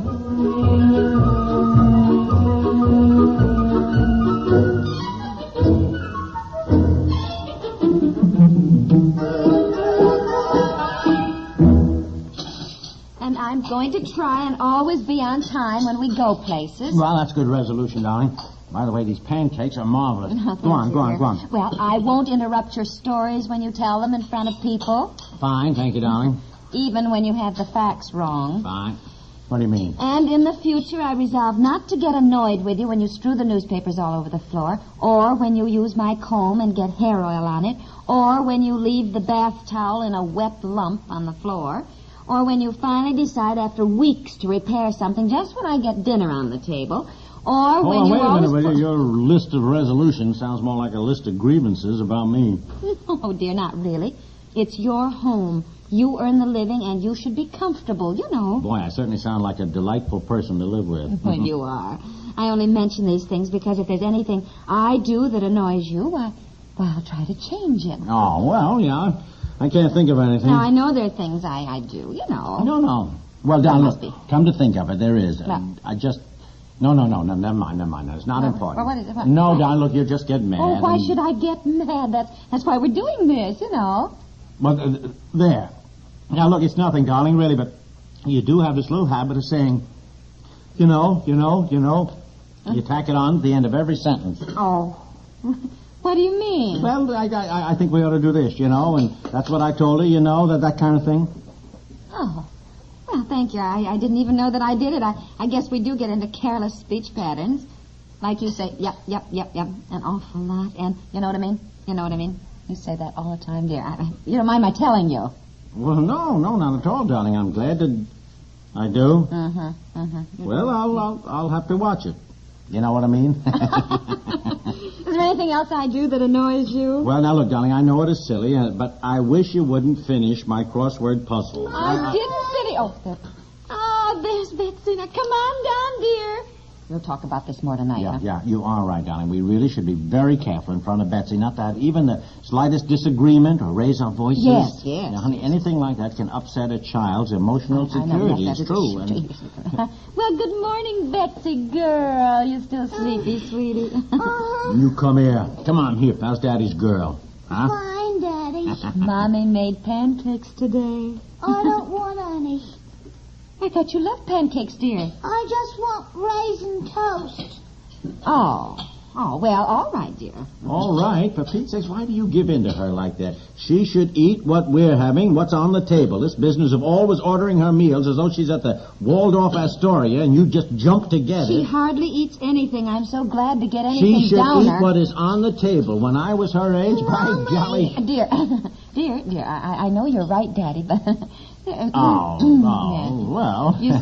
You see, Mommy made the pancakes for Daddy, Betsy. So even if you wanted one, you'd have to ask if you could have one of his.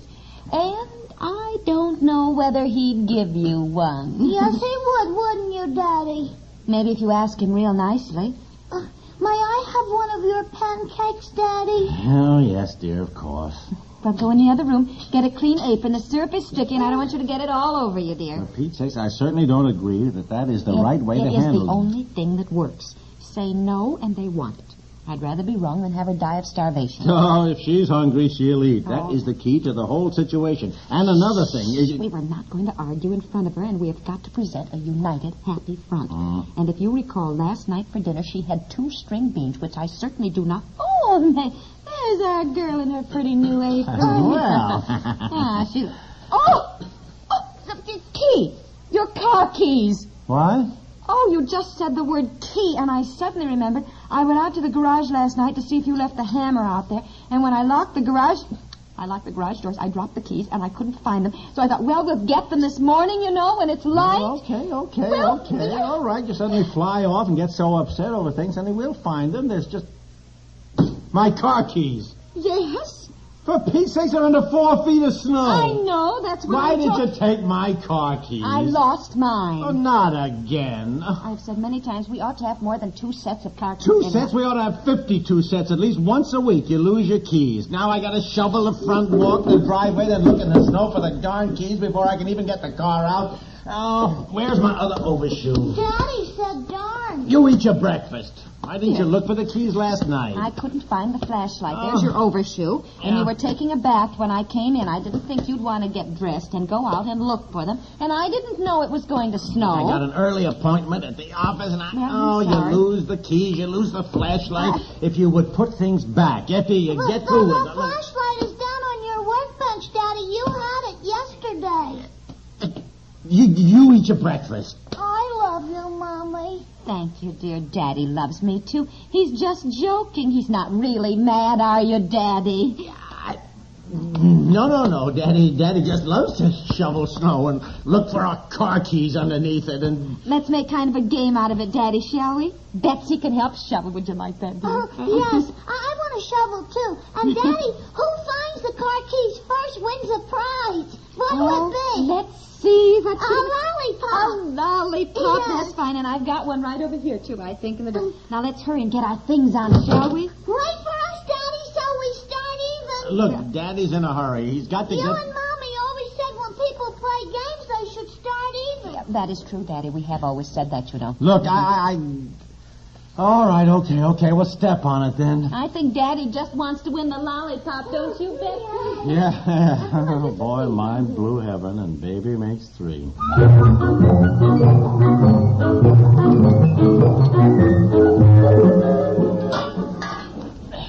I don't know. Where do you think you dropped them? I told you I was standing right there, and the keys just flew out of my hand. Did you find it? No, dear, not yet. If you do find the keys, why don't you kind of toss them back in the snow over near Betsy? So she's the one who finds them. Listen, if I find the car keys, I'm not going to toss them back in the snow. I just thought, she likes to win, dear, and she's little. Now, look, everybody can't win. She's got to learn to be a good sport about things. Oh, look at the time. I am so late. Well, I'm sorry, dear. I'll keep shoveling. Find them? No.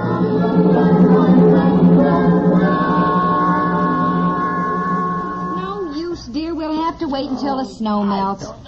Wait a minute. What? Wait a minute. Here they are. Yeah, I got them. Oh, you found... Wonderful. Daddy found the keys, Betsy. Oh, well, look, I'm sorry. I was cross. You get excited, and I was late. Well, these are not my car keys. But they must be, dear.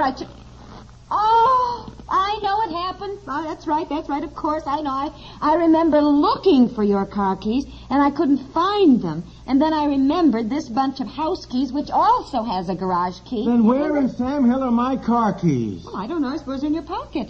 Why don't you look, dear? Did Daddy find the keys? Well, yes, he found the ones that were lost, dear, so he wins. Here they are, right in my coat pocket. You should have looked. You mean Daddy gets the lollipop? Yes, Daddy won. Here's the lollipop, Daddy. But take it. I don't want any lollipop. Oh, golly, all the time I spent sifting that snow and looking... I want it. No, Daddy found the key, so he wins the lollipop. No! Oh, let her have it. Let her have it? You're the one who just said she had to learn to be a good sport. Oh, I don't know. Look, I've got to get the car... Shovel. We all shoveled. That was the game. I don't care. It isn't fair. Daddy had a bigger shovel. Daddy won the lollipop. Oh, look. Now just march right in the house and go up to your room. Go on. No, I hate you. I'm not going to live with you anymore. All right, you pack your suitcase. We don't want anybody living with us who isn't a good sport. Oh, now, why are you just standing there? Don't the garage doors open? She hates us. Oh, all children say that when they don't get their own way. This may be one of her most vivid memories when she grows up, that her father took a lollipop away from her. Oh, go to work. I'm going in to see if she took off her overshoes before she traipsed upstairs. Where's the car? The what? The car! Where's the car? You took it to Bailey's garage Saturday to have it checked. Didn't you pick it up? No. I forgot. How dumb can you get? Well, anyhow, honey, we got the driveway shoveled. Oh, poor Betsy. I don't think she's got a chance of growing up to be normal with two parents like us. Well, come on. I got to go and call a taxi. It's so late now that I... Look, you call a taxi, will you, honey? I'll just run upstairs and then see if... And see if what? Well, just see if Betsy's all right, and say goodbye. You know what I mean. I do indeed, and don't you dare give her that lollipop. Oh, certainly not. I wouldn't think of such a thing. Oh, I'll bet. Now, don't give in. That's the whole point of it. Oh, fathers, what's the use? Your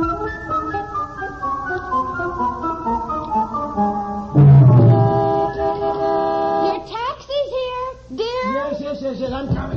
I'm coming. Did you give her that lollipop? No, I did not. And tell her not to tell Mommy? No, I did not. I know better than that, for Pete's sakes. I was very nice, but I gave her a little lecture on being a good sport, and she listened, and she understood, and we parted very good friends. So she doesn't hate you. I wasn't worried about that, really. Oh, where's my hat? The hat's right there. Well, I'm glad we've taught her a lesson. Yeah, well, goodbye, darling. Goodbye. Oh, look, I'll pick you up about 6 o'clock. I'm taking you both out to dinner tonight, so dress up. Taking us out to dinner? How come? Well, she likes to dress up in her party dress, and, well, they give free lollipops to the kids at the Red Barn Inn. Well, how did she swing the deal? Whenever I suggest eating out... Goodbye, darling, bye. You know, I'm going to stop worrying about my daughter and take a few lessons from her. Goodbye, darling. Goodbye.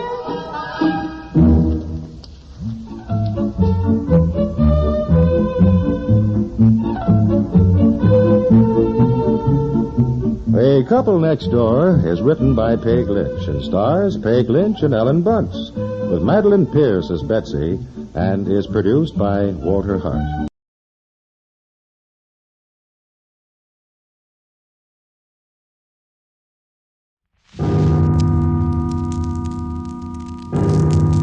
Escape. Escape tonight to Paris of 500 years ago.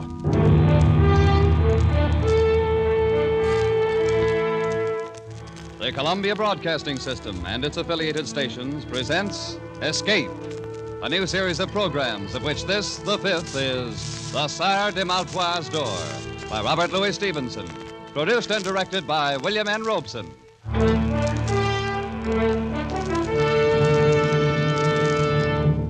The pen of Robert Louis Stevenson has been an avenue of escape for 3 generations. Our grandparents thrilled to the macabre metamorphosis of Dr. Jekyll, just as we will never forget the nursery menace called Long John Silver.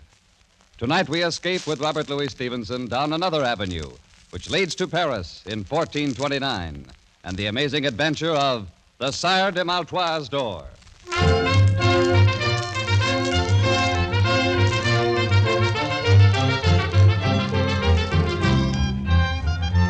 Dark of the Moon, 1429, Paris. The House of Burgundy holds the throne of France, and English men-at-arms patrol the narrow streets. Troublous times for any man to be lost, on foot, at night. Psst! You there! Over here by the wall. What's this? Now the shadows themselves are speaking. I'm no shadow. A real live human being. I've managed to get myself lost in these confounded alleys. Can you tell me where I am? Well, now, a fine young cavalier, no less. And he's lost. I'm trying to find the Beau-Saint Inn. Will this street lead me there? Lad, one street is as good as another, and none of them will ever lead a man anywhere. Oh, come now. You must know something about this part of Paris. Think, man, a patrol may pass at any moment. You're wanted, then. I have a safe conduct pass from the captain of the garrison. Safe conduct, he says.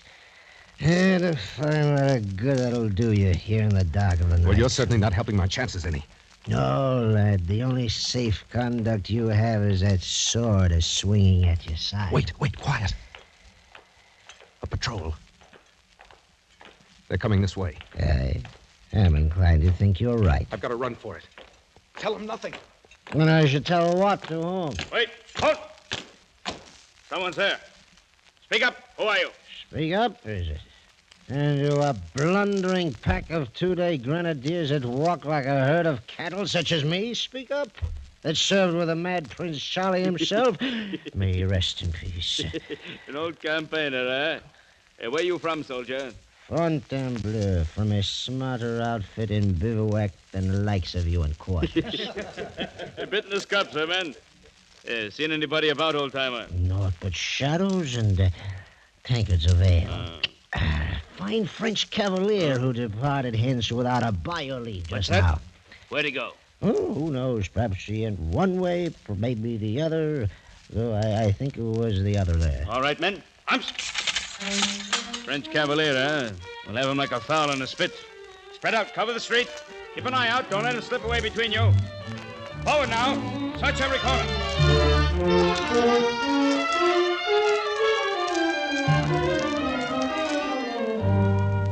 Oh, the fool.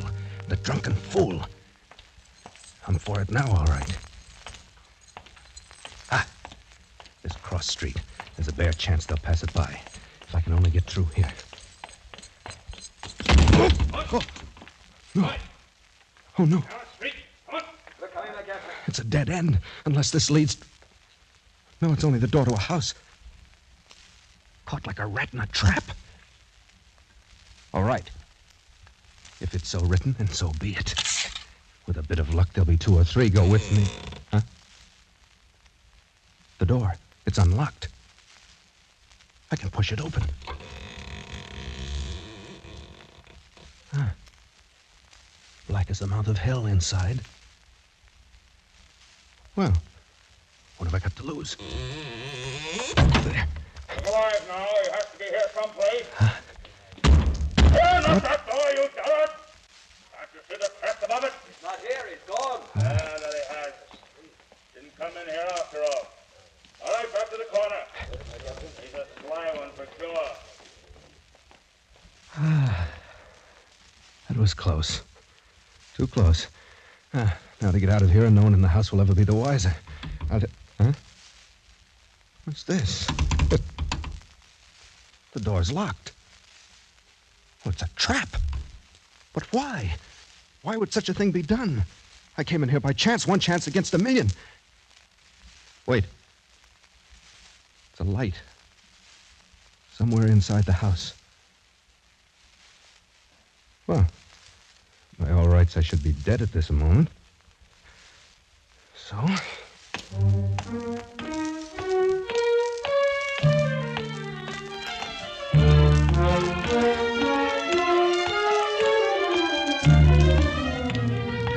Come in, young man. I've been expecting you all evening. I fear you must be mistaken, sir. My visit is quite unexpected for both of us. That's good. That's very good. For the both of us, you say. Well, no matter. You're here. That's the main point. Take a seat, my boy. Put yourself at ease. We'll arrange our little affairs presently. There seems to be some misunderstanding. You see, your door was standing... Oh, the door. That was a little piece of ingenuity. Don't you agree? So you must know that I had no intention of intruding without an invitation. Without an invitation, is it? Well, we old people are used to such reluctance. When it touches our honor, we cast about until we find some way of overcoming it. And so, my boy, invitation or not, you are, believe me, most welcome. I hope you'll pardon my saying it, but I haven't the slightest idea what you're talking about. Oh, so that's it. Dead to rights, but still pretending, eh? You're a clever rogue. Sir, right. My name is Denis de Beaulieu. I am not a guest in your house by my own choice, and I am not accustomed to being Nor is the house of Maltois accustomed to certain things, of which you well know. Maltois? I should have expected better treatment at the hands of one of the most honored families of France. Honored indeed, until you, Monsieur de Beaulieu, took it upon yourself to dishonor us. Sire de Maltois, I have attempted to explain that I took a stand before your door to fight off a patrol which I'd encountered in the street. I assure you I had no slight intention of forcing myself Since it seems impossible for you to converse with any degree of reason, may I bid you good night? Sir, if you have your right wits, then you're insulting me grossly. And if not, I have no desire to spend further time with a lunatic. You young fool. Thinking to get away so easily. No power on earth can make me stay here any longer, even if I'm forced to hack that door of yours to pieces. I me. And now, will you please sit down, my dear nephew? Nephew? You lie in your teeth. I said sit down. You think for a minute that I made a little contrivance for the door and stopped short with that?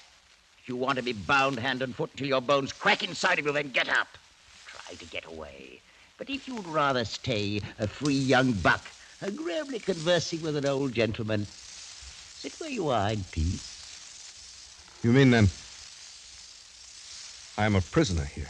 I stated the facts. Draw your own conclusion. Ah, fair Francois, come in, come in. Thank you, Messiah. Tell me, how is she? A little better frame of mind, I hope? She is more resigned, at least, Messiah. Well, now, isn't she hard to please? A likely stripling such as this, well-born, and her own choice. What more would the jade wolf have, If you'll pardon, the situation is not usual for a young damsel. It is somewhat trying to her blushes. Trying, is it? Ha! She should have thought of that before the dance began. She called the turns, and now she'll do the paying. At the risk of being presumptuous, may I ask who she is? Ha! You hear that, Père François? Monsieur de Beaulieu wishes to know who she is. I heard, Messiah. I am pleased that you find my most casual remark so amusing. So, you'd like to know who she is. Very well. After all, you really should know, young fella. It's only fitting for you to be introduced properly. Come along. I'll take you into she, all right. Why, that's the reason I planned the whole thing. You stubborn young scoundrelly blackguard.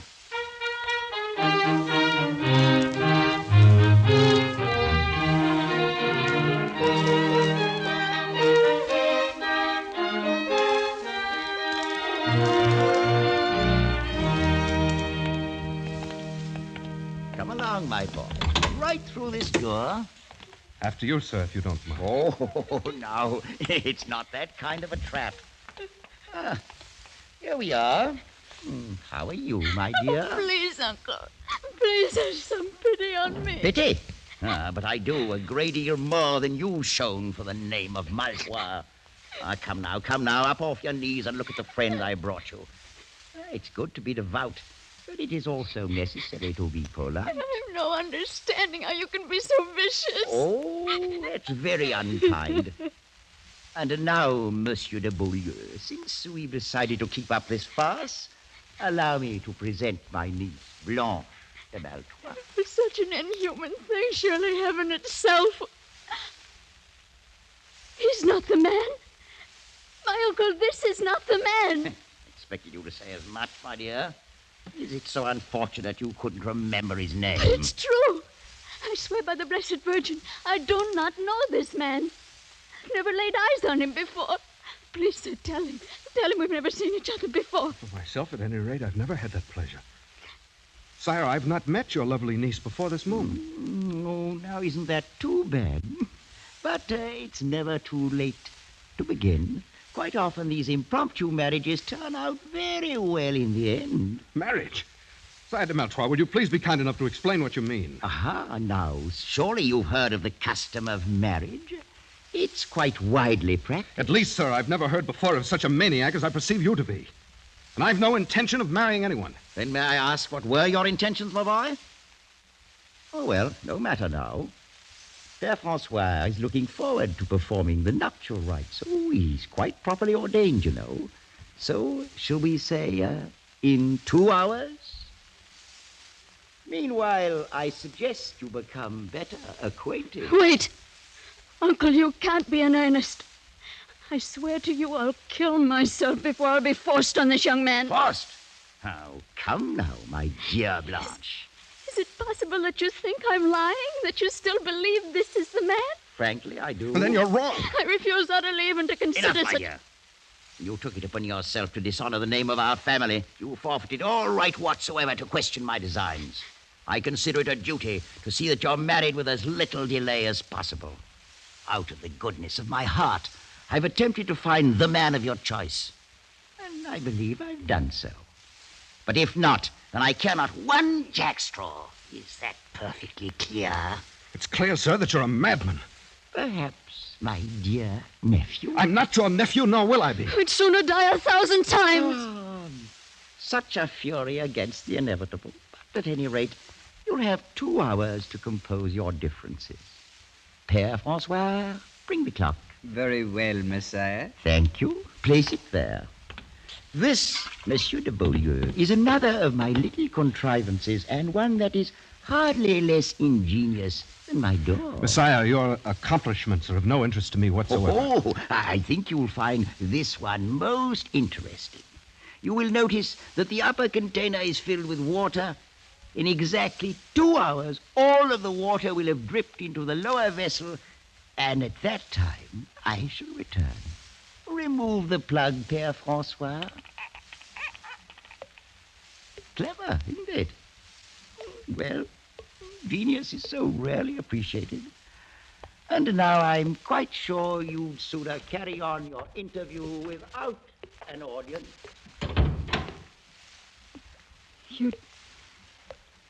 You'd never met my uncle before? He didn't arrange this with you? I'd never laid eyes on him. And certainly nothing was arranged with me, else I wouldn't be here. Oh, then you're as much an unfortunate victim as myself. But you at least must be more aware of the circumstances. I can understand none of this. It's not an easy thing for a girl to tell. Whatever you may think of me now, I fear you shall think the worse when I've finished. Words are but words. But your manner encourages respect. Thank you, monsieur. I've lived all my life with my uncle, and I've not been happy. 3 months ago, a young captain of the guard began to stand near me in the church. Oh, you must understand. I gave him no encouragement to do so. Oh, quite so, I understand. He was handsome, of course. As a matter of fact, very. After a while, he began to pass me notes. He found me pleasing, wanted to meet me, and seemed most interested in me for some reason.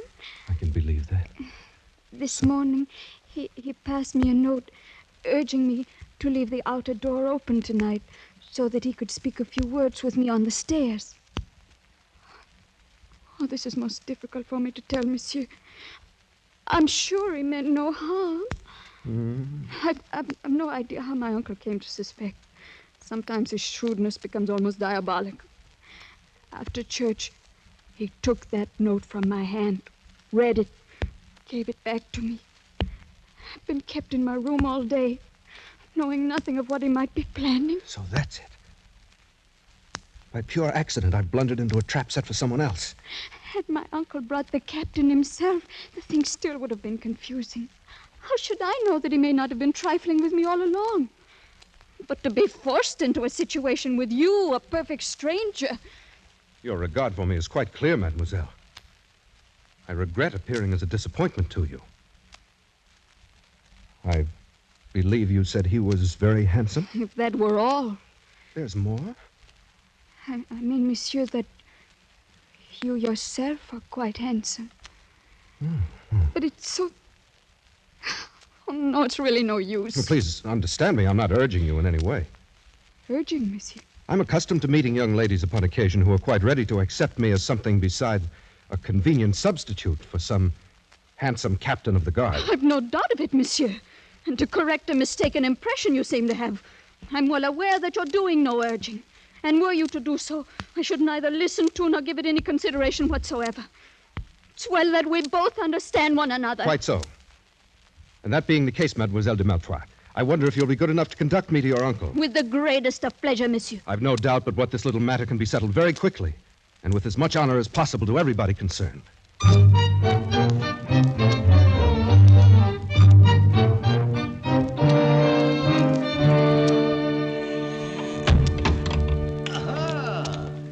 The full 2 hours weren't necessary. Already harmonious accord rises triumphant. On the contrary, Sire de Maltroit, your assumption is entirely false. Oh, what a pity. Well, Père François, there's nothing to it. We'll simply have to wait a while longer. As you say, Messiah. I fear it may be much longer than you think. In fact, forever. That's a very long time indeed. And you, my dear niece, what are your sentiments in the matter? I will not marry this man. Do what you may, uncle, I will not marry him. Right back where we started. Can it be that our young friend is lacking in perception, Père François? It is possible, Messiah. I'm not at any rate lacking in a sense of honorable conduct. Dragged in here against my will, I've addressed your niece in the manner of a gentleman. I found her charming, lovely, delightful. Monsieur. But now I have the honor of declining your offer of her hand. Let that end the matter. It's not as simple as that. Take a look from my window there, and tell me what you see on the wall beneath it. What do you mean? See for yourself. Whatever it is can have no bearing on the matter. There's an iron ring set in the wall. Quite so, and fastened to the ring? A rope. Right. So we have two elements. And to complete our little diagram, we need a third one. That element is, at the moment, firmly attached to your body. I'm referring, sir, to your neck. Uncle, no. And may I inquire the purpose of the dogs there in the courtyard below? Are they also a part of your devilish plans? My dear young man, a body doesn't hang in ropes forever, you know. You maniac. Even murder doesn't stop you. Oh, that's such a nasty word. Let us confine ourselves to the bald facts. At the end of your 2 hours, you will prepare yourself either to marry my niece or to kick out your life while you swing at the end of that rope. There's no other alternative. I think there's one. Between gentlemen, at any rate. Arm yourself, sir. You fool. You think for a moment that if I'd regarded your sword as a threat, you'd still be wearing it? Père Francois, will you open that door to the passage, please? Of course, Messiah. I'll be most happy to. Gentlemen, show this rash young buck the color of your steel. Whether he likes to admit it or not, Monsieur de Beaulieu, one day a man grows too old to fight his own battles and must hire others to do it for him. Close the door, Père Francois. Then you'll not fight? Do I seem a fool? There'll be no fighting and no haughty refusal to marry my niece. You found her charming, well and good. But I'll tell you this. Were she as common as the Paris road, more hideous than the gargoyle over my door, you'd not spurn the hand of a Maltois and ever live to tell of it. Alive and married you'll be, or dead and hanging from that window, and soon after, food for the dogs. It's one or the other. So, make up your mind.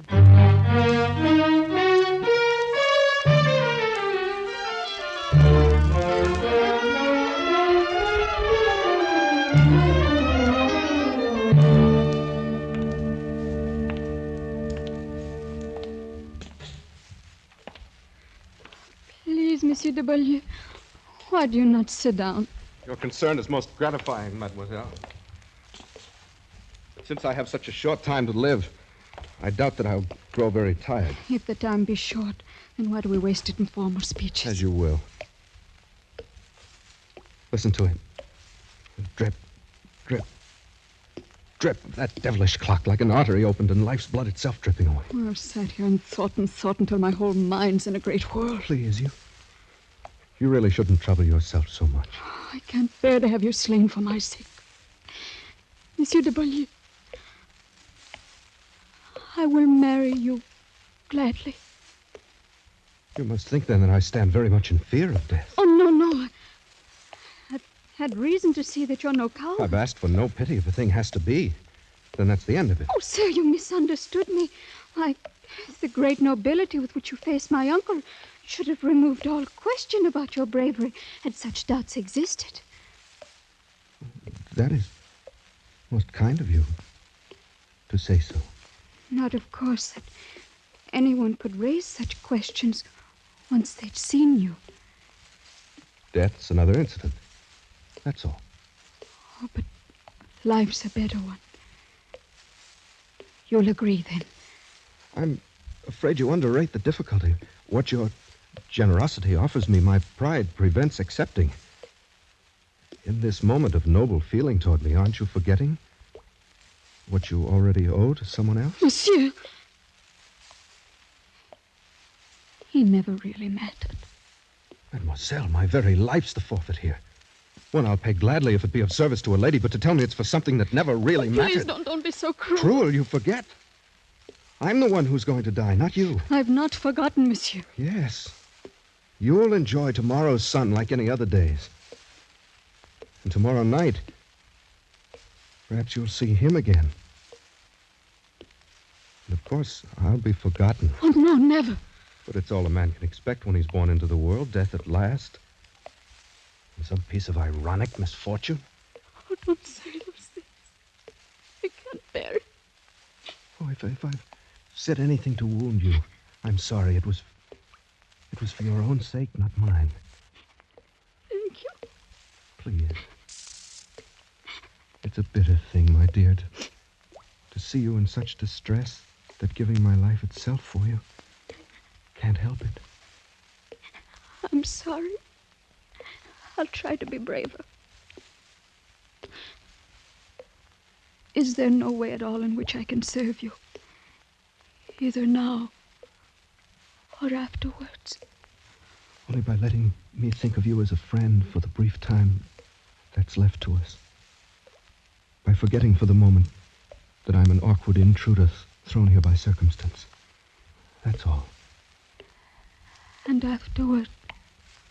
What does it matter? The closer you come to it, the clearer you see that death's no more than a dark and dusty corner where a man climbs into his tomb and shuts the door after himself. Oh, monsieur. I've only a few friends now.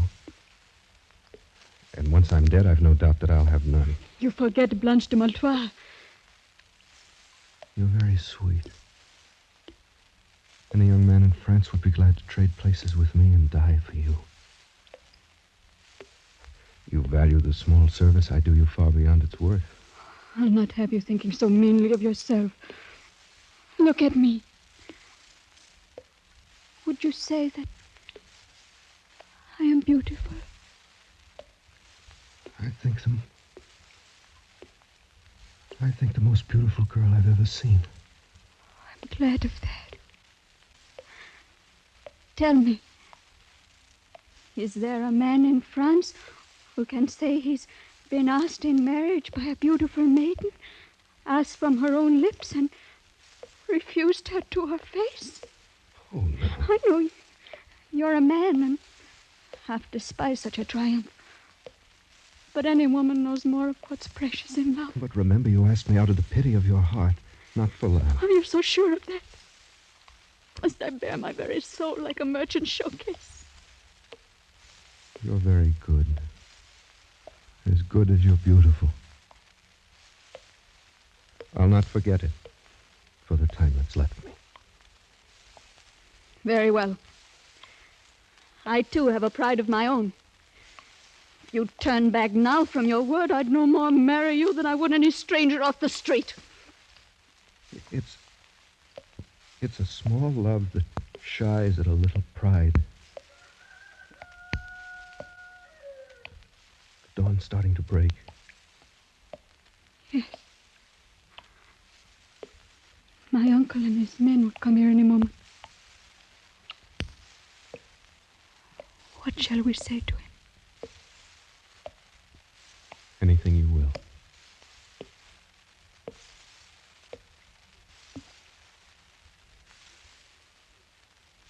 Oh. All of my life I'll weep for you. And weep the more because it was you. If I'm wrong, it's a great price I'm paying for it. One I'd not pay if I didn't care for you so dearly. Care for me? Oh, no, it's you who are being kind. It was in the moment your uncle brought me into you, and you raised your face to look at me. That's when I knew. Oh, strange. For it was then I felt it, too. Well, you've seen already that I'm not afraid to die. Oh, you're not. I know it. Blanche, is it really true, not something born of pity? I swear by all that's holy. I love you, Denis. Oh, my beloved. And I can tell you now that I love you, too. Even after all you've heard? I can remember none of it. The captain's name. No matter. I love you. Oh, my darling. I love you more than my life and my soul. Blanche, my darling, I love you. I love you, Blanche. Well, Uncle. Well. It's most gratifying to see this little matter settled in such a congenial fashion. Good morning, my dear nephew. I have nothing to say to you, sir.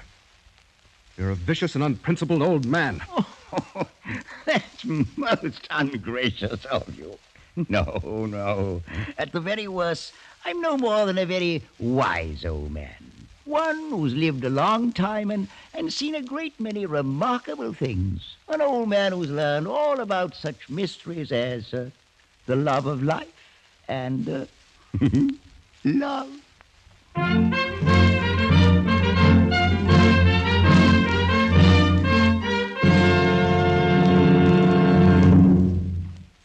The Sire de Maltois' Door by Robert Louis Stevenson was adapted for radio by Les Crutchfield and produced and directed by William N. Robeson, with Elliot Lewis as Denis, Peggy Weber as Blanche, and Ramsey Hill as the Sire de Maltois. The special musical score was conceived and conducted by Cy Feuer.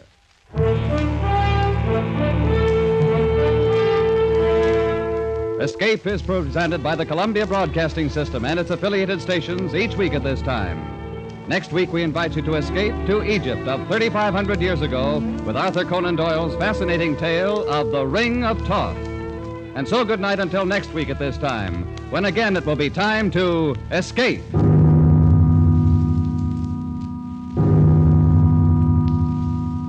This is CBS, the Columbia Broadcasting System.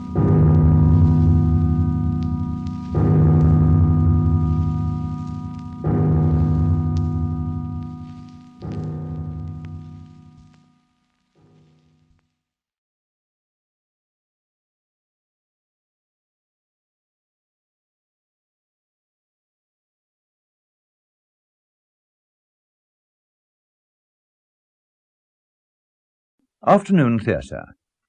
We present Sidney Taffler as Rosario Kiana and Manning Wilson as Blackjack Jackson in Next Man Through the Door by John Howlett.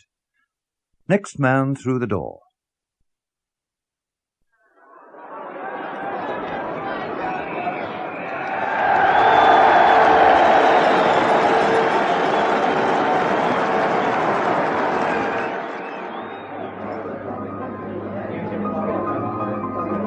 Hello, sir. Good evening. A small or a large, sir? A large, thank you. And for you something? Oh, Tom. Was it a good game? Slow and muddy. Football's better in Italy. That's what they say. It's many years I have not seen football in Italy.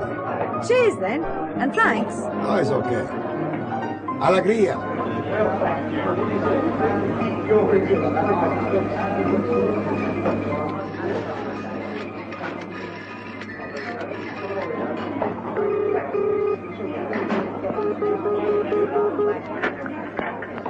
He's come. Joe! I'm here, kid. Keep on the line. Yeah, he's standing at the bar chatting up the barmaid.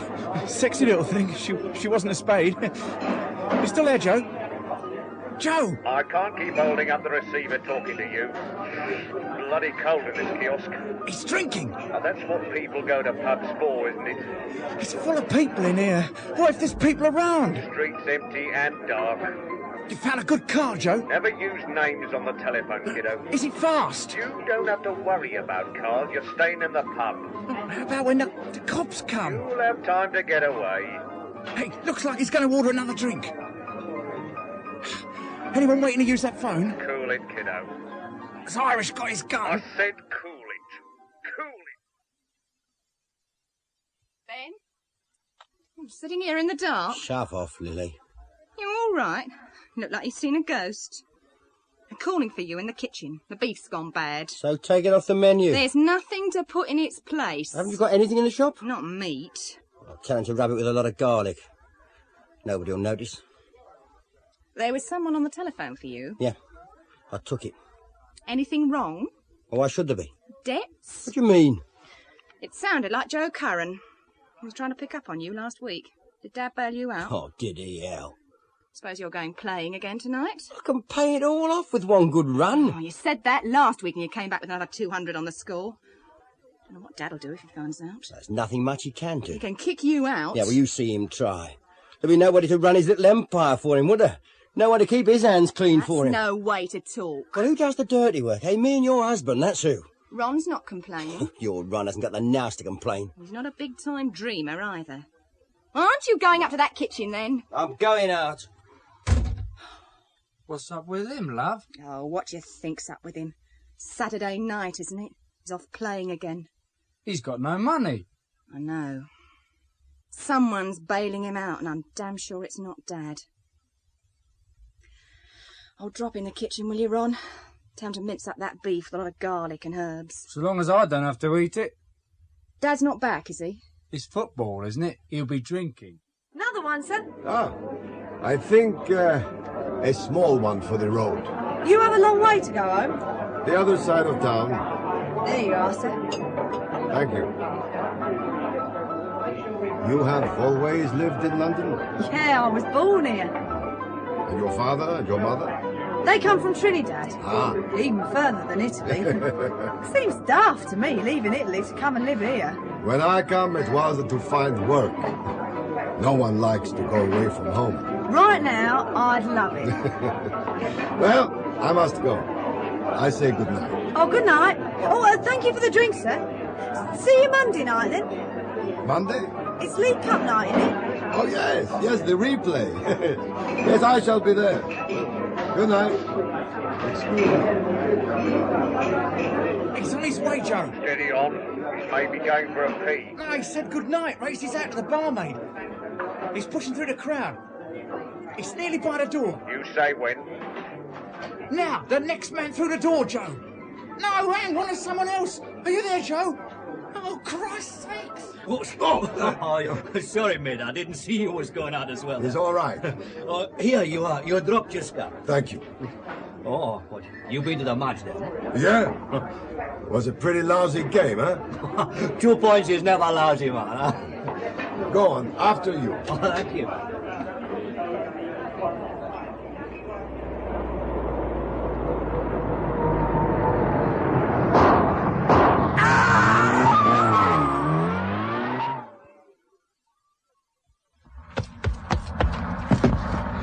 You'll break your bleeding neck jumping on a bus like that. Are you all right? I think so. You look like you've seen a ghost. So long as he's not my ghost.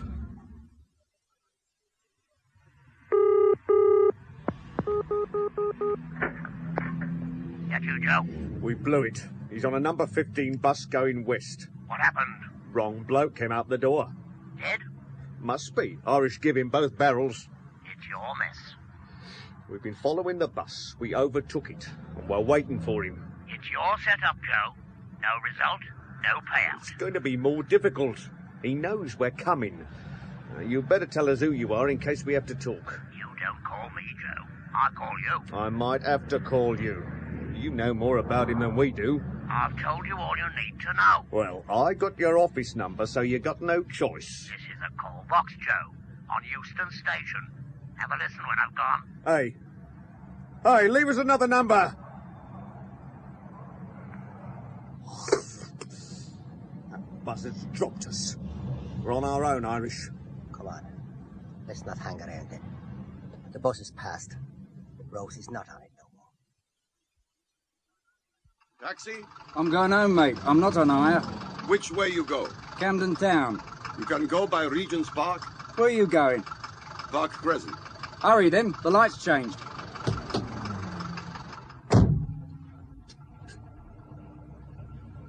I'm not putting it on the meter. It's all right. You live in Park Crescent? No. You live in London? Yes. How long you lived here? Longer than you drive taxis. No offence, mate. I like to parlare a bit of Italiano. So I like to parlare inglese. They've all come over this year, I reckon, doing their Christmas shopping. There was more Italians than Cockneys in Oxford Street last week. You in catering? I got a shop and a restaurant. Ah, we always like to know where to bring people. There's always someone climbs in and says, I want a nice Italian restaurant. We give no commission. Blimey, mate, you're not very friendly tonight. Whereabouts are you? The junction. Ah, the Blue Grotto or something. Yes. La Caverna Blue. Where the roads divide, isn't it? Always beats me how that block's been left out by the developers. It's left out because I never sell to them. You own that whole block, do you? With all those alleys and courtyards inside? It's a bleeding gold mine, isn't it? Gold mine? The property. Renting rooms and shops and that. It's more trouble than gold, I think. Hey, you looking for someone? Sorry? Out the back window, you keep turning round. I wonder if a car follows. A friend, I mean. There's no one on our tail, mate. I'm back. Any calls while I've been out? No, Mr. Baker. The letters to sign are on the table. Oh, thank you, Amanda. If you sign them now, I can post them on my way out. No, they may have to be changed. Do you want to dictate any more now? No, that'll be all. Monday morning, then? Yes, not here at the office. Who's that? Just a minute. Who is it? It's Mr. Kiana, sir. Oh, show him in on your way out. Good night, Amanda, and thank you. Good night, sir. My dear Sorrow, what on earth brings you here on such an unfriendly evening? You look as though you need a drink. Rupert, who would someone use for a shooting? A killing, Sorrow? Heavens, man, I'm your lawyer, not your bodyguard. Who is there in London who kills for money? I should hope nobody. Who do you want to get rid of? I do not do killing, Baker. Not with my hands, not with my men, not with my money. So who wants to? This is the question. You know of someone who's been killed? I know someone tried to kill me. You? They killed the wrong man. When? 20 minutes ago, a gun from a car. Have you been to the police? Police? What they do? You want me to go to them? From you, I need money. My dear Sorrow, it's Saturday evening. Okay, I find money at home for the weekend. Is it safe for you to go back home? They could be waiting for you. Rupert, you help me on Monday. Of course. There are several things we could do. I fight for what I got, like always I have done. Of course, you must. If something happened to me, everything is in order, right? We mustn't let anything happen to you. You look after my children, right? Ben will need a head to think for him. This is why you are my executor. And Lily, she is a woman with a dumb husband. Look, why don't you hide out somewhere? Let things cool down. I can find your cottage in the country. What do you think? They can shoot guns at me, I turn the other cheek? What are you going to do? I am running, Rupert. Never. I am on the run before. It's a new game I have to learn. Maybe I can help if I know where you are. I think it's better if no person know. Is bicycle that thing at front door? Yes, it folds up. I borrow it. You on a bike? Exactly. No one look for Rosie Kiana on a bicycle. Inspector Jackson, Sergeant. Good evening, sir. Hello, Pike. What's it all about? A shotgun from a car killed a coloured boy. He died before the ambulance got to him. Who is he? He lives down Lewisham. Came over for the football. That's what his mother said, anyway. Uh-huh. Anyone see it? We've taken 40 statements from people in the pub, but none of them tells us very much. They had the gun and they had the car, and that's about all. Yeah. Motives? Nothing that we've found. No one knew him in this neck of the woods. Right, what have you got on him? It's down here. And that's all we've got so far. Timmy Allen, bus driver. 25 years old, no crime record, born Jamaica. Yeah. Who kills bus drivers? Who kills black bus drivers? Oh, maybe. Who saw this car? It was someone in the main road, sir. They heard the shot and then the car came out fast. 2 blokes, driver and a man in the back seat. Yeah, well, he'd have had to been in the back seat with a shotgun, wouldn't he? Yeah, I suppose so, sir. Descriptions? Masks. All set up nice and careful. It makes cock robbing something of a VIP, doesn't it? Timmy Allen? Well, it depends if Timmy Allen was really cock robbing. Are you taking over, sir? No, just sniffing around. Now, you carry on. How did he die? Bled to death on the pavement. No one helping? Him crying and everyone watching. Well, that's how we found it. Poor kid. Depends why they killed him, sir. Well, it's a hell of a way to die, Sergeant, whatever the reason. Who's the boss in here? The publicans in the bar, sir, playing the piano. They seem to call him Chris. Right, let's meet him. Are you the landlord?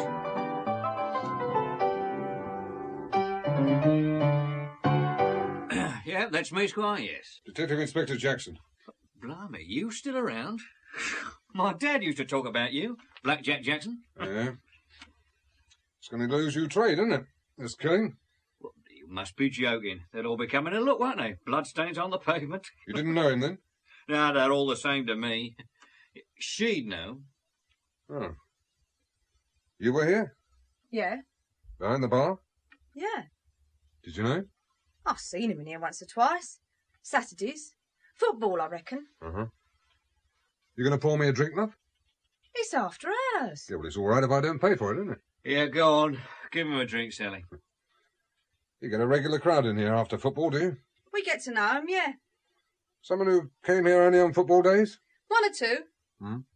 Who else besides the black kid? I don't know. Few from the south of the river. Yeah, well, we don't open till an hour after the game, so it's only those that hang around. Are there any other coloured boys? Well, not exactly. There's a foreign bloke. Sally's posh bloke. Oh, yeah. Who is he? I don't know who he is. He comes in after football. An Italian gentleman. Who raises his hat and says good evening and wears gloves and handkerchiefs in his top pocket. Oh, tip-top style. Wouldn't break eggshells where he walked. He's nice. Is he local? No. He fancies you, does he? No. He's just polite, that's all. Old-fashioned. He was here tonight, was he? Well, he was gone by the time it happened. Just about then he went, didn't he, Chris? What? I never saw him.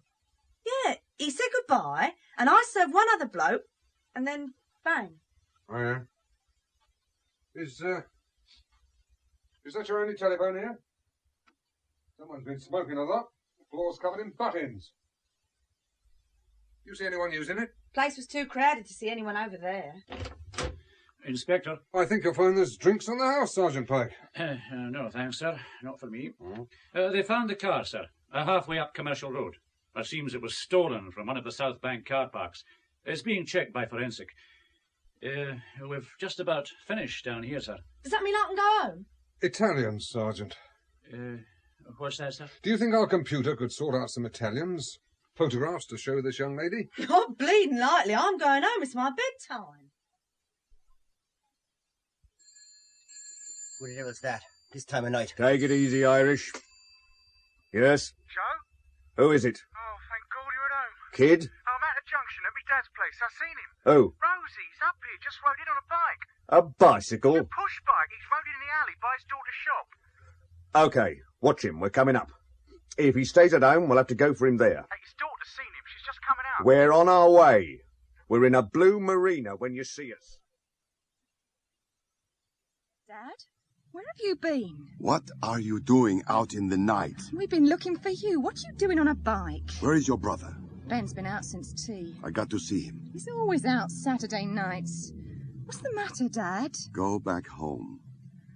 And where are you going? For the moment, I sleep no more at home. What do you mean?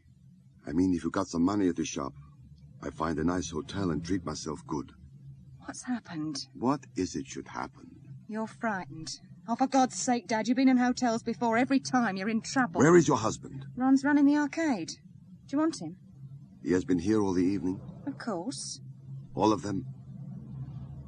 Dad, what's wrong? Nothing is wrong. Go home now. Where do we find you? I come back tomorrow. Who's chasing you? Go home. Silly one. I'll tell Ben you're looking for him. No. You tell Ben nothing.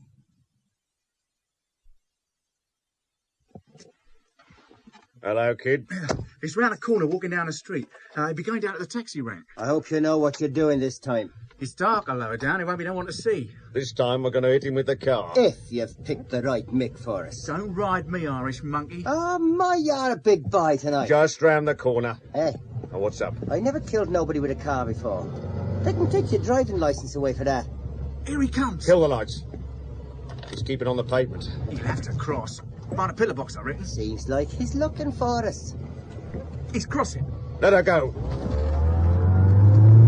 Hey, he can run, that little old man. Careful! I'll get that little sod. Watch it. Ah, you've lost him. Hang on! Big enough to see, wasn't it? Hey! Get the hell out of here. Drop me round the corner, I'll follow him.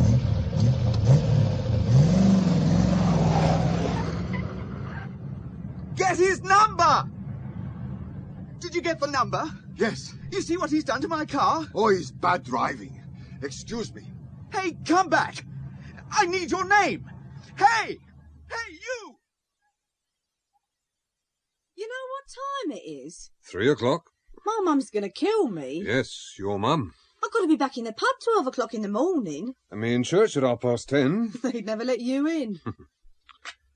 Right, there. Now, that's the last pile, then you can go home. Oh, I didn't know there was that many Italians in London. They can't all be villains. Villains, victims, fugitives... That's him. Rosie? That's never his name. Are you sure about him? It's nowhere near home for him. Of course I'm sure. You said it wouldn't get him into trouble. Masters, a car to take the lady home, and send Sergeant Pike in, will you? Right away, sir. I'm not going home in one of your cars. Well, then you'll have to walk. He can drop me at the end of the road, can't he? Well, you told the driver. He'd do anything for you this time of night. See him try. Rosie. You said it wouldn't hurt him. You fancy him, do you? Why'd you call him Rosie? Well, it used to be his nickname. We're old friends. You hurt him. I'll never tell you nothing more. We're here to help you all. Didn't they teach you that at school? There's a car ready, sir, and the sergeant's here. Right. Well, thanks for your help, Sally. Yeah, sure. Where's she going, sir? We've found our Italiano, Pike. This one? Yeah, Rosie. Rosie? He'd have your front teeth taken out if he heard you say it. Rosario Chana. Chiana, sir. CH is spelled here. H hardens the C in Italian. It's Chana to me, Sergeant. Yeah, doesn't look much, does he? The Latin lover gone a bit long in the tooth. Long just about everywhere, so they say. Had quite a reputation in his time. And a record? Oh, small-time racketeer. Women, fruit machines, rent protection. Oh, I've never heard of him. Very tight he is. An old-timer. Even the East End gangs couldn't get through to him. What's his patch? Over the river. He has the block down the junction where the two main roads split. Ah, there's an Italian restaurant off there somewhere. Yeah, and a shop. That's his front. His daughter runs the shop, and his son runs the trattoria. Trattoria, sir. Thank you, Sergeant. You think the shotgun was meant for him? It's nasty, isn't it? Gang warfare and vendettas. Bad for statistics. So where do we go from here? Where does Rosie go from here? Bathrooms through there, sir. You would like morning tea? Thank you, no. Tell me, is true that no one come into the hotel without a desk stop them? A house rule, sir. We have celebrities who have to be protected from journalists. No back entrances? Staff entrance and fire escape are controlled by the porter, sir. Thank you. Thank you, sir.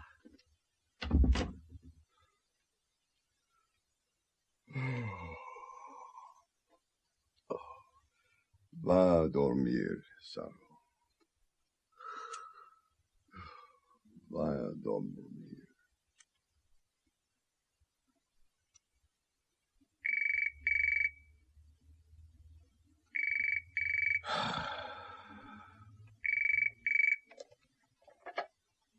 Yes? Rosie? You're an old man, Rosie. Who is this? You can't hide nowhere from us. You can't come in. No one comes in without a check. We don't want to come in. We're waiting for you to come out. I will find who you are. No one put a gun on me.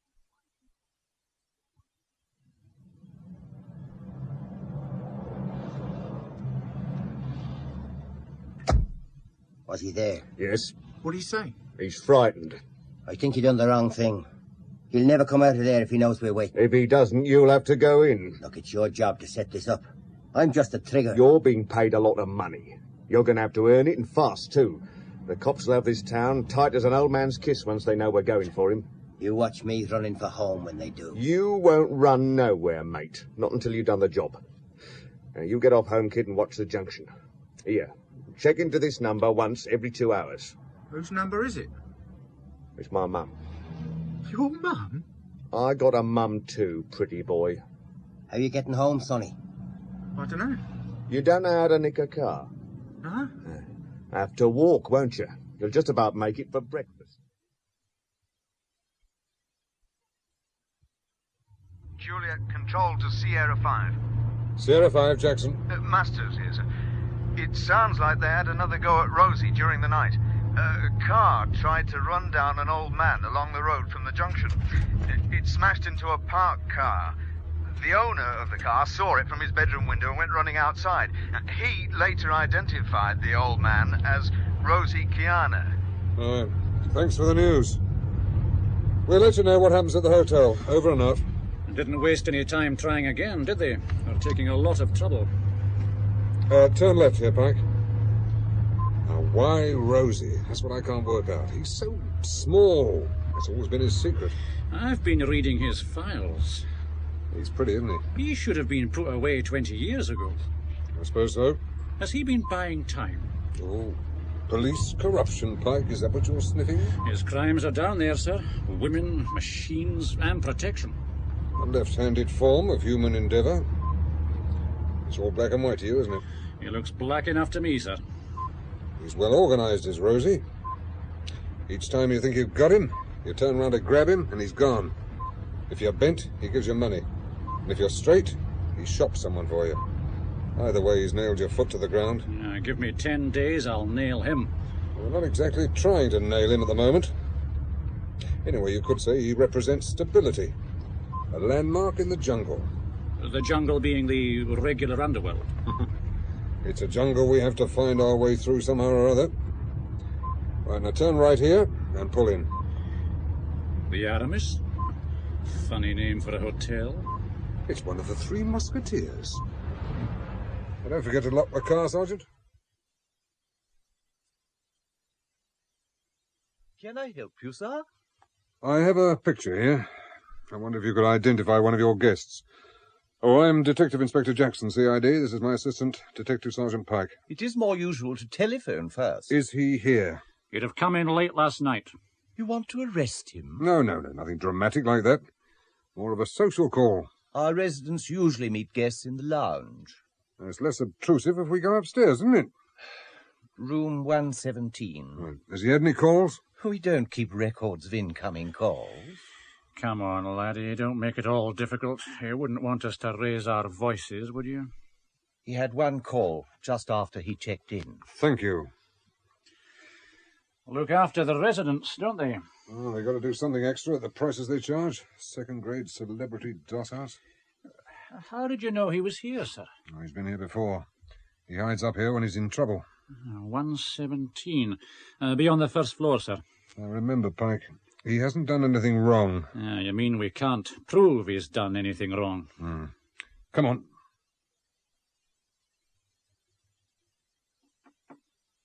Who is it? CID. What do you want? Open up, Rosie. Black Jack. Inside, I think, Rosie. We don't want to embarrass the management. What do you want? You want free knock with one of the girls? At my age, Rosie? It's no use looking at my colleague. Sergeant Pike's a very serious young man. I think he thinks he's going to bust you. Hello, sonny boy. Oh, colour TV. You're paying with your credit cards, are you? We'd better have some breakfast, I think.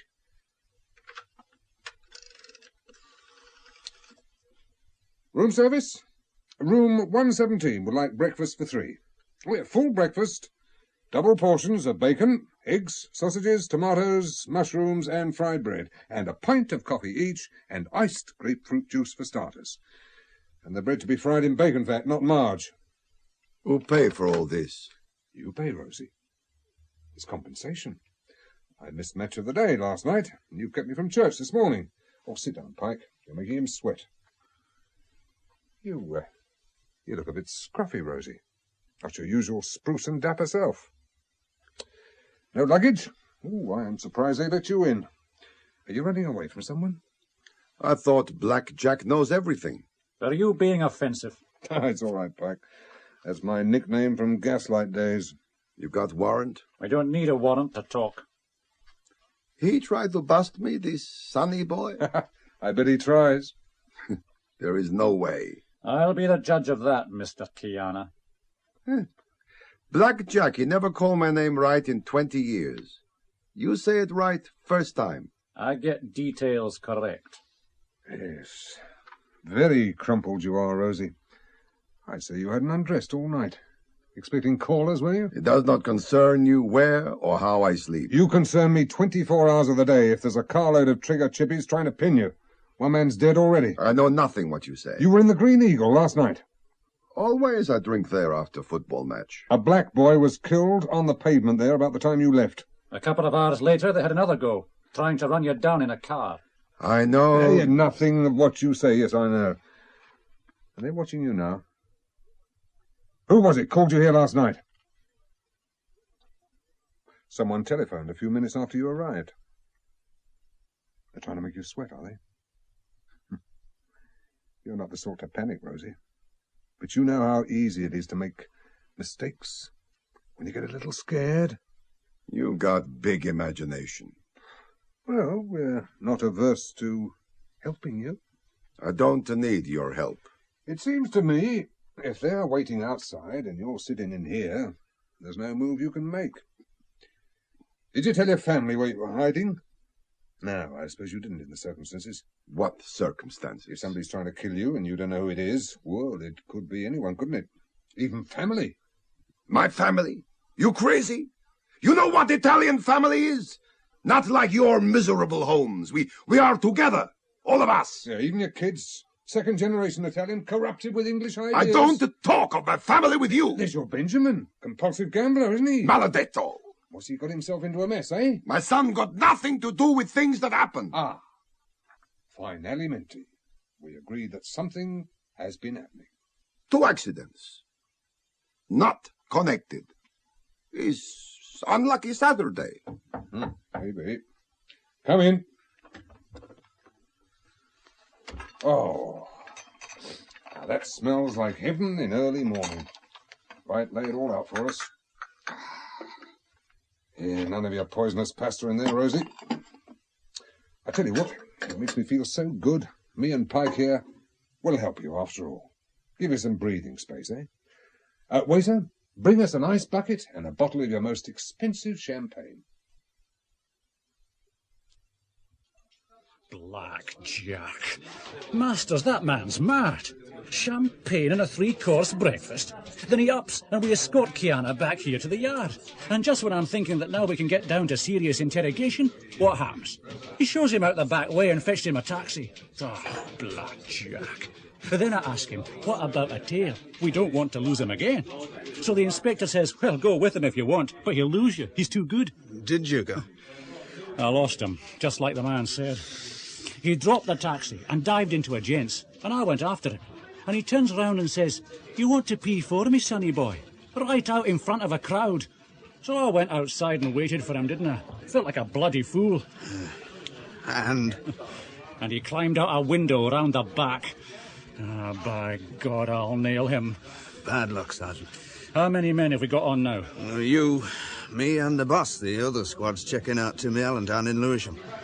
I'll be finished any time. When they come back, I want 2 good men on the junction, ears to the ground. Looking for Rosie. I'm building a file. I want a case against them. But Kiana and his whole setup. We're on Timmy Allen, Sergeant.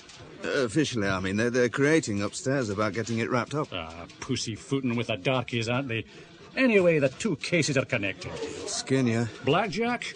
I'll meet that when it comes. Why do you think he did let Rosie go? Oh, damned if I know. I'd give a month's pay to know where he's gone. Good morning, Sally. Hello. Not like you to come on a Sunday morning. You have a drink with me? Oh, Tal. Yeah, one for me as well, then? So, one for the music gentleman also. He's the landlord. Many people in here today, landlord. Well, they've come to see the blood, haven't they? It's a rough pub. Well, you'd know more about that than me.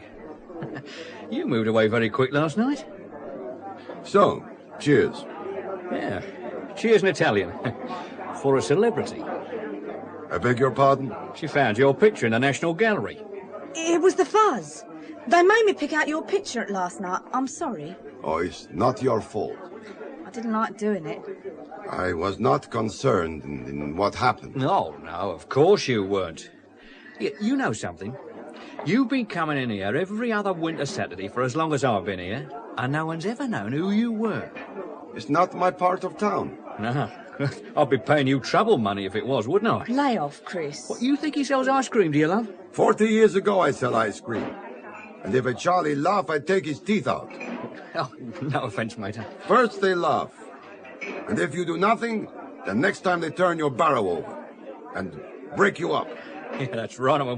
We've all got to look after ourselves. Get big enough to turn over the next fella's barrow. It's good for you you're not in my part of town. How can it? I've got drinks on the house. I talk too much. Yes. It's better when you play. Right, then, what is the gentleman's request? You have trouble here often? Not guns. Fighting on Friday night? Sometimes. You are never frightened? I suppose so. You have a telephone behind the bar to call the police? Only the coin box there. And your boss, does he have his telephone? No, he uses the coin box as well. So, is only one telephone in here? Yeah. Do you remember someone in there last night? Why? I remember someone. You were playing. Yeah, well, the phone rang, didn't it? I went to answer it, and whoever it was hung up. Then about 10 minutes later, a bloke went in the box to make a call, and I never saw him come out. He could have been in there all the time. You know who it was? Well, interested, are you? Have you ever seen him before? I don't know. You want money? A $5? Blimey. You do want to know, don't you? You tell me what he looked like. Well, he's a young bloke with fuzzy hair and spotty. Is not enough. Yeah, well, he had a donkey jacket with something down the back, you know, a Mickey Mouse or something, and metal studs. No name? No, I've never seen him before. You recognize him if you see him again? Identify? No, I don't know, mate. You earn easy money. Goodbye, Sally. Oh, goodbye. Why didn't you want to help him? Well, look, it is all trouble if you get mixed up in that sort of thing. You stay out of it if you want to keep your job. Cool, isn't he? I mean, if there's people after him... Unpeel him, I expect you find he's frightened sick. Sally! Serve the customers, love. Message from East Ham for transfer to Juliet Control. Rosie Kiana seen entering the Green Eagle 1320.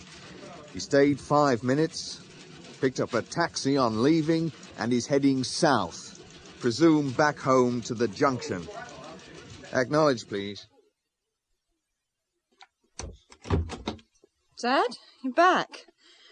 I'm busy in the kitchen. I'll be with you in a minute. Where's your brother? He's sleeping. At this time of day? Last night I come, he's not here. Today I come, he's sleeping. It's Sunday. He was out all night. Ben! Ben!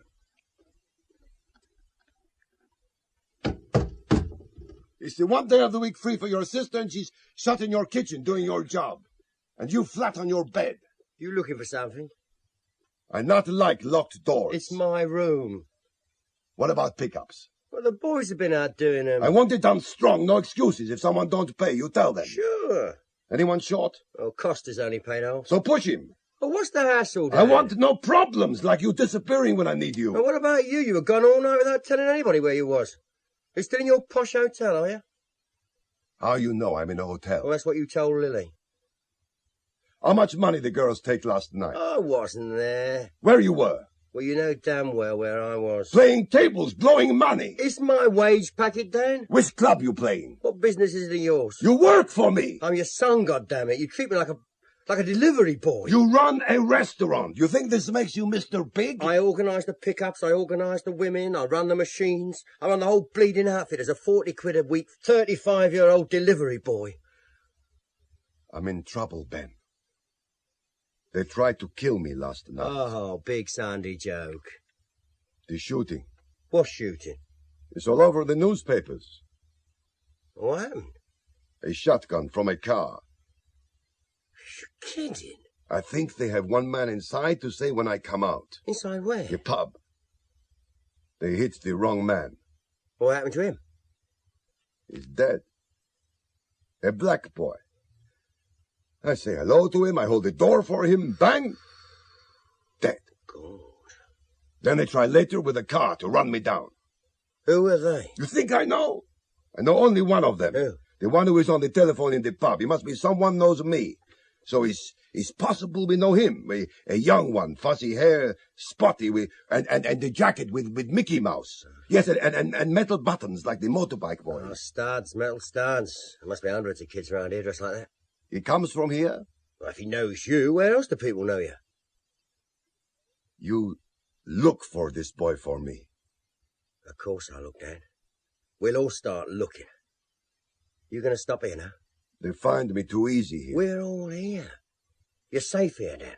I will be safe again when I find who it is puts the gun on me. I cannot find him sitting here, like you can do no job lying on your bed like a pig. You get dressed and go to your kitchen. Your sister, she come with me. Lily! Lily! Did you find Ben? We've been talking. Talking or fighting? You want to start also to treat your father bad? Did you find a nice hotel? Yes. It's a good way to live. Are we allowed to know where you are? No, I changed the hotel. I not know. Look, if you're in trouble, you've got to tell us, Dad. No, this wine is like a bad water. It's Italian. So it's made of cabbage. You send it back. It's very cheap. We can buy it for 40p a bottle. And sell it? I don't know yet, 60 or 70. 80. The English love the... Now, you come with me, Lily. Where? We look for someone. A young man who wears Mickey Mouse on his back, fuzzy hair and spotty. You know someone? Who is he, this Mickey Mouse bloke? What's he done? I never say he done something. Where's the van? Out the back in the courtyard. I get in the back. You drive.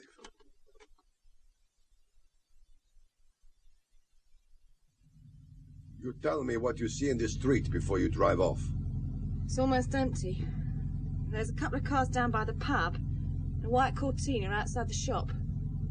Ron's standing by the arcade, and Isaacs is coming out the barber's. Looks like he's been with one of the girls. Anyone in the Cortina? Yeah, someone reading a newspaper. Can't see who it is. Oh, there's a Mini in one of the alleys. No other cars? Not this side of the lights. Okay. We go. I know someone who wears Mickey Mouse. Who? Him in the car there. I can't see nothing here in the back. Costa's boy, the one they call the Kid. He drives around in that Mini. He's just driven out the alley by his dad's shop. You're stopping. The lights are red. Kid's coming up behind. You can see him out the back window. He's not wearing nothing that could have Mickey Mouse on the back. Got fuzzy hair, though. I know I've seen him around in something with a Mickey Mouse. Turn left. See if he follows.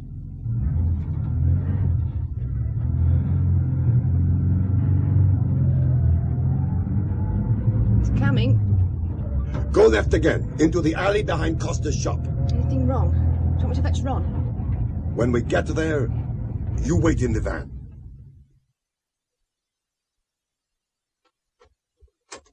Hey, what you... Oh. It's you. I paid up. I paid your men this morning. Only half you have paid, Custer. I'll pay rent, but I'll pay no more protection. What is this protection? It's a subscription you pay for neighborhood insurance. Your day's over, Kiana. A shop can have bad trouble. People not to pay bills, stealing, any kind of trouble. My boys sorted out for you. Someone went for you Saturday night. It's you who needs protection now, mate. Who tell you this story? Everybody knows. Everybody knows. You sure you not know more than someone else? You and your son? I don't know what you mean. You pay back this evening, or you have trouble. Dad, you see anybody come in, Dad? The boy'll give you trouble if he finds you here. Oh, your boy. He's a tough, sunny boy, is he? Dad? Hello, sunny boy. Let go of me! Let go of him. I'll call the police. Get out, Costa. I talk with your son. Let go of me, old man.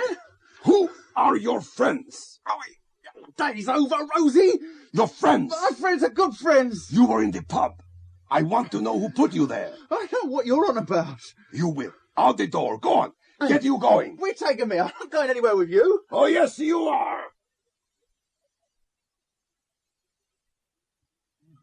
You stay down on the floor. An old man is still strong if he's angry. Are you out in the road? Turning out now. Is Ron still by the arcade? Do you want him? Pull in by him. Hello, love. Dad's in the back. Costa didn't pay. He paid half, sir. If he not pays the full inside this evening, you do something to tell him. Yes, sir. You touch my dad, I'll kill you. You already try, sonny boy. It not work. Let's go, Lily.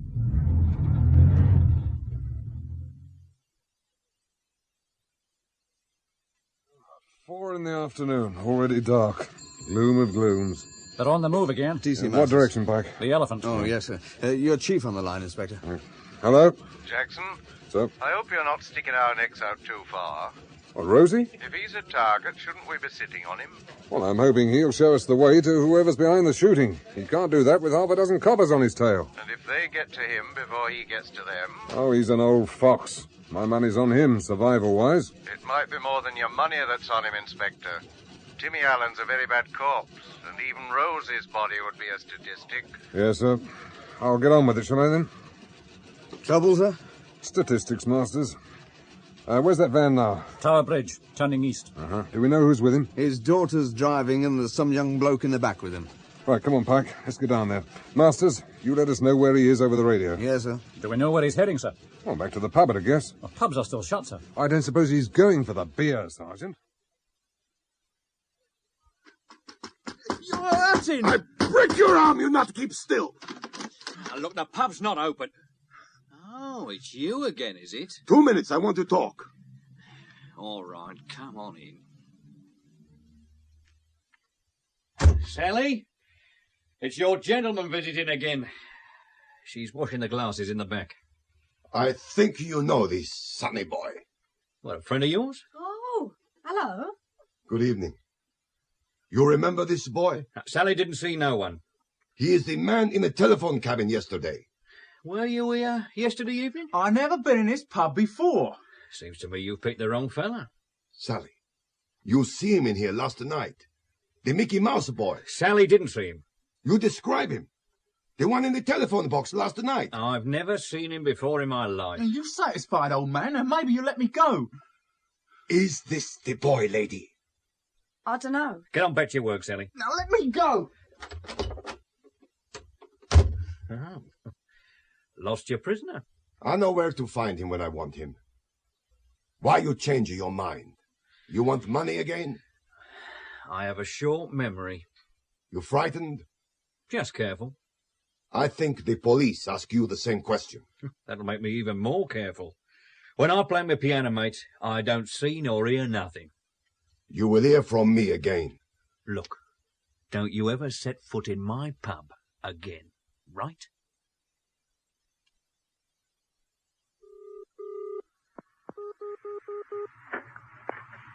Joe, he picked me up. Who picked you up? Rosie. Where is he now? He took me to the pub. Letting yourself be pushed around by an old man? No one recognised me. Don't want their pub burned down, do they? Where are you now? In a box down the road. Where were you last night? How did he know about me? Should be such a pretty boy, then people wouldn't remember your face. Yeah, I can see him coming out the pub. I'll stay with him. How can I? I haven't got no car or nothing. How did he come? In a van with his daughter. Which way? Down Commercial Road. OK. Well, pick them up if they come back the same way. He's Irish with you. You get off home and don't be so bleeding frightened. If you lose your nerve, he'll pin you. He's having a go at my old man and all. He told his boys to put the screws on tonight. Get off home, kid. He might not be around no more come the night time. Juliet Control receiving. We missed them at the pub, but we picked up the van turning west out of Greengate. We're coming down into East India Dock Road about 50 yards astern. I think they must have dumped their passenger. I can't see anyone in the back of the van. I presume Rosie's sitting on the floor up front. Now get someone to check out the pub. Find out who was with Rosie. We're catching up on them now. Oh, hell. That truck's blocked us off. Right, pull over, round the traffic island, Pike. Right. What's happened? We were held up by a ballast lorry. Do you want another car, sir? They're not there. Must have gone left down the side street. Yeah, the lorry's gone as well. Strikes me they were trying to get away from it. Turn the blower on. There's another car on the way.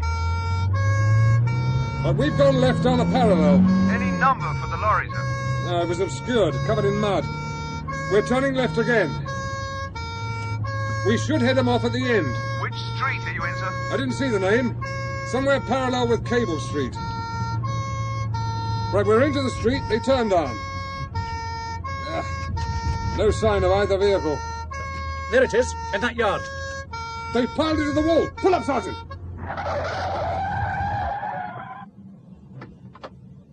Sergeant Pike here. Better have an ambulance and a forensic team. Rosie! What's happened, Sarge? Oh, looks like the lorry has forced the van into the wall and crushed it from behind. Oh, hang on. There's someone there. Ah, it's the girl. She looks all right. Lily! Where's your dad? Keep away! Are you all right? Get away from me! Where's your father? Who are you? Police. You're too bloody late. Is he in there? He'd be dead if he was. He was with you 10 minutes ago. He got out. Did you see who they were? Didn't see nothing. They had masks. And they ran off? I jumped before we hit the wall. By the time I got up, they were off in a car. Oh, one in the lorry and one in a car? They were trying to kill us. They were trying to kill him, Ben. That's what it was last night at the pub, that shooting. Well, why did you let him go off on his own, then? Oh, he'd been dead with me. The back of the van was all smashed in. 2 of them there were. Lorry and a car. They forced me off the road into a wall. And you say Dad had Costa's boy with him? Only as far as the pub. Did you go in with them? No, he told me to stay in the van. When he got back and Costa's boy wasn't with him, I said, it wasn't him then. Dad said everyone's too frightened to talk. Those were his words. Everyone's too frightened, he said. Who can it be, Ben, to have got everyone so frightened? One of the Gerrard Street mob, maybe. Dad's never been anywhere near drugs. No, but he's kept him out of this area, hasn't he? I mean, each time they've tried to open a shop or a chow house, he's given them the frighteners. He's been making that mistake too often, Lily. You have to go in with the people that are that strong. Sound as though you think you could run things better. Maybe. And you'd want to? Of course I would. I'm 35, Lily. And he's an old man. He couldn't run things here without you, he knows that. Oh, you should have got out, Ben. You should have got off on your own 10 years ago. Doing what? Selling ice cream? You had good schooling. You'd done anything you wanted. Surveyor you were going to be. You were going to go off and make maps in unknown parts of the world. I don't remember, do you? In love with life in them days, doing everything. I stayed because he wanted me to stay. You think Dad didn't want you to make something of yourself? That's why he treats you rough now. He's got no respect for you. Why didn't you get out? Because I thought you were going. Someone had to stay with Dad. So I screwed up both our lives, then. Well, I didn't say I wasn't happy. Got the shop, got a family. Yeah, you could have done better than Ron if you'd gone away from here. Ron's all right, as long as he stays out in the nick. You won't lose, Lily. I mean, if something goes wrong, there'll be money for you. Are things going to go wrong, Ben? Whatever happens, girl, you'll be all right. You know what's going to happen, don't you? Of course I don't know. Does Dad know? I don't know what Dad knows. He's all on his own now. What happened after the pub? Where was he going? I don't know. He made me drive round till we found a really dark street. Then he got out and told me to go home.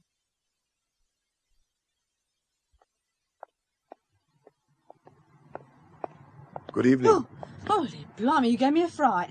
Hiding in dark doorways. I beg your pardon. I wait for you all evening. I must ask you about that boy. Chris didn't want me to say nothing. He can't know if we meet and talk here. Well, the police come after you left. What did he tell them?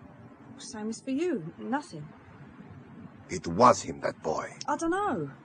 I really don't know. Because you are frightened, you don't know. I am also frightened. They say that black boy was a mistake. They say it's you they're trying to kill, whoever it is. So it appears. Who are they? I know nothing. It's why I asked you if that boy was at the telephone last night. It was Chris what saw him. But he was lying this evening when I asked him. Yeah, I reckon he was. You're not sure? Yeah, I'm sure. That bloke was in the pub last night. I didn't see him on the phone, but I know he had a couple of beers. Why does he want to kill you? I'm not a good man. Not a very nice man. I make enemies. I think there is 100 men who would like to kill me. Have you ever killed anyone? No. So what do you do?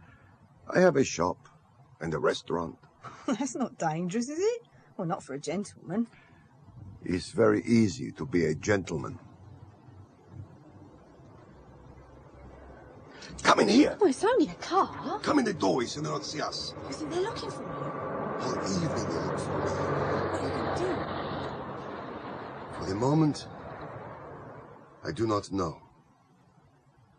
I am no more sure what to do. I have to get home now. Yes, I not keep you. Thank you for your help. Well, where are you going to go? We only got 2 rooms, me and me mum, and one of them's a kitchen. I give you a tenner to stay in your kitchen tonight. 10 quid? You could hire a taxi home for that much. Home is the first place they look for me. Where did you sleep last night? Hotel. Everybody find me. Well, I walk you home even if we say goodnight. A lady should not be alone in the streets so late at night. It's only 10 yards round the corner. You are not afraid here? No. I would be afraid. When I do not know who lives in every house, behind every door and window, then I'm afraid. I came from a village when I was a young boy. In the village, I know everyone. Do you know everyone here? I used to, before they pulled the street down. They only left us standing because of the laundry downstairs. They tried to buy me out, all my houses, to pull them down, to build sky castles. That's it. Oh, it's a palace. Only a laundry. So, I say goodnight. Yeah. Well, you'd better come in if you know where to go. This is the kitchen. You don't have to whisper.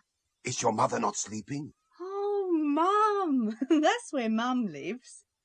The basket? Mum's a sort of joke. It's me cat. I'll tell everyone I'm going home to me Mum. Keeps most people away, see?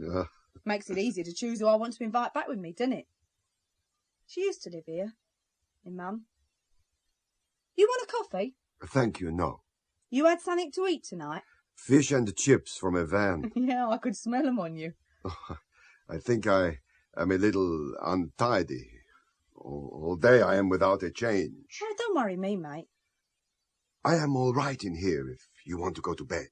2 hard chairs? It's all right. Well, you'll have to stay in here while I undress. I'm not having you watching. Oh, yes, of course. There's a light? Yes. Shut the door, then.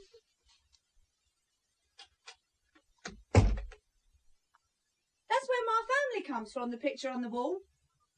You ever been back? Once, when my grandfather died. It's like an island. It is an island. I mean like a story island, a desert island. Hot sun and blue sea. Yeah, you'll never guess what happened to me when I went back. No? I got sunburned. And what color that make you? Green. Really? It did something to me. They told me I'd have to live back in England forevermore. Do you believe me? I do not know. It's all true. Not that I mind, living in England. I mean, it didn't feel it was home while I was back there. Do you feel it's home when you're back in Italy?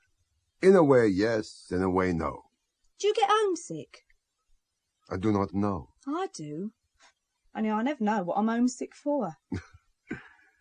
The picture is your father? Yeah. A soldier? In the war. He died for the flag. I'm sorry. It's another bleeding lie.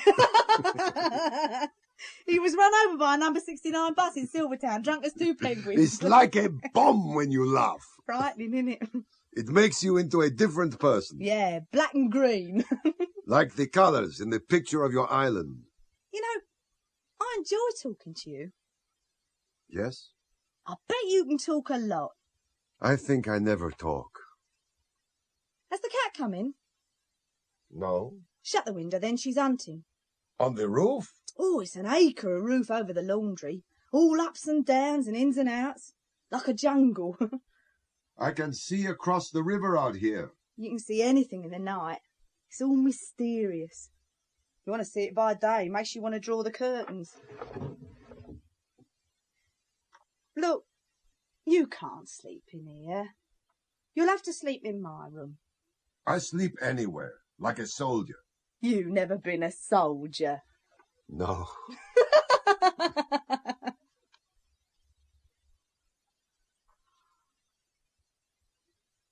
If you don't want the bed, you can sleep on the floor. There's a good carpet. Anyway, it's bleeding cold in here. I won't get no rest if I'm worrying about you. You want to sleep on the floor? I'll give you a blanket. I would like to sleep with you. Not with those dirty clothes on, you won't. No. And I not undress with you watching. There. Now it's dark. Turn her round.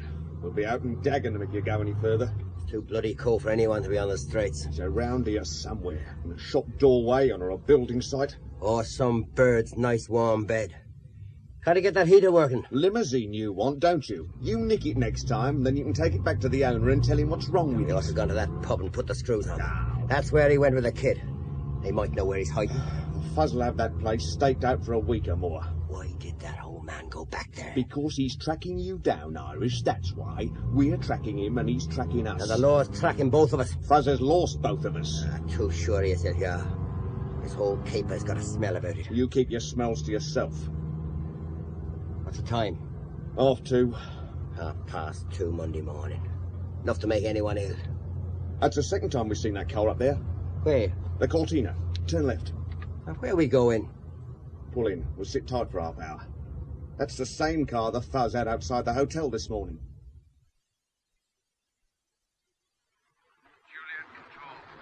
Hello, Masters.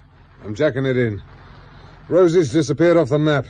Knowing him, I dare say he's made himself comfortable somewhere. And make sure his picture is circulated tomorrow morning. All the local stations. Yes. Anything else happened? Mr. Baker called, asking to speak with you or Sergeant Pike. Baker? Oh, Rosie's lawyer's called Baker. That's the one, sir. Making inquiries on behalf of his client, he said. Uh-huh. Safeguarding Mr. Kiana's interests. What was he after? Well, he asked a lot of roundabout questions, but I reckon he was trying to find out where Rosie was hiding. Isn't he the Baker of that property case the fraud squad got knotted up in? Yeah, that's him. A very clever lawyer. Never takes on anything he knows he can't win. Your chief called down as well, sir. He was very concerned. Oh, the Home Office on his back? Race relations, I think, sir. What time was it that Baker called? About 1 o'clock, sir. A double bluff. Beg pardon, sir? First thing in the morning, see if you can get the district valuer to put a price on Rosie's property, the block on the junction. Think someone's after it? Oh, it'll be very respectable, but pitch a figure high enough, it turns into a motive. You had any kip? I've a relief coming in, sir. Right, well, you can turn this voice box off now. Open it up again at 7. Sergeant Pike wanted a central control kept open, sir.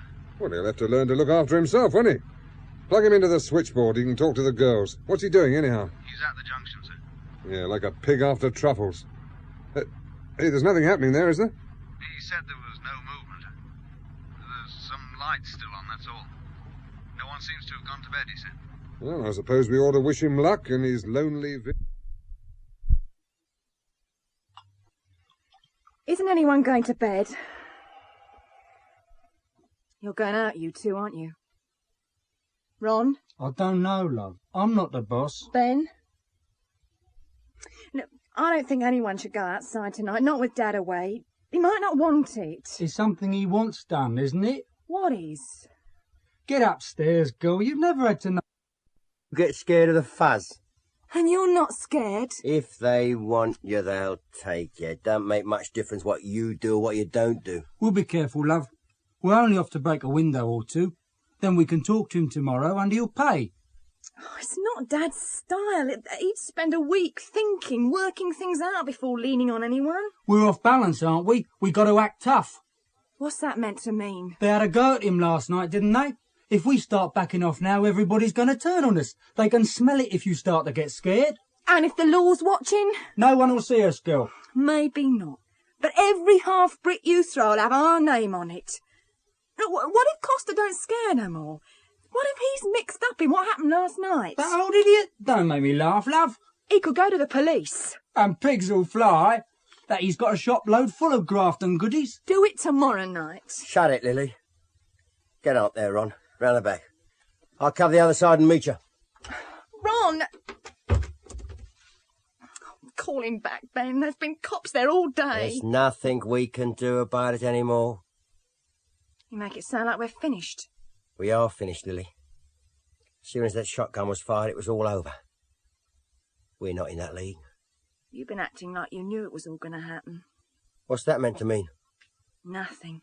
I don't know. You'll be all right, Lily. What? Were you two creeping round out there with a hat full of bricks? That's our league, love. Small and nasty.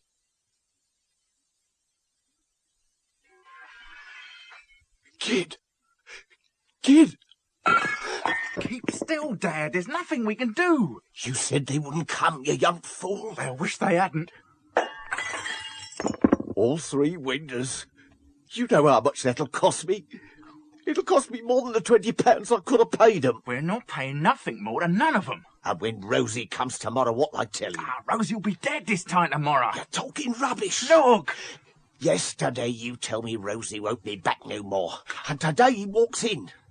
Now you say he's dying. And you know what? Tomorrow he'll walk in and raise the sum another 20 quid. No, he won't. Tomorrow for your games we're going to have to pay 60. Shut up a minute. Are they still out there? Who's that? I don't know, but he's coming here. It's them coming back. No, it's not one of Rosie's men. I'm off. Where you going? Look, I'm not here. I haven't been here. I'm never here. Got it? Mr. Costa? Who are you? Yeah, this is dangerous. It'll all have to be picked out. Do I know you? Not until now. Yeah, it's a mess, isn't it? You're the police? Detective Sergeant Pike. You have a card? Here. Yeah, it'll be cold in here tomorrow. Wet if it snows. Forget to pay your sub, did you? the kids. Kids from round here. And you don't know them, eh? Just school kids with nothing to do. And you'll have to board it up, or you'll get looted. I'll be sleeping in here tonight. You'll die of cold. Tomorrow I'll put in new glass. And the mob will call back, won't they? Parley, is it? First a bit of aggro, then persuasion. You're talking Dutch. A helping hand, Costa. You need it, and I need it. And with the mechanical aid of a little tape recorder, that's what we can give each other.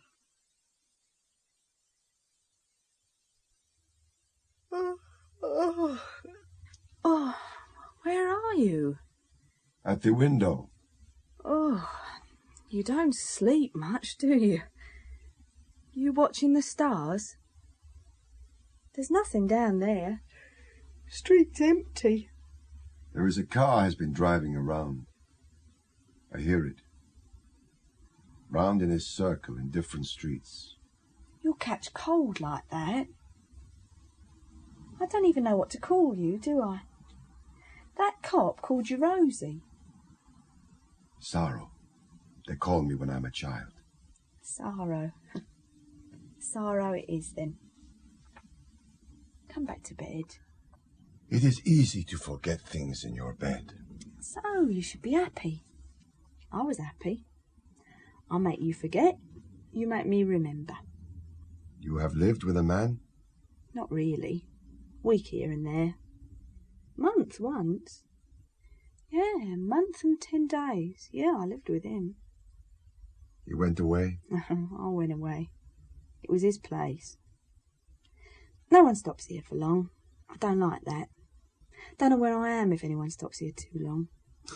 So, you must tell me when it is my turn to leave. Oh, no, I didn't mean it like that. I didn't mean you. Not yet, anyway. I told you. You make me remember things. Oh, you are cold, you know. The car come again. You hear? I wouldn't know what to do if I was you. I'd be so scared. I think I do not know either. 2 hours ago I was fighting them. Now? You see what it is to make love? It changes a man's instinct. You said it made you forget. For a while. Then you see everything cold and clear. Now I do not want to remember nothing. If someone want to kill me, it's better to go away. Go where? Italy. Back to your village? Oh, no. To some holiday place to live quietly. Maybe you come with me. I'll be no good to you. I'm too conspicuous. It's a strange way to decide to change your life. You or me? Me. Looking out of this window in the dark and shivering with the cold. Have you decided? There is the car coming. They won't never find you here. No one knows this place. Even Chris at the pub don't know where I live. Only time he ever walked me home, I went to my girlfriend's mum. Clever girl. Put your arm round me. You are also cold. So, come to bed. They come down the road this time. You have good eyes? A light-coloured Mini. No number? I can't see it. No matter. It will be a stolen one. Come on. What is down there, in the yard behind the gate? Where the laundry vans load and unload. There are many vans? Oh, hundreds. All over London they go. Hotels, restaurants, roller towels for offices. The baskets are all labelled? Yeah. You know a lot about them. Used to work there, didn't I? I know what you're thinking. Shh. I take you to bed again. You are a good girl.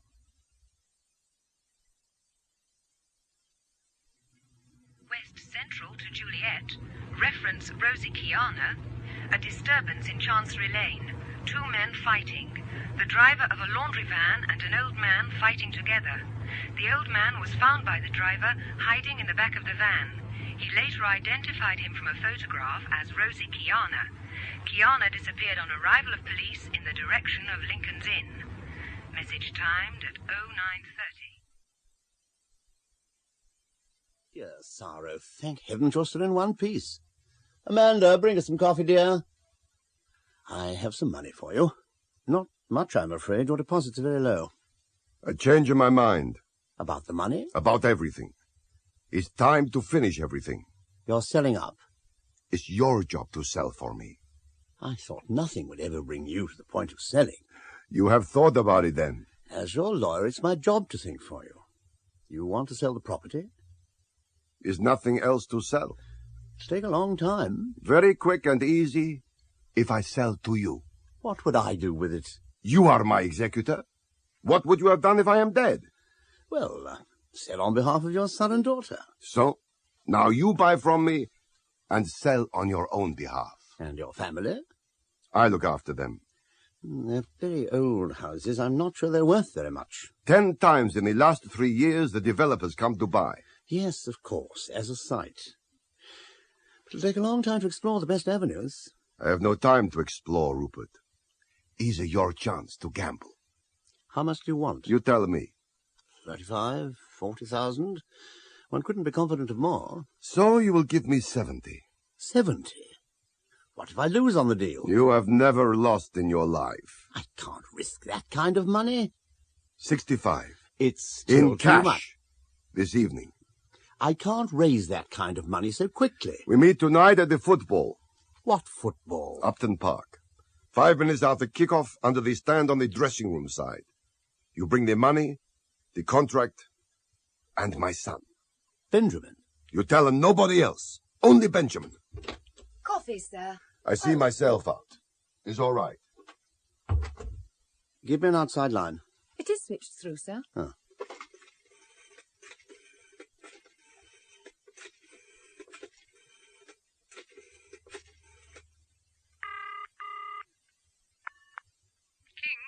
Mr. King. He's in conference, sir. Tell him it's Baker. He's expecting a call from me. Baker. Oh, yes, sir. You're through? Yes, Baker. The site is acquired. How much? 120,000. In whose name? In my name, but I need an advance. How much? 65 in cash. At 25%. The percentage comes off the final price. Naturally. Through our lawyers, then. Wow. Is that how it works? Thank you, Amanda. Oh, yes, sir.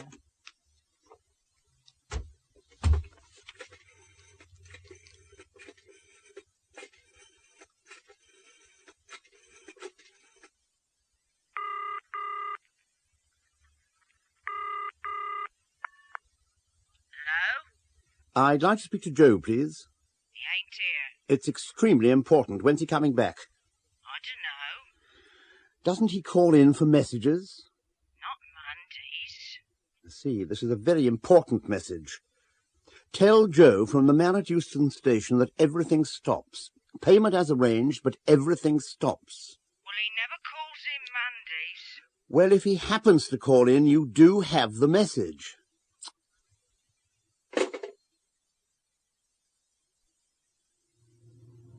Control.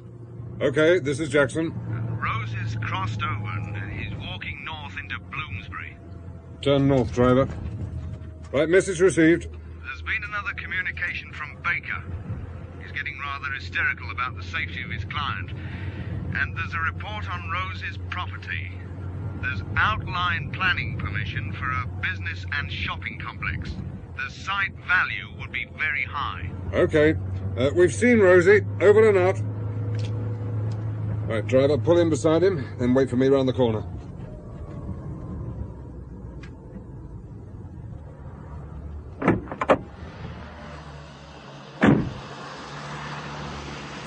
Hello, Rosie. Oh, it's you. Persecution, blackjack. I called my lawyer. You trust him, do you? I trust no one. Especially not you. You haven't been very helpful, Rosie. Who needs the help? I need the Timmy Allen killers. If I am still running, it means I not find them. Where are you hiding? Here in the streets. No more games, Rosie. You have to tell me everywhere you are every minute of the day. And if I decide no? We run you in for assault. Assault? The laundry van driver. He loses his temper. Is self-defense. The car's waiting round the corner, Rosie. Okay. I hide now in the museum. 45 years I am in London, and I never go to the British Museum. It's a disgrace. What happens when the museum closes? Tonight I go to the football. Who knows you're going there? My lawyer and my son. My son, I trust. Yeah. That's it, Rosie. The family that prays together stays together. Why, the football. He knows you hate football. What better reason? It means he's not coming home for a while, doesn't it? Could mean anything. Maybe he's going to hide up till it all blows over. Ben, someone to see you. I'm too busy. It's Joe Curran. What's he want? Better find out. Hello, Benjamin. I haven't got it yet. You were playing again Saturday. You're into four figures. Someone's been leaning on the firm. It's been a difficult weekend. I've had no chance to talk about it. Your daddy's in trouble. I'm seeing him tonight. Why don't I speak to him now and tell him what I want? He's not here.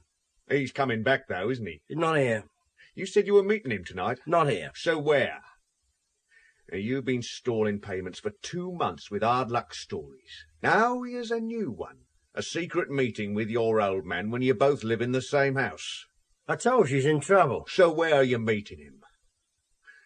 So long as we know you are meeting, we're not going to push things. Tonight's football. Thank you, Benji.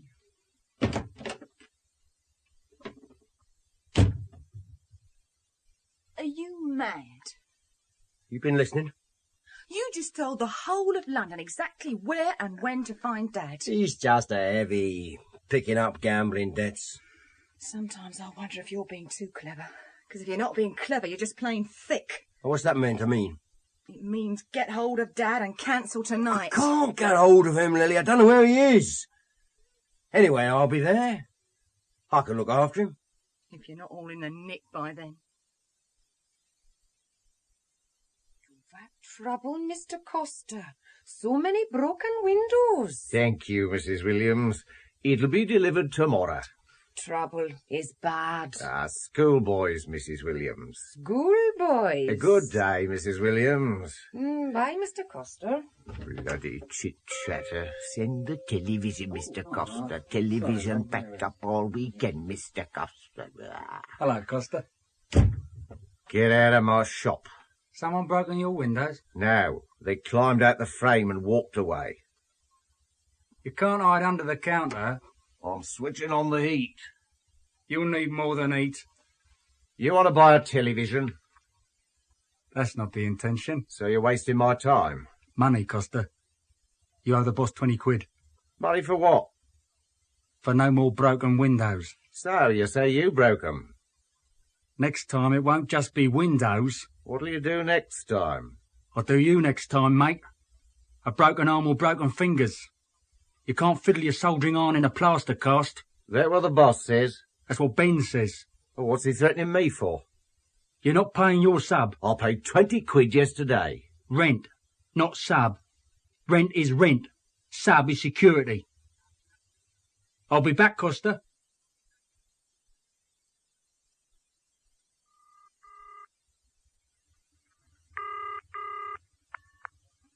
Sergeant Pike? Sergeant, this is Costa. Oh, yes?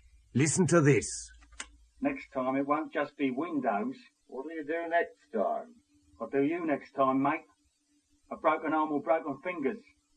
You can't fiddle your soldering iron in a plaster cast. Young lady to see you, sir. Hello, Blackjack. Hello, Lily. What brings you to my castle? You're Mr. Pike's running my run. Nothing I can do about that. If he picks up Ben as well, there'll be no one to look after Dad. He needs looking after, does he? You know what's happening better than I do. Have you got something to tell me, Lily? I don't want my Ron in the nick. No bargains. That's Sergeant Pike's private war. If you've got something to help your dad, you better tell me. Who's after him? We don't know, Lily. He might be in trouble at the football tonight. A bloke called Joe Curran knows he's going to be there. Joe's after him? I don't know, but I know he came up to see Ben to get something out of him. What about Ben? What about him? Is he setting your dad up? You don't believe that. Do you? He's just sick. Card drunk. He walked into it. I hope you're right. Why should you hope so? Well, I still believe in happy families. Have you got kids, Lily? Yeah, 2. Well, shut up shop and take 'em out of town. Free counsel from an old fox. That's what Dad used to call you. Yes, it was reciprocal. Now we're both 10 years too old. Why do I have to get out of town? Things could go wrong.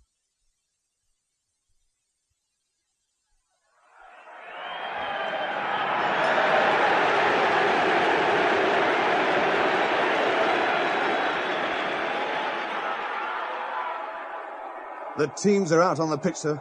No sign of Rosie? No. And Joe Curran's still where he was, up in the terrace. Alone? Looks like it. Difficult to tell in the crowd. And my renegade sergeant? Still no sign of him. Yes, hello. Masters. It's the super for you, sir. Right. Yes, Chief? How many men have you got? We've got 10 plainclothes, and we've been lent another 10 of the local uniform branch. It's the trigger boys we want now. Forget the real villains.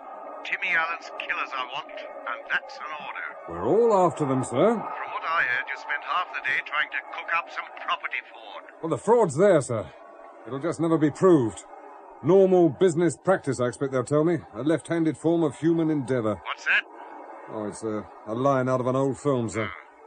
Sergeant Pike has been rounding up Kiana's mob at the junction. Well, he'd better have a case. And you'd Yes. better deliver those trigger men. Yes, right. Yes. I'm on my way down to the ground. Rosie's been spotted, sir. And they're about to kick off. Well, let's go outside where we can see something.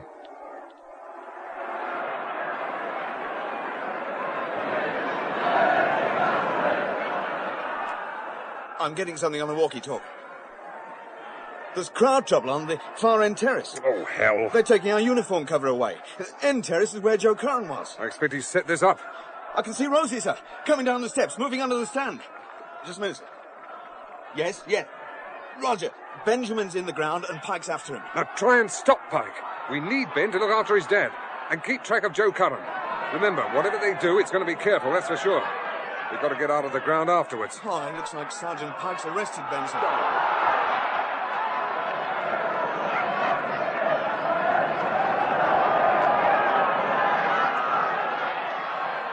Benjamin Kiana. Get out of my way! Sergeant Pike, CID, I'm running you in. You've got to let me get to my dad. He's walking into an ambush. Try it again, Sam. Look, I'll come back to you. I'll give yourself up. Give me 10 minutes. I'll plead bloody guilty. Honest, I will. Can you let him go for a couple of minutes, Sergeant? Benjamin Kiana, do you wish to say anything in answer to the charge on this warrant?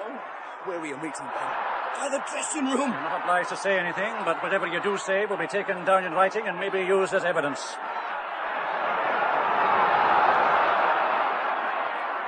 Inspector Jackson! By the dressing room! Right! Rosie! Get out of it! You've been set up! Rosie, I'm up here! Get out of it! Oh, God!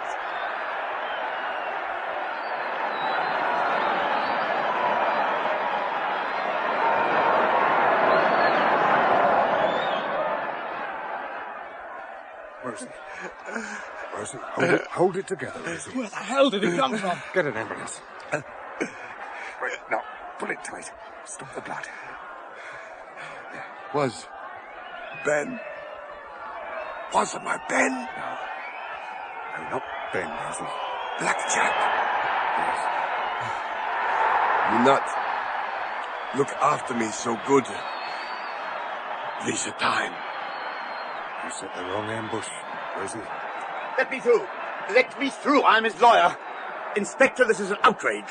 You're too late. Sorry, it's me. I'm here. Inspector, you were specifically warned about the extreme danger my client was in. You shall hear more of this, Inspector. Yes, I expect I shall, sir. Ambulance is here, sir. It's too late. It was from outside the grounds, sir. A double-decker bus driven in where the team coaches park. It seems a shot was fired from upstairs on the bus. Whoever it was, he must have got away in a car. We've picked up Joe Curran. There's nothing on him. He wasn't even carrying a gun. We could try and knock something out of him. Oh, Joe Curran won't talk. He used a pro. Super's right. Well, you talk to him. You'll have my resignation in the morning. Resignation? Masters, you want to do something worthwhile? Sir? That pinstripe gentleman lamenting over the body. That is Mr. Baker. Rupert Baker. You'll find his thin black briefcase full of money from one of the great financial institutions of the land. Money and an unsigned contract. Is there a charge, sir? Do you want me to charge him? No. Kick him in the teeth and run off with the money. It's the rules of the game.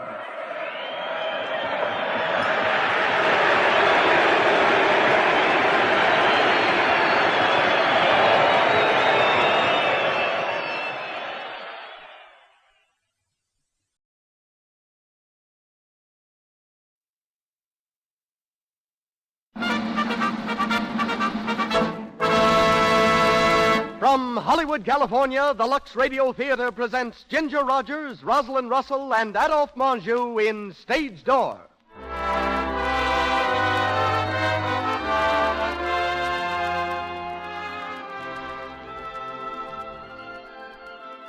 Lux presents Hollywood. This is a drama of Broadway, of the tears and joys, the struggles and romance of a group of girls battling for recognition behind the footlights.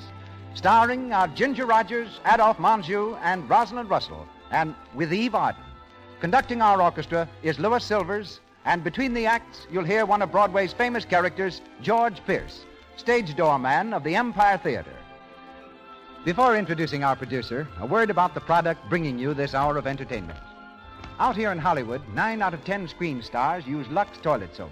They use it regularly, in their studio dressing rooms and at home, too. When a screen star whose complexion is priceless uses an inexpensive soap like Lux toilet soap, you can be sure there's a reason, and here it is. Lux toilet soap is skillfully made of the finest possible ingredients. More important, Lux toilet soap has active lather that offers you protection against careless cleansing. Let Hollywood's beauty soap be your beauty soap and help you protect the priceless loveliness of your complexion. And now, the producer of the Lux Radio Theatre. Ladies and gentlemen, Mr. Cecil B. DeMille.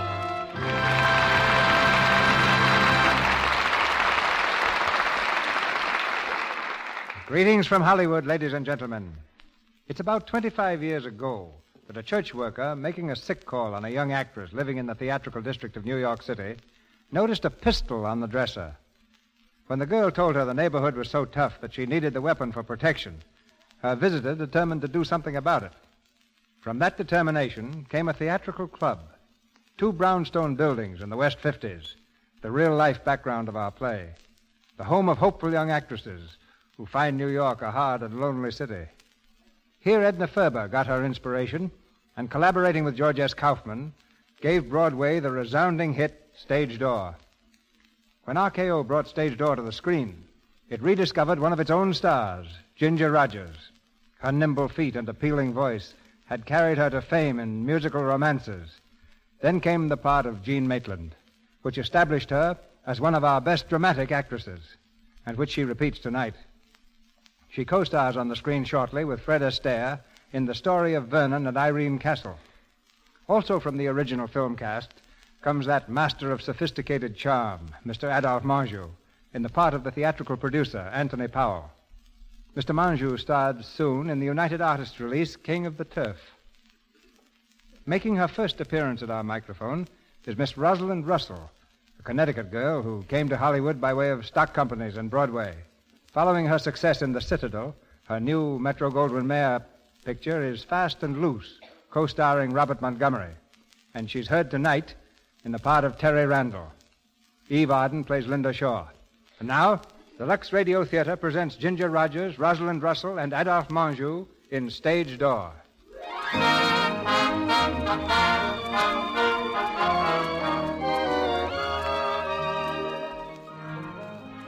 Broadway is a mighty stream, sparkling, swift, and unfathomable, rushing on mercilessly, swollen with an overflow of talent from all the other little Broadways, the main streets of America.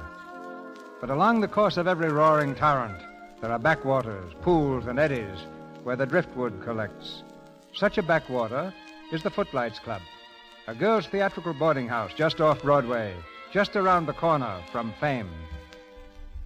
In the old-fashioned living room of the club, the girls are gathered just before dinner. The air's thick with talk, shop talk, and women's talk.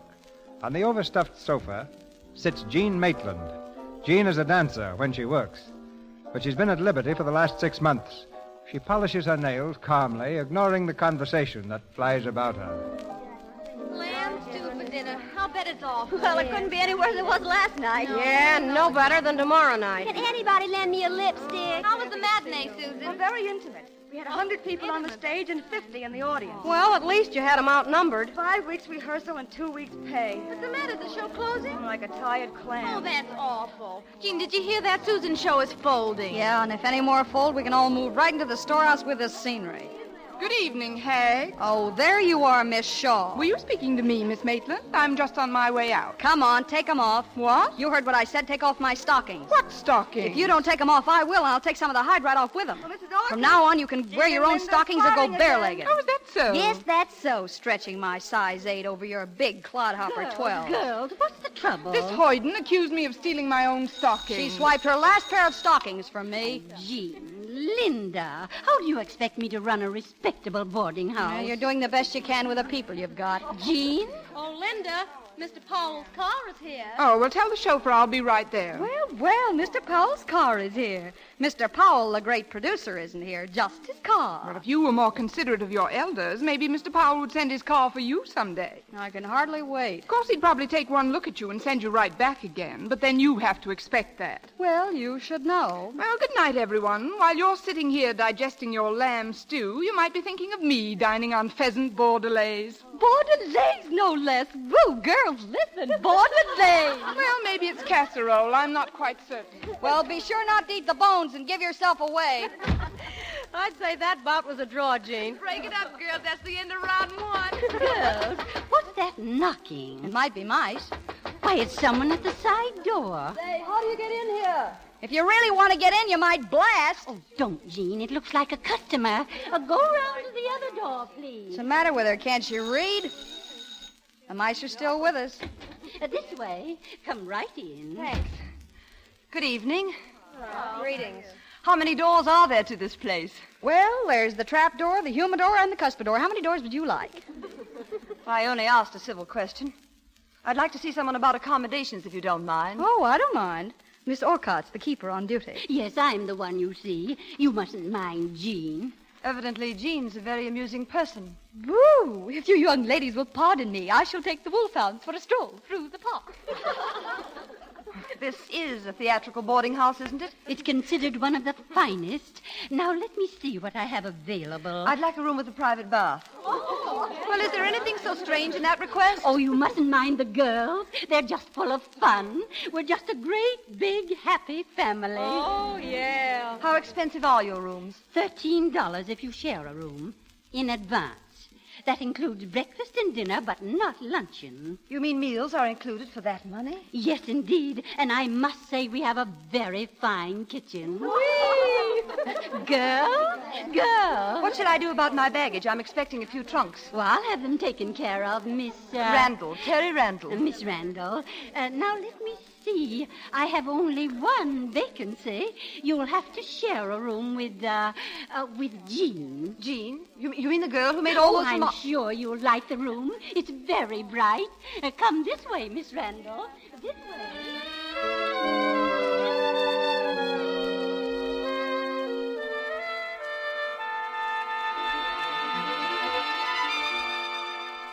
One trunk, two trunks, three trunks. When does your baggage get here, Miss Randall? I'm expecting the bulk of it in the morning. We could leave the trunks here and sleep in the hall. There's no use crowding the trunks. Yes. I don't know what we're going to do when the wolfhounds arrive. I hope you don't mind animals. No, not at all. I've roomed with a great many of them before. Yes, I can see that. Do you mind if I ask a personal question? Another one? Are these trunks full of bodies? Just those two. But I don't intend to unpack them. I was just thinking if the room got too crowded, we could live in the trunks. Now, that's a good idea. You don't mind helping me unpack, do you? Oh, I beg your pardon, you're not the maid, are you? Oh, it's quite all right. And may I put this picture here? Why not? May help scare the moths away. An old friend of the family? It happens to be my grandfather. Grandfather? Well, there is quite a resemblance, especially around the whiskers. Now, that's a fairly intelligent observation for you. Judging from your wardrobe, I'd say he was a fairly generous old guy, as grandfathers go. He always treated me very well.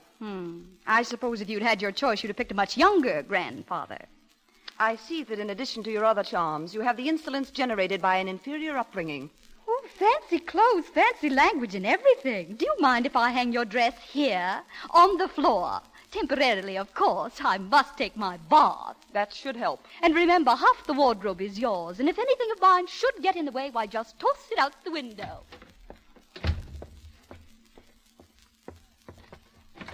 Hey, who's in the bath? It's me, honey, Mary Lou. Well, hurry up. It's still a community tub, you know. I'll hurry. Hello, Kay. Kay. Oh. Hey, what's the matter, Kay? Don't you say hello to me anymore? Hello, Jean. I didn't see you. I just got in. I'm tired. Well, you certainly must have heard me. Oh, don't pay any attention to me. My mind's been wandering lately. What's the matter, Kay? Oh, it's just one of those days. Let's sit down and have a good cry. All right. Cry on my shoulder. I'm going to take a bath anyhow. What's wrong? No casting today. If you'll leave your name and number, we'll get in touch with you. Mr. Powell is not seeing anyone until the end of the week. Last week, the week before, and the week before that. Somewhere, somehow, I had the idea that I was a pretty good actress. Come on, shake out of it. Who got all those rave notices a year ago? That was a year ago. Ooh, you do sound gloomy. I don't know why I'm hanging on. There's nothing else I can do, and nobody I can go back to. Except somebody I'll never go back to. Listen, you don't have to go back to anybody. Well, you're the only good actress in this club. Something's bound to come your way. I hope so. Oh, now, look, Kay. I don't want to butt into your private affairs, but if it's a matter of a few bucks... Oh, Gene, I've got to get that part in Enchanted April. It's me. It's my life. No one else can play that part. It belongs to me. I've got to get it. It just can't be otherwise. I've got to. I've just got Honey, to. all right. Now, come on, snap out of it. Honey, there's somebody coming. Now, go on into your room, and I'll see you later. Go on, baby. Jean! Hey, Jean! What do you want? Gene, do you want a date? Some more of those lumbermen of yours? Well, yeah, but... last couple we went stepping with were made of lumber, especially their feet. All right, don't. But it's not too late for dinner, and they haven't had theirs yet. Hey, wait a minute. Did you say dinner? Yeah. Oh, well, why didn't you say so before you spoke? Hey, Mary Lou, get out of that tub. What do you think you are, a trained seal?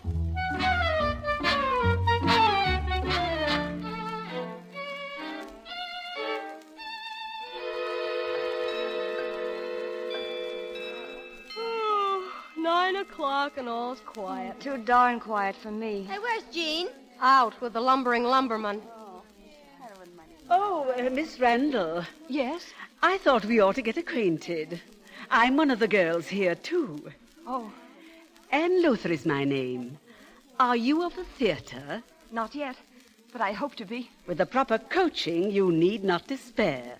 In fact, if I don't find a play worthy of my talents, I may do a little coaching myself. Really?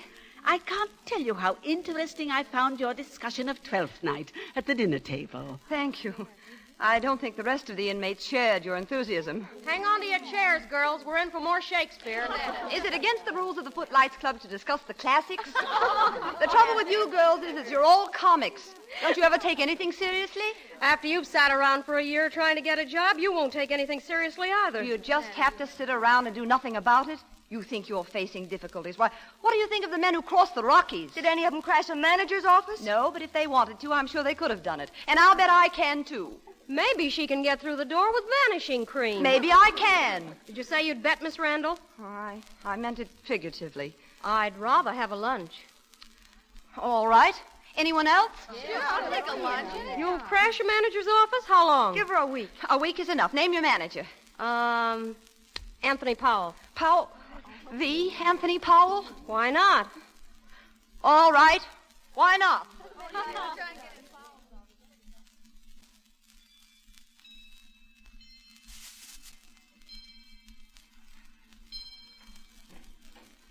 Hello. Hello. How are all your folks? What happened to you? You're limping. Am I? Did you ever dance with one of those lumberman Romeos? Maybe. I don't remember. Well, if you did, you'd remember it all right. Well, why do you go out with them? Oh, Bite, why do I? They not only step all over you, but they bore you to death. Why am I telling you all this? Why not? We're going to share the same room. Why not share our troubles? We started off on the wrong foot. Let's stay that way. Oh, don't you ever stop quarreling. What's the matter? Can't you take it? I can take it if you want it that way. Sure, why not? Oh, well, I hope you like your bed. It's the worst of the two. Thanks. May I ask a humble question? If you ask it in English. You're probably wondering why I'm living here. Maybe I am. Why don't you sell some of those fancy clothes you've got and live in a decent place? Isn't this a decent place? Besides, I've always wanted to be in an atmosphere like this. Sister, you haven't seen atmosphere.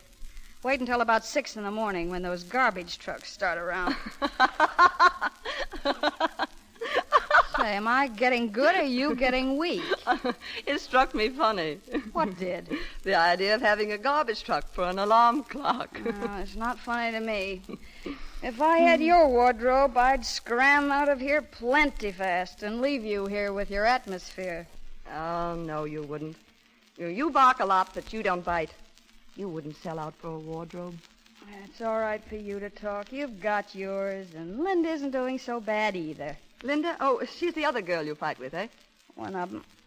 Well, you two probably have the right idea. I don't know. What idea is that? Stop kidding. Oh, you mean having a grandfather, eh? I'll call him anything you like. If I had it to do all over again, I assure you I wouldn't have had a grandfather. Perhaps if I came in here today with a hungry look in my eyes and a straw suitcase, you'd think I was all right, huh? But a wardrobe won't help you to act. And 3 meals a day, of course, well, it's just a bad habit. However, that's hardly a reason for the girls to dislike me. Jean? Jean, are you listening? Write it down on a piece of paper. I'll read it in the morning.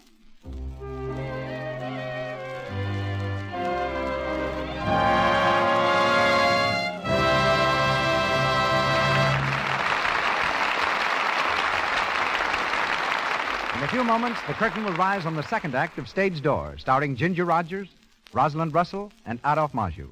And now, during our intermission, let us listen in on Bill and Betty.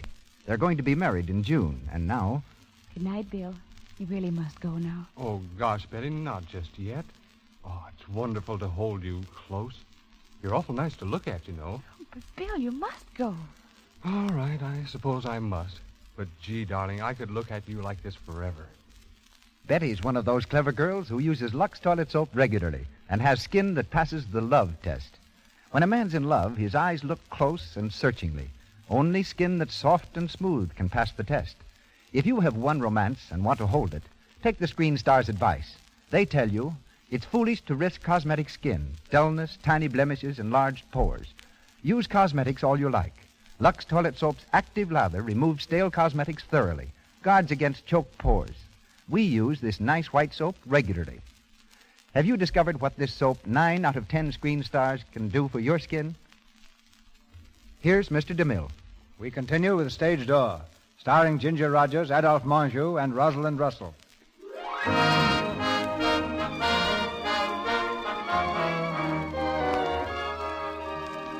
Almost a week has gone by.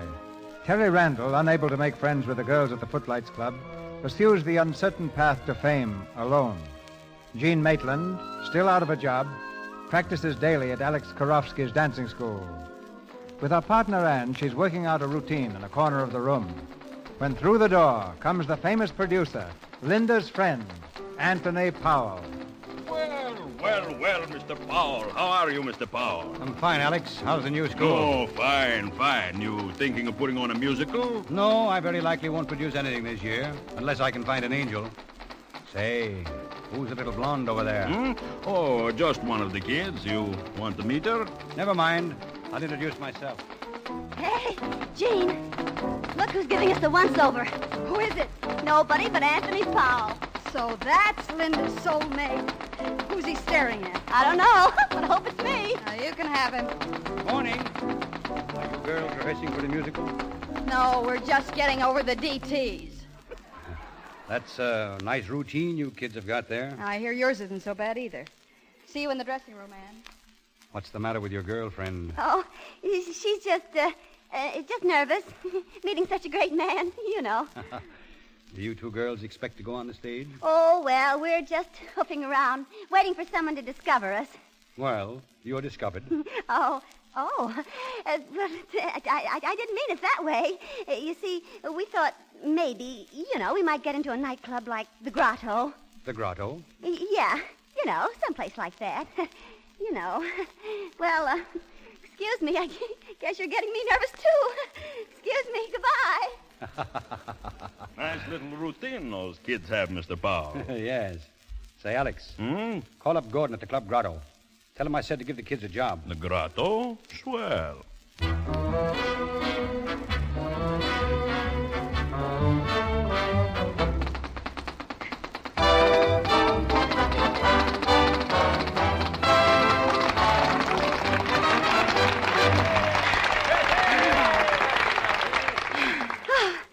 Hey, Jean. That wasn't so bad. Oh, it wasn't so good either. Did you see who was sitting out there? Sure. Our friend, Miss Linda Shaw. And her friend, Mr. Powell. Well, what of it? I heard tonight that Powell owns half interest in this club. Oh, you know, it did strike me kind of funny, our getting a job here all of a sudden. Nah, don't be a dope. Say, if he ever smiled at me the way he did at you tonight, I'd do a 3-point collapse. Hello. May I come in? Oh, how do you do, Mr. Powell?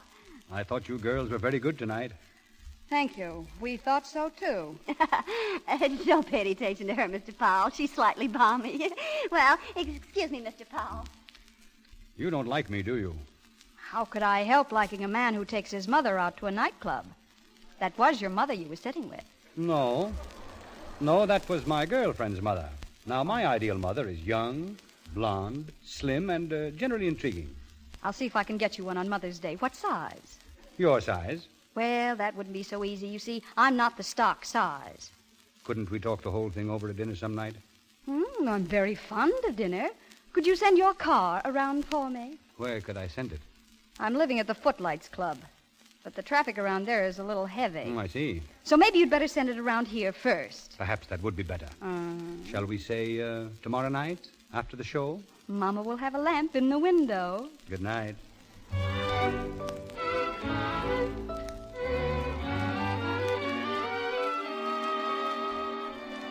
Hey, girls, who's got a fur cape they're not using tonight? You're a little early, Jean. I know, but I want to get a lean on it this morning. I got a date for dinner. Terry Randall's got one. I know. Where is she? Out to lunch.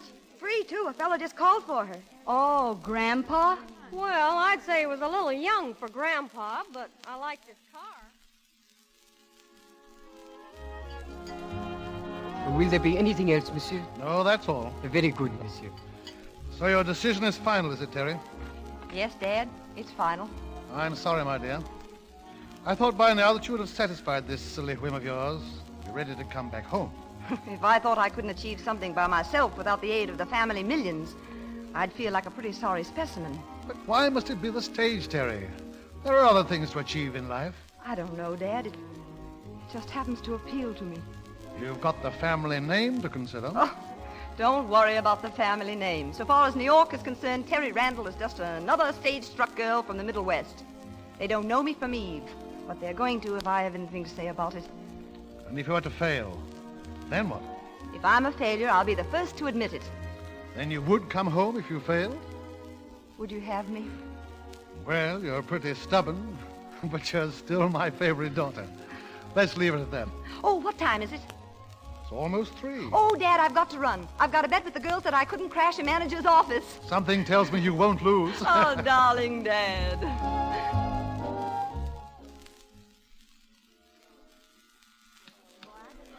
Mr. Anthony Powell's office. Mr. Powell isn't in. Have you an appointment?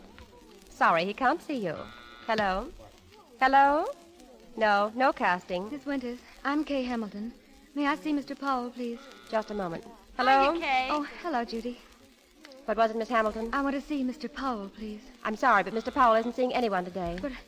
But I have an appointment. I was supposed to read that part for him in Enchanted April. I'm sorry. But if I could only see him for 5 minutes. Not today, Miss Hamilton. But I've got to see him today. I've just got to. Miss Hamilton! Oh, catch her, someone. I'll take care of her. Kay, are you all right? Somebody get some water. Rub her hands. We'll bring her around. Hey, here's the water. Thanks. Judy, what happened? Oh, Terry, it's Kay. She fainted. Yeah, Powell broke an appointment with her, and when Miss Winters told her, she passed out. She'll be all right. She's coming around now. Kay, are you all right? I feel better now. Just who does this Anthony Powell think he is, refusing to see people with appointments? Let me through, please. Here, you can't go in there. No, just watch me. Come back here. I beg your pardon. So you're Anthony Powell. Well, and who might you be? My name is Terry Randall, but that's not important. Why, what right do you break into my office without What right have you to barricade yourself behind closed doors and refuse to see people? That happens to be none of your business. Do you know that a girl just fainted in your outer office because you broke an appointment with her? I'm sorry, I didn't know. And as long as you keep that door closed, you'll never know. You're a producer, and it's your business to see actors. Why, the greatest actress in the world might be sitting out there, and you'd never give her a chance. Are you the greatest actress in the world? Never mind me. I don't need you, but those other girls do. They work and starve and go without decent food and clothes in the hope that someday someone like you will come out of his office and notice them. Really? Now listen, my militant friend. I judge by your attitude that you hold me personally responsible for any possible tragedy in the lives of the girls who come up here. Is that right? No, it isn't. But I do think you owe it to all these people to at least see them. Maybe they've got something. Well, maybe they have. But do you realize that if I tried to see all the young girls who want to be actresses, that I wouldn't have time to do anything else?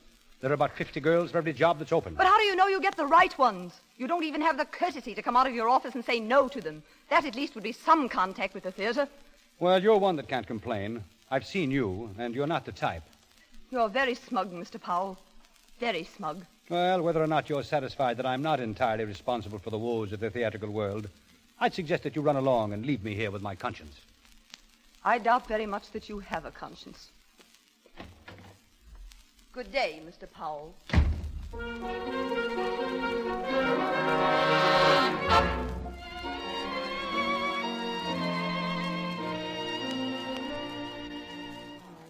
How is Kay tonight? Oh, she's all right. What'd the doctor say was wrong? Malnutrition, he called it. That's Latin for not eating.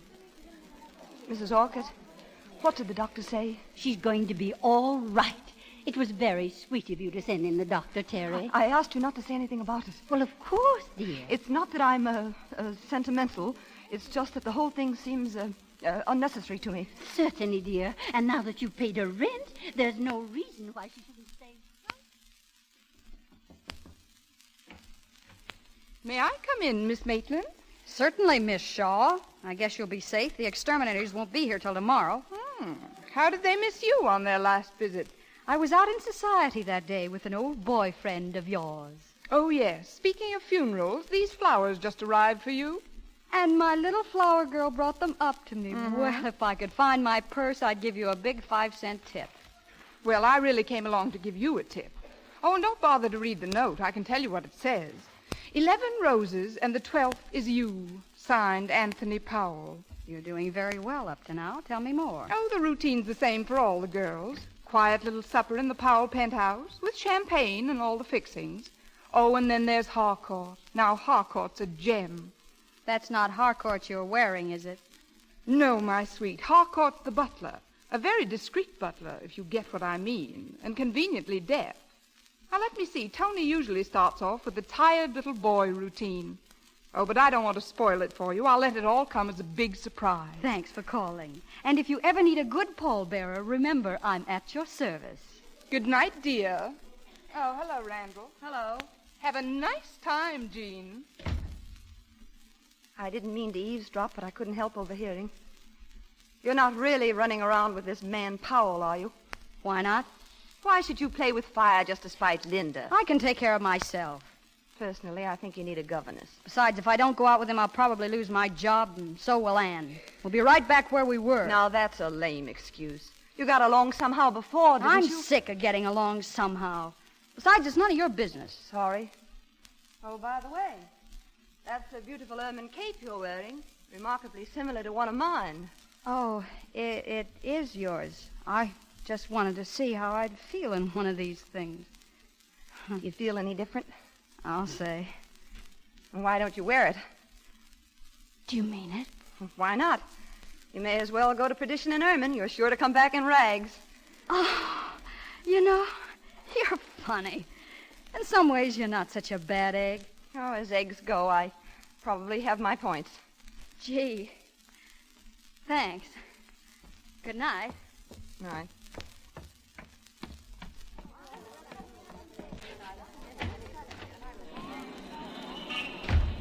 Jean, Oh, Bill. Hello, Bill. I've been waiting out here for you. Yeah? Well, when did you get back, Bill? This morning. The show was one of the quicker flops of the year, in spite of my swell publicity campaign. Have a cigarette, Jean? No, thanks. I gave him up when I was 7. Bright girl. You busy tonight? Yeah. Well, I couldn't give you much of my time tonight anyhow. But how about dinner tomorrow night? I don't see how I can very well. Why not? Well, since we got this job, I haven't had much time for anything. Well, you haven't given up eating, have you? Well, it isn't that, Bill. Maybe we hadn't better see each other for a while. Why? I just think it's better. Oh? Why do you say oh like that? How would you say it? Well, you make it sound like it meant something else. Well, that ermine speaks for itself. Whatever I do is my own business. Okay, sure. I'm sorry, Bill, but I gotta live my own life from now on. Well, you understand, don't you, Bill? I guess I do. So long, Jean. So long, Bill.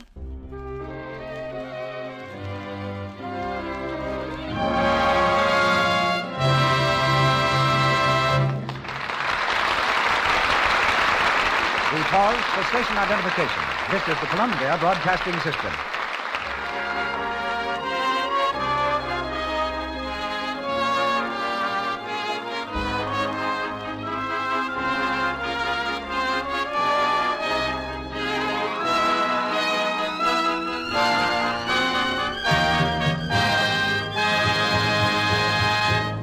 We've completed the second act of Stage Door. Ginger Rogers, Rosalind Russell, and Adolphe Manjou bring us Act 3 following this brief intermission, which features our special guest of the evening.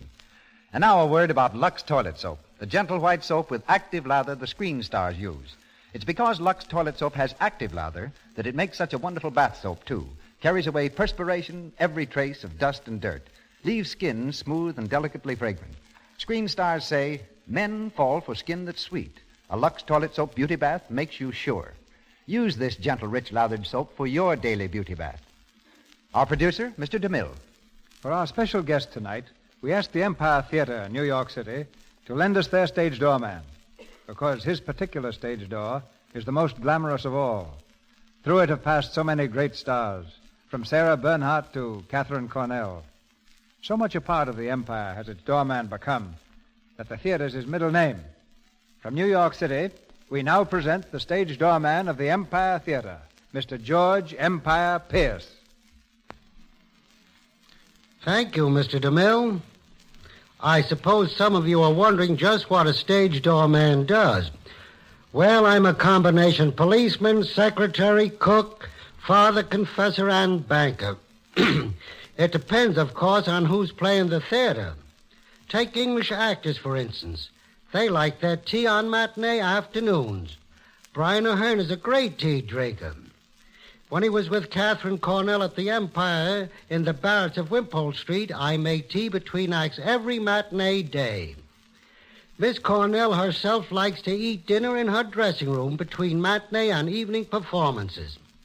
Incidentally, when we have a play opening on the theater in which she does not appear, she sends a wire with best wishes for my opening. With Burgess Meredith in the theater, you've got to be a banker because Burgess doesn't carry any money in his pocket. He'll come rushing into the theater, toss his hat into a fire bucket, and have his coat and tie off by the time he gets to the dressing room door. Then he'll stop quick and come back to where I'm sitting. George, he'll say, I owe you 60 cents. And then he pays me. After the show, he can never find his hat. He grabs the first one he can see whether it fits or not, and it generally doesn't. Now, of course, the man whose hat Burgess takes picks up somebody else's, and that goes on and on and on. Nobody has the right hat. Personally, I always consider it an honor when Burgess grabs my hat off my head as he goes rushing out. Every day in real life, I see a part of the story you're hearing in Stage Door tonight, and I know how tough it is. I remember one girl who kept coming back to the theater whenever a new play was casting. She was never good enough to get a job, but that didn't discourage her. One day she fainted while reading a part. It was the old story, not enough to eat. Well, we took up a collection, sent her back home, someplace in Iowa. I never saw her again, but I'm willing to bet that she'll be back someday. And they won't give up the fight, and that makes an old stage doorman's life worth living. Thank you, Mr. DeMille, and good luck to the Lux Radio Theatre. We exit from your stage door in New York, Mr. Pierce, and return to our own stage door in Hollywood, where Ginger Rogers, Adolphe Manjou, and Rosalind Russell are ready for Act 3.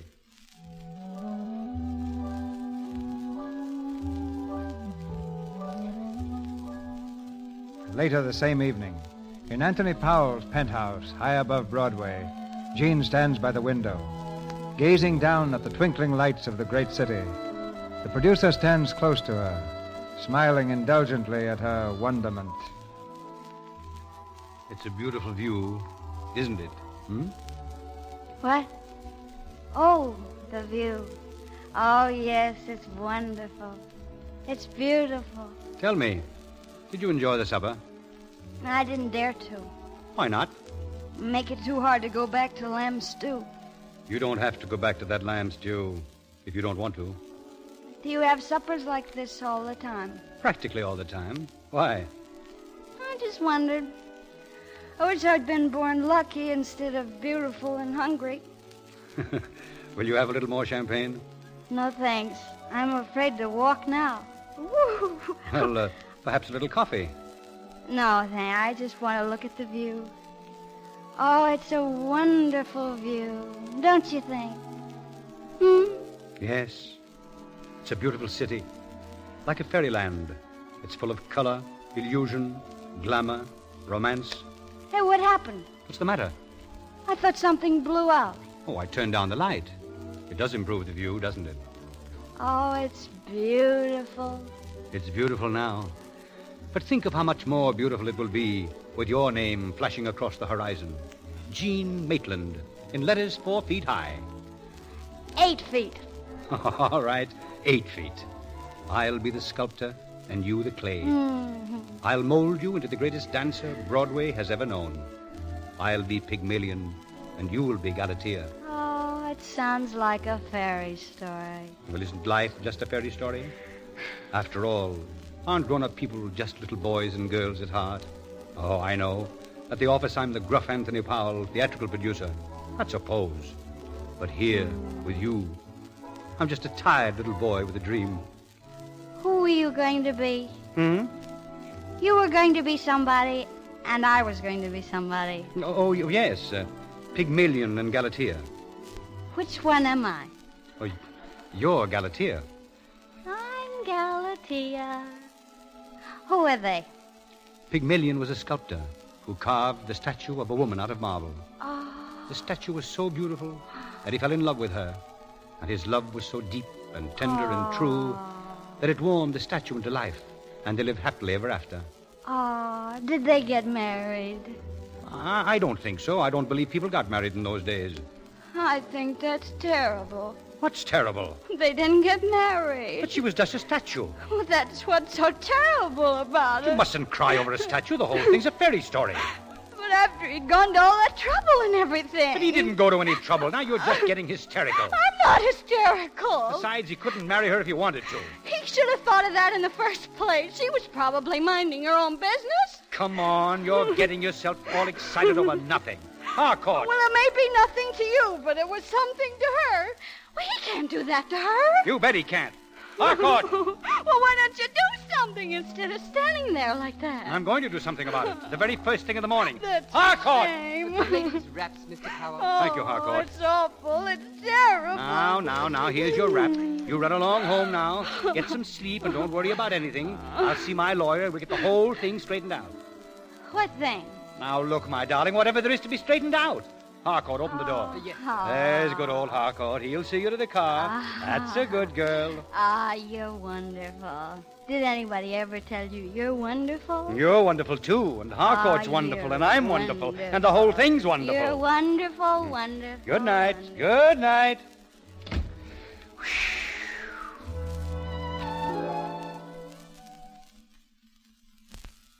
Mr. Anthony Powell's office.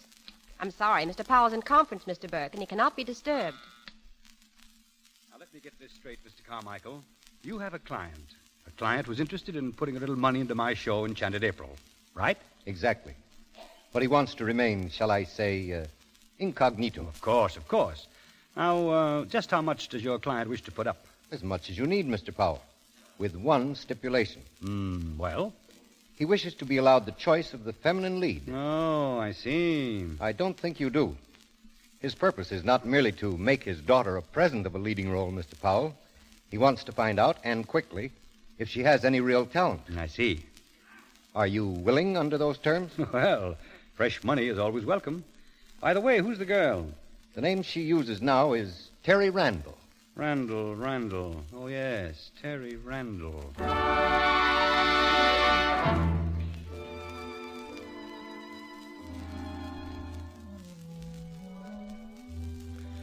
I expect this to be the greatest play I've ever produced, Miss Randall. Every actress on Broadway has begged to play the part of Jeanette. It's one of the greatest parts ever written.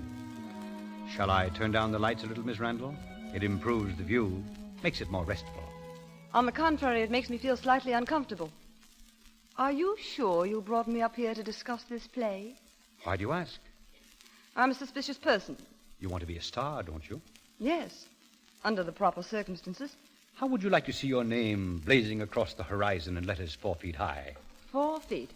Yes, it's got to be a good-sized sign. I'm used to that. So's Jean Maitland. What's she got to do with it? Are you in love with her? No. I thought so. What's Jean Maitland got to do with this discussion? Do you want to play this part or don't you? I'm really tremendously flattered, but how do you know I can act? You've never seen me on the stage. How do you know that? Because I've never been on the stage. Oh. Well, I saw you perform in my office.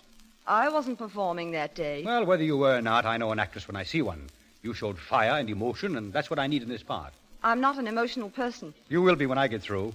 I'll mold you into one. I don't want to be molded. I believe in acting with my brain. Well, I'll mold you one of those also. Would you like some champagne? No, thank you. Do you mind if I have some, do you? Go right ahead. I beg your pardon, sir. Are you expecting someone? No, get some champagne. I'll answer it. Do you mind if I answer the door? Not at all. Thanks. Well, it's about time. Jean, how did you get up here? Have you got a woman in this apartment? Who wants to know? I do. Now, listen, I'm in a bad humor. Where is she? Hello, Jean. Come on in. Oh, so it's you. Hello. Say, what is this? That's what I'm asking. Mr. Powell's just been telling me the plot of the play. So that's how you happen to be sitting on the floor. Come on, get up, Miss Randall. That isn't where I left you. What is this, a frame-up? Tony, darling, control yourself. Now, don't Tony darling me. Come on, get up out of there. Jean, you go home. Go on. I'll go when you hear what I've got to say. Say it and get it over with. She came up here to sign a contract to do a play. What's she going to sign it with? Champagne? Harcourt, call the manager. Oh, you needn't call any manager. I thought I was in love with you, but I see my mistake now. I only went out with you in the first place to spite Linda. And as for you, Miss Terry Randall, you'd better hide your face, you double-dealing, double-dyed. Darling, I didn't know what I was doing. My own roommate, and you preach ideals. You and your grandfather. Now, look, I've had enough of this nonsense. She preaches ideals so she can chisel when my back is turned. Well, you can take your old Red Fox cape. I'll never borrow another thing from you as long as I live. Don't you try to borrow anything from me either. I hope you two will be very happy together, you two-faced snakes. Good Lord. Well, what's so funny? Everything. Well, it's not funny at all. What do you suppose she thinks? Exactly what I wanted to think. What? But why? Well, for several reasons. In the first place, I like her. Oh, I see. You're something of a Girl Scout, aren't you? First class. And now suppose we get back to the play.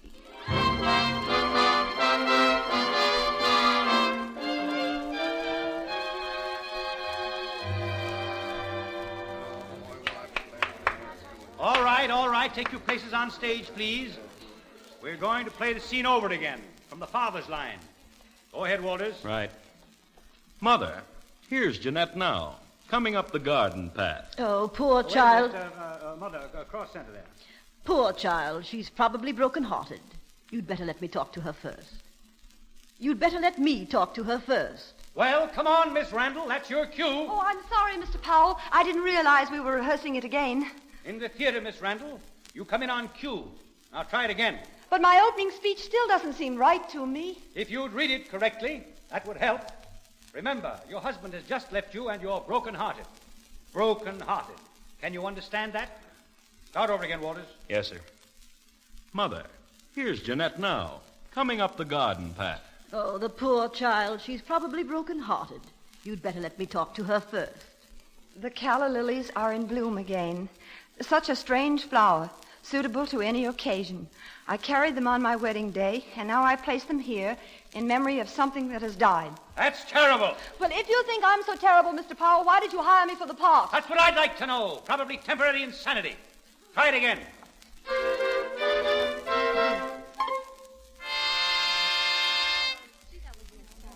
Jean, do you think this dress is fancy enough for an opening night? Randall's opening, you ought to wear black. Oh, hush.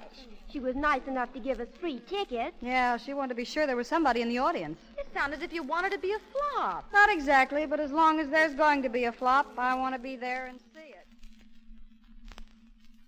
The calla lilies are in bloom again. Such a strange flower, suitable for every occasion.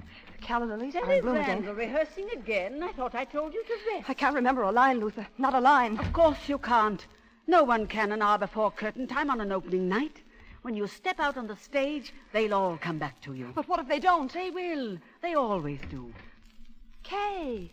The doctor told you to stay in bed. How could you expect me to stay in bed with all this excitement going on? But you mustn't disobey orders, dear. I was going to come up and see you before I left. Keep her cheerful, Kay. She's got first-night nerves. You've had them, you know. I'll run along now and get my things. We are due at the theater now. Kay, it's that opening speech. If I could only get through that, I think maybe I'd be all right. Kay, watch me, will you? The calla lilies are in bloom again. Such a strange flower, suitable for any occasion. May I make a suggestion? I wish you would. The way you hold the flowers. I always felt that Jeanette would hold them as she would a child. You see, they never had a child. Oh, I see. Do you suppose that was what the author intended? I'm sure of it.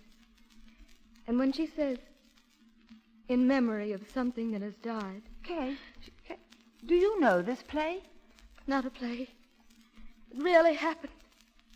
It happened to someone I know. It happened to me. Okay, darling, don't do that. This isn't just your night. It's my night, too.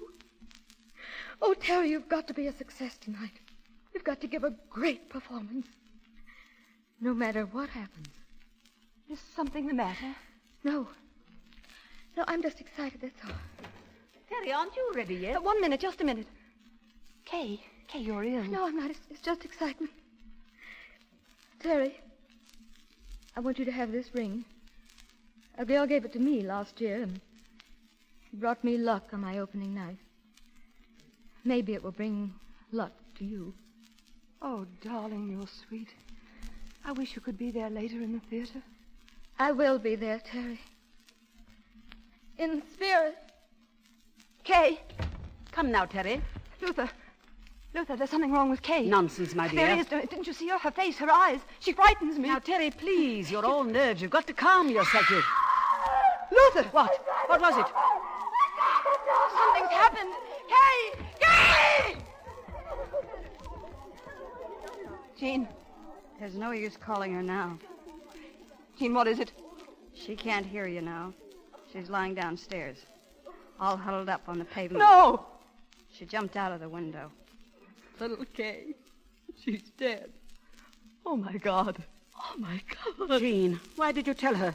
Terry isn't responsible. She is responsible. It was Kay's part. It was Kay's life. Now it's too late. Please. Kay is dead.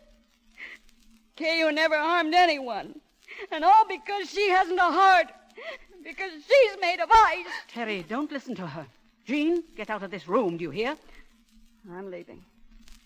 I'm going to the theater. And I'm going to sit out front because Kay asked me to be there. No. And every line she reads, I'm going to say that should be Kay's line. And every move she makes, I'm going to say that should be Kay. Kay, who's lying there in the street, all broken and alone. Now, I dare you to go on tonight. I dare you. Terry, dear. Kay. Little Kay. Oh, my God.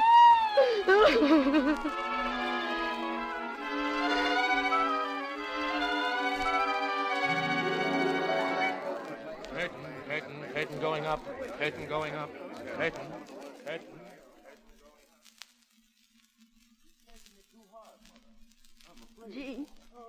Jean, she couldn't help it. Terry couldn't help it. Mother, here's Jeanette now, coming up the garden path. Oh, the poor child. She's probably broken-hearted. You'd better let me talk to her first. Jeanette, dear. The calla lilies are in bloom again. Such a strange flower. Suitable to any occasion. I carried them on my wedding day. And now I place them here in memory of something that has died. You poor child. If you gathered here to mourn or bring me comfort, I've learned something about love that I never knew before. You speak of love when it's too late. Why are we always so helpful to each other when it's too late? He's coming to say goodbye today. And one must always listen closely when people say goodbye. Because sometimes they're really saying farewell. Oh, my darling, you can't stay here. Jean? We'll take you away Jean, somewhere. she's good. Terry's this good. is my home. This is where I Jean, belong. don't stare like that. Jean!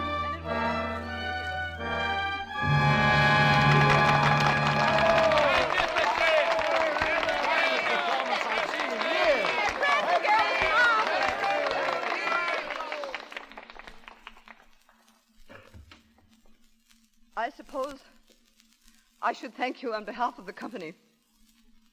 And I know that I'm grateful for your applause. But I must tell you that I don't deserve it. I'm not responsible for what happened on this stage tonight. The person you should all be applauding died a few hours ago. A young and brilliant actress who could no longer find a place in the theater. It was for her, more than for anyone else, that I was able to go on. I hope that wherever she is, she knows and understands and forgives.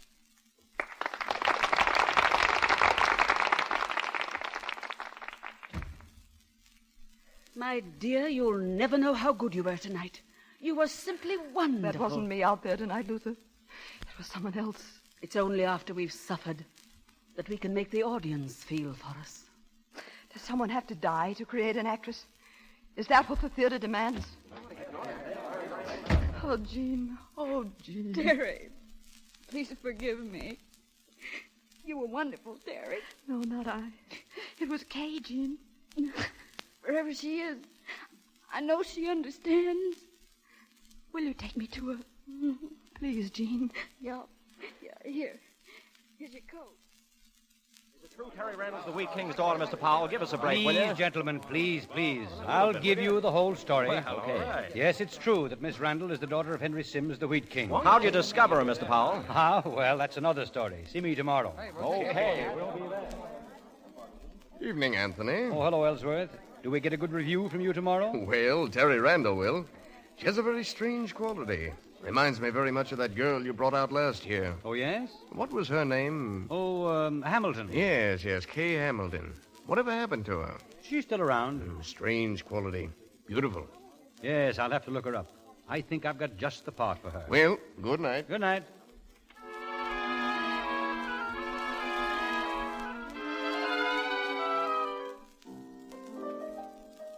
Hello? Yes, this is the Footlights Club. Oh, well, I'll see Bill. We're having a little excitement around here this afternoon. Judy North is leaving. Getting married. Wait a minute. Well, bye, everybody. I gotta catch a 7 o'clock train. Thanks for everything. If any of you hams ever come to Seattle, the House of Millbanks is always open to you. Well, if we do come up to see you, I hope you'll promise to give us woodchuck pie. It's better than lamb stew. Well, bye, everybody. Gee, now that I'm actually going, I feel like having a good cry. Oh, you should weep. It's the first job you've had in a year. Goodbye. Goodbye. Well, that's that. Poor kid. Why she hated to leave a dump like this is a mystery. Oh, I know how she feels. To me, it would be like leaving the house where I was born. Well, at least she'll probably have a couple of kids to keep her company in her old age. And what'll we have?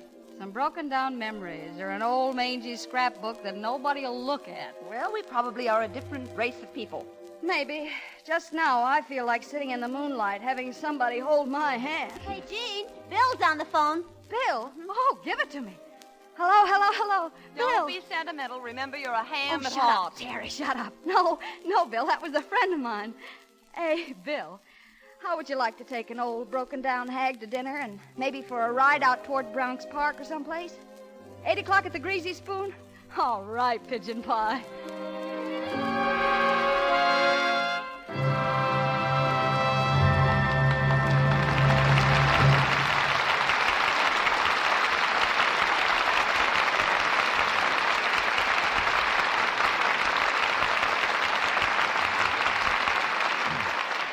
Now we bring you backstage for an interview with our stars, Ginger Rogers, Rosalind Russell, and Adolphe Monjou. Before the play began, Mr. DeMille, you spoke of a theatrical boarding house in New York, and during the play, we talked about a group called the Footlights Club. And right here in Hollywood, we've a counterpart of both. Yes. What those places are to the stage, the Hollywood Studio Club is to the movies. It's one of the finest things that ever hit this town. During the past 23 years, it has provided a home and companionship for about 3,000 girls with great ambitions and slender finances. But unfortunately, living at the Studio Club is no more a guarantee of success than living at the Footlights Club solved the problem of stage door. Of the 3,000 girls Ginger mentioned, I'm told that only 100 reached any degree of fame. Knowing what odds are against her, I think any girl who still wants to act deserves all the help and encouragement we can give her. Well, Ross, I'm never more embarrassed than when I'm asked for advice, because advice is what I can use plenty of myself. But when I am asked, I always put a lot of emphasis on good appearance. Pointing out perhaps such models as that sartorial success story, that paragon of the Pique lapel, Adolphe Monjou. Now, I've been kidded about my wardrobe so much that I'm ready to swap everything for one fairly substantial rain barrel. Where were you, Ginger? About to remark that the little article putting on this great big show can be very helpful in the matter of good appearance. I mean Lux soap. A smooth, fresh complexion is a tremendous asset to every girl. Since I happen to use it too, Ginger, I'm delighted to add an enthusiastic ditto. And don't forget the job its program is doing in keeping everyone entertained on Monday nights. Good night, sir. Good night. Good night, Mr. DeMille. Good night. Our stage door is open to you any time. Good night. Listen to Mr. DeMille's announcement in just a moment of the play and stars awaiting you here next week. Eve Arden's next film is Warner Brothers' Women in the Wind. Louis Silvers appeared through courtesy of 20th Century Fox Studio, where he directed music for Wife, Husband, and Friend. And be sure to hear the new Lux radio show, The Life and Love of Dr. Susan, the adventures of a young woman doctor struggling against odds to support her 2 children. You can hear it on most of these stations in the United States every day, Monday through Friday. In the Eastern Time Zone at 2:15, in the Central Time Zone at 1:15, in the Mountain Time Zone at 3:15, and on the Pacific Coast at 2:15. This daylight show comes to you in addition to the Lux Radio Theatre. Heard in our cast tonight were Miss Florence Lake as Anne, Lorene Tuttle as Kay Hamilton, Leona Roberts as Mrs. Orcutt, Gloria Gordon as Mrs. Ann Luther, Gerald Cornell as Carmichael, Tyler McVeigh as Bill, Frank Nelson as Ellsworth, Inez Seabury as Eve, Jeanette McLay as Mary Lou, Margaret Brayton as Judy, Colleen Ward as Susan, Sarah Selby as operator, Martha Wentworth as mother, Lou Merrill as Korowski, Edward Marr as usher, James Eagles as Harcourt, David Kerman as reporter, and Crawford Kent as Henry Sims. Mr. DeMille. Man's conquest of the air has provided the screen with some of its finest and most exciting melodrama. Celebrated among such pictures is the romantic play awaiting you here next Monday night, Ceiling Zero, a vigorous, roaring commentary on transport aviation and the men who pioneered with wings. You'll hear Ceiling Zero with the same 2 stars who flew with it to new heights of popularity, James Cagney and Stuart Erwin.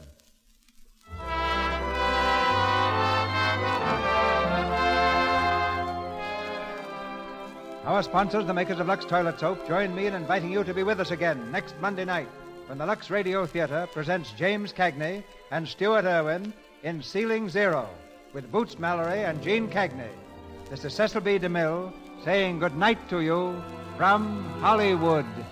Musical selections heard tonight included Manhattan Serenade by Louis Alders, Thanks for Everything from Thanks for Everything, and Are You in the Mood for Mischief from Tailspin. Your announcer has been Melville Rowe. This is the Columbia Broadcasting System.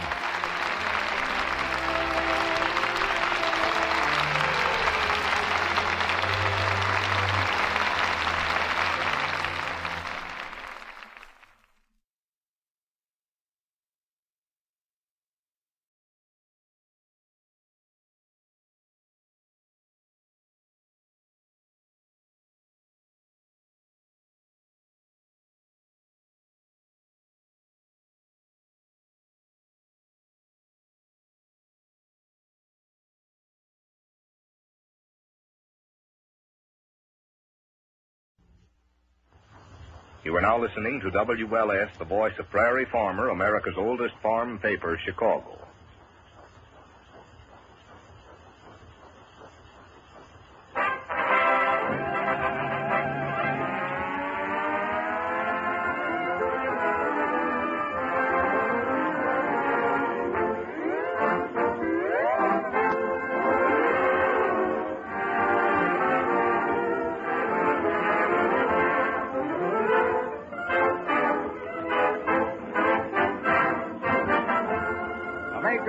Johnson's Wax send you another stocco session of salubrious syncopation and self-starting situations with Rico Martelli's orchestra, Lynn Martin, the Johnson Merrymen, and Marion and Jim as those carefree concoctors of contagious comedy, Fibber McGee and Molly.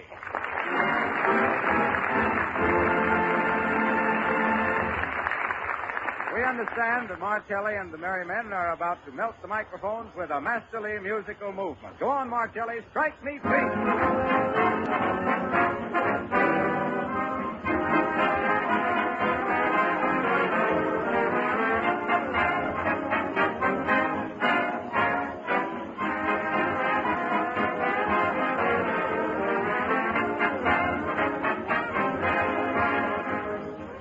Well, it's certainly easy to listen to Martelli's sparkling music, and it's also easy for you to have floors that sparkle and gleam without 1 minute's work of rubbing or buffing.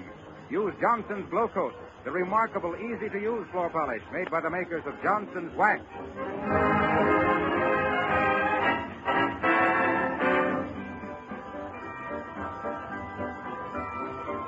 Strike me pink if I don't think I'm falling in love. Strike me blue if I don't think it's you. Strike me brown if you're not down from heaven above. Strike me green if I don't mean it to. I was shy, a bit of oh my, but now I feel free. So free, there's no doubt you're going to bring out the thousand in me. Strike me pink if I don't think I'm falling in love. Strike me blue if I don't think it's you.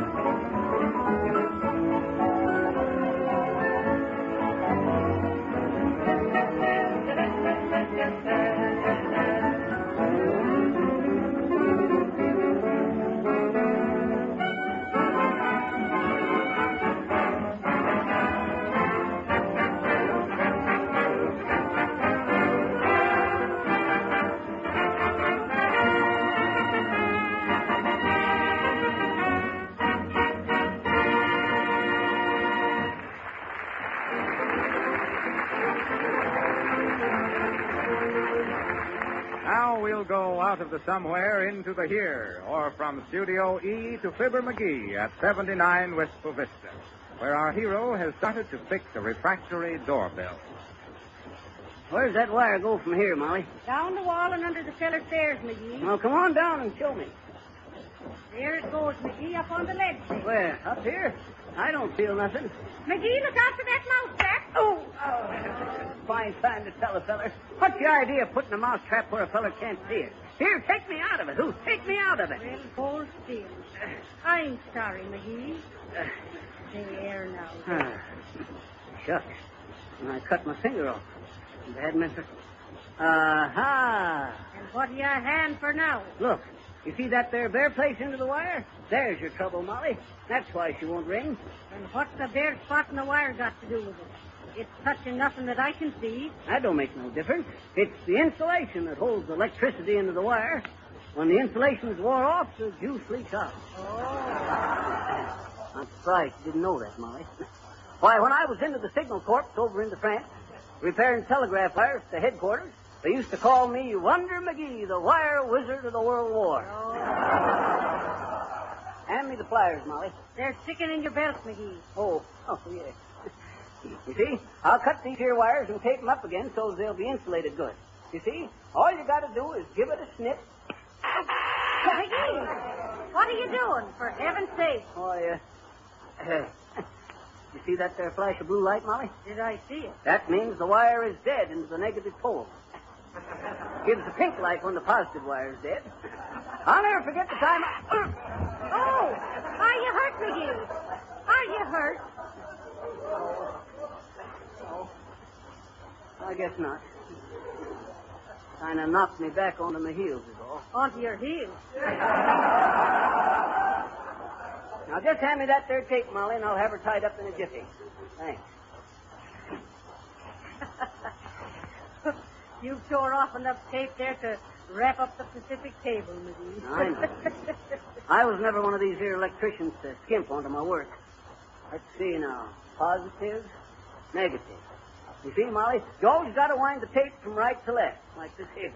It's a well-known fact that electricity twists from right to left as it goes along the wire. So you got to be careful to keep it there. There you are. All fixed. Let's go. Are you sure it's all right now, McGee? Am I? Baby, when I fixes them, they stays fixed. I know more about wires and pliers and tapes than this here Signor macaroni. Well, for once, McGee, you fixed something. Congratulations. Go on with you. When it comes to electricity, I'm the Emperor's grandpa. Where's the doorbell?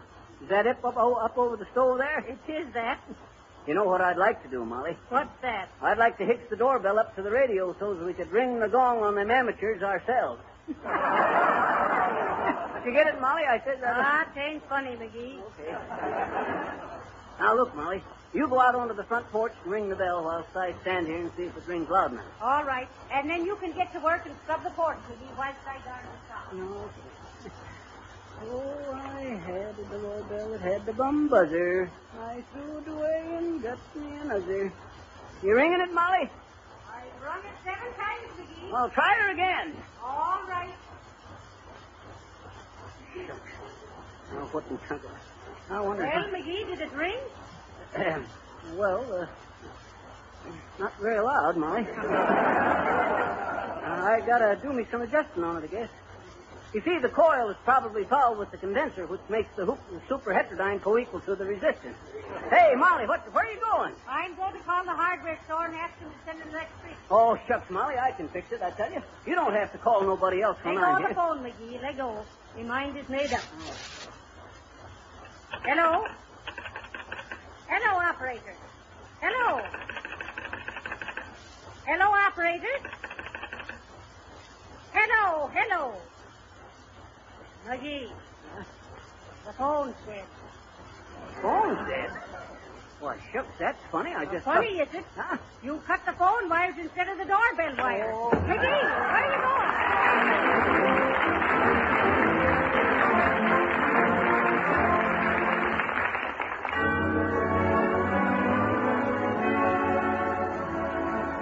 Now, just to check up on whether you're using the easy glow coat way to keep your floors bright and shining, we're sending our little checker-upper, Lynn Martin, to peek in your windows as she sings, I've Got to Pass Your House.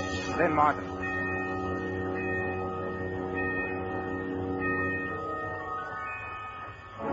It's 6 o'clock. My work is done. Thank you, Lynn. Thank you. And now, a word or two about Johnson's Glow Coat. If your floors are... Well, now, Fibber, can't I get in one announcement without you kibitzing? Excuse me just a minute, Harpo, but... Harlow. Yeah, but listen, Harpo, Harlow. Harpo. Harlow. Hey there, control room. What's the matter? There's a Harlow echo out here you better take care of. Listen, son. You know what rules they're going to use tomorrow night in the Lewis Bear fight? Why, the Marquis of Queensbury, as usual, I suppose. Nope. They're using Johnson's Glow Coat rules tomorrow night instead. Oh, Glow Coat rules? Yep. No rubbing, no buffing. Put them on the floor and polish them off like nothing at all. Come on, Well, we're afraid Fibber has used up all the time for our commercial announcement, so we're going to forget it and present an unusual feature. It isn't often that the president of a big corporation makes a personal appearance before the microphone on his own radio program. And probably never before has the head of an important company brought you news of so spectacular and unusual an enterprise as that about which you will now hear. We have the honor and pleasure of introducing to you Mr. Herbert F. Johnson, Jr., president of S.C. Johnson & Son, Incorporated, who will tell you briefly of his forthcoming scientific expedition by airplane to the little-known regions of northeastern Brazil. Mr. Johnson. Thank you, Mr. Wilcox. I'm happy to have this opportunity to talk for a minute to so many friends and customers of our company. After a year of careful planning, we expect to leave this country from Miami about the 1st of October in a twin-motored Sikorsky amphibian plane for northeastern Brazil. Our trip will consume about 2 months. It is primarily for the purpose of establishing closer contact with the only source of supply of the principal raw material used in the manufacture of Johnson's Wax and Glow Coat. canuba wax, the tough, long-wearing product of the canuba palm tree from this arid section of Brazil, is used as a basic wax in our products, which many of you have used for years for preserving floors, furniture, and automobiles. The personnel of our expedition includes 2 pilots, our research chemist, our purchasing director, and Dr. B.E. Dahlgreen, curator of botany of the Field Museum here in Chicago. Complete photographic equipment will be carried, as well as scientific equipment in the field laboratory. The plane carries a Pan-American 2-way radio set and all the latest safety devices.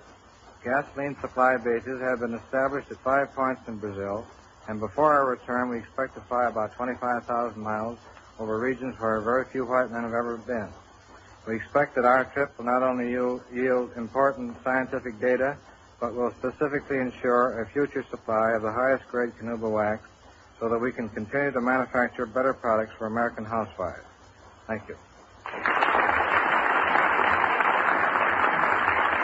Thank you, Mr. Thompson. And I am sure that everybody listening in tonight will join with me in wishing you good luck and happy landing. Now Marcelli and the Johnson Merrymen tip their top hats to Lynn Martin as they give us Cheek to Cheek.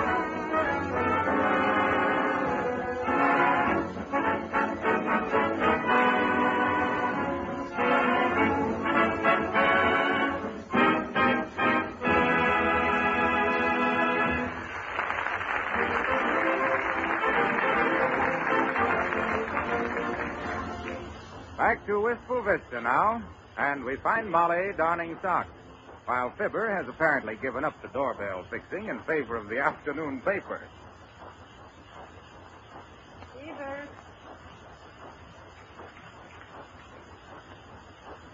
Fibber. Maggie! Yes, my love. Did you speak to me? I did that. Could I be interrupting your reading long enough to ask you, did you scrub the back porch like I told you? The back porch? Why, you see, Molly, it kind of looked like rain, so, well, shucks, after all, McGee, did you or did you not scrub the back porch? I'm glad you asked me that, Molly. You see, the back porch... Did you? No. Shucks, And is it more important to you, McGee, to sit there and read the paper than to have a clean house to live in? Is it, McGee? You betcha. What? I mean, of course not. Say, who do you think will win the Bear Lewis fight tomorrow night, Molly? How should I know? Which one of them is Irish? Why, neither one. Well, then what difference does it make? Now, about that back porch, McGee. I know. I just want to finish the paper first, Molly. And say, you know what's going to happen over there in Ethiopia? Listen, Molly, it's just like a card game. This here Selassie feller's got a spade flush, but the Italians has got the advantage. And why have they? On account of the deuce is wild.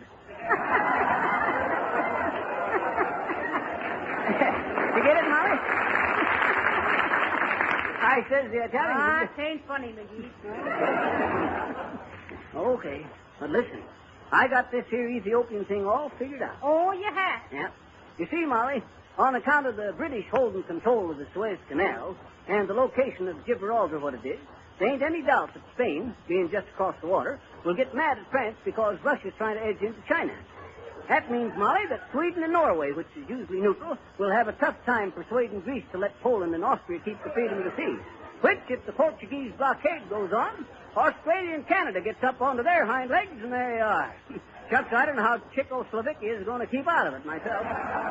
Maybe we can ask the peace conference to send an ambassador over here to scrub our back porch, McGee. No, shucks, Molly, I'll take care of it. Go see who's at the door, McGee. Who, me? Yes, you. But put your shoes on. I'm coming as fast as I can. Should have untied these laces before I took them off. There. Which door, Molly? The front door. Hurry, McGee. Okay. Well, how'd you do, ma'am? What can I do for you? How do you do? Are you Mr. McGee? You betcha. Is Mrs. McGee at home? Yep. Come right in, ma'am. Thank you. I didn't know whether there was anyone here or not. I rang and the doorbell. The doorbell? You say you rung the doorbell? Yes. Shucks, we must have didn't heard it. Then I heard voices, and I knew there must be someone here. Sure, we're both here. Well, come right in here, ma'am, and meet Molly. Hey, Molly. Oh, what is it? It's another one of them nuisances. Hey. Oh, how do you do? This here's Molly, Mrs. McGee, ma'am. Molly, this here is, now, don't tell me. Let me guess. You'll never guess. I'm Miss Witherspoon from the public library. Oh, well, now, isn't that nice? McGee. Huh? Give the lady a chair, McGee. Sure, take any one, ma'am. No, not that one. Huh? No, take one of the others. That one's got a leg buster that I got to fix when I get down to... Hey, wait, don't set on that one either. The string's busted onto that one. You're liable to get stabbed in the... McGee! Upholstery. You see, ma'am, Miss Witherspoon, we've just moved in a week or so ago, and we're not quite settled yet. Sure, it's nice of you to come and call so soon. Oh, not at all. I suppose you're both great readers. Who, us? Oh, shucks, yes. I'll never forget what a time I had reading this here Les Miserables and Les Miserables? Yes, that too. They're both good. Aye, Mike. We'll both be glad when we're settled down and can drop in your library for some good books. Won't we, McGee? Huh? Oh, you betcha, ma'am. I see you haven't unpacked your books yet. I don't blame you a bit. Shows you're real book lovers when you keep your big books up to unpack last so they won't get scuffed and scratched. Oh, my goodness. We wouldn't have anything happen to our books for the world, would we, McGee? Oh, I don't know, Molly. Shucks, another one of them is worth the powder. Did you say the doorbell was out of order, McGee? Huh? Oh, yes. Yes, Miss Silverspoon here had to knock on it. Miss Witherspoon. Yeah. Shucks, ma'am, I can hardly wait for winter, so's I'll have time to drop into the library and get caught up onto my reading. I hope you got something there besides them sappy love stories, where a feller takes 6 years of his life and 3 hours of your time to get up enough courage to kiss the gal on page 314. McGee.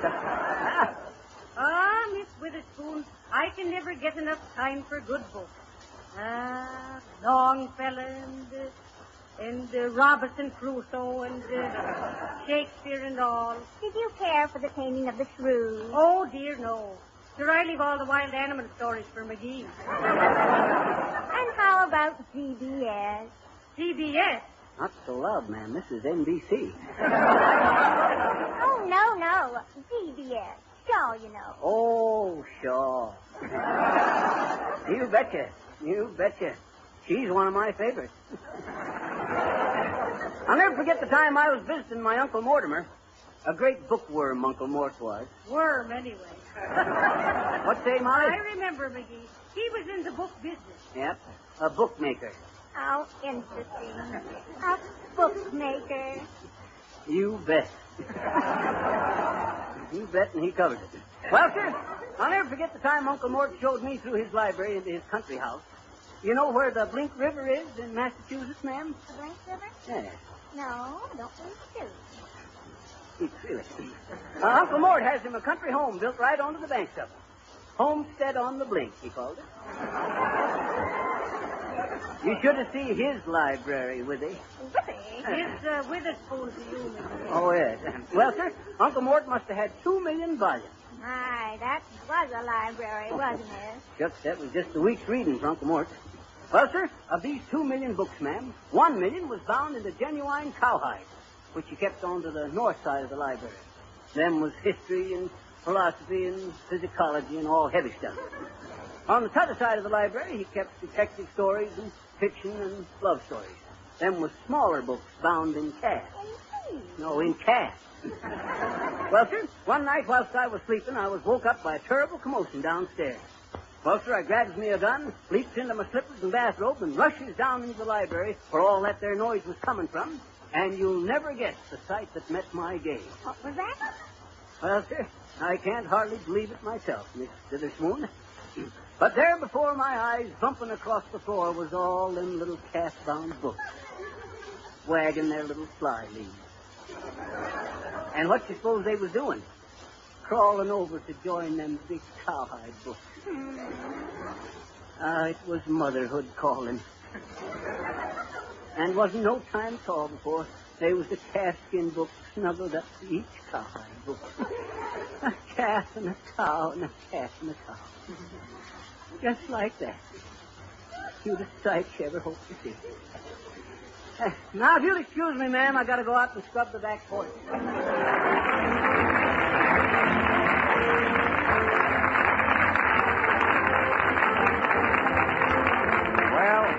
That must have been a circulating library of Fibber's uncle. And seeing that he had difficulties with both his cows and his calves, we'll ask Martelli and his Johnson Merrymen to sympathize with Double Trouble. I got trouble, double trouble, for a business fool. When one is such a headache, I have to be in love with two. If I choose one, then I lose one. Such a business fool. A really good bumper, a heart big enough for two. I can walk with them, I can talk with them, I can walk with them, I can walk with them, even roam with them, even swim with them, but I can't go on a honeymoon with them. That's my trouble, double trouble, I don't know what to do. Oh, crazy as a cuckoo, trying to be good to do.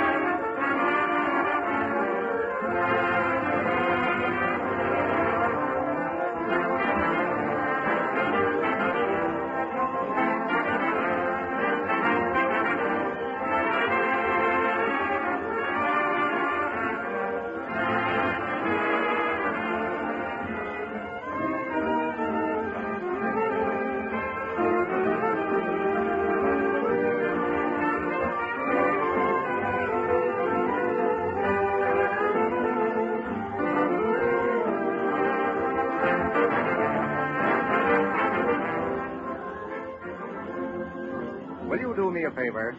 I wish you'd just look down at your floors. Do they have a beautiful polish, or are they beginning to get dull and shabby?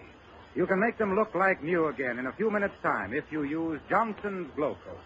This wonderful new liquid polish works like magic on linoleum or wood floors. Right before your eyes, it changes unattractive floors to bright, shining floors and saves you all the work of rubbing and buffing. Glow Coat dries in 20 minutes and shines as it dries without help from you. Once your floors and linoleum are protected with Glow Coat, they stay clean for weeks at a time. Dirt and dust can't stick to the beautiful gleaming polish. By the way, your dealer is making a special offer right now. A can of Glow Coat and a long-handled applier at a saving of 1/3 the regular price. Be sure you see on the attractive yellow can the name Johnson's Glow Coat.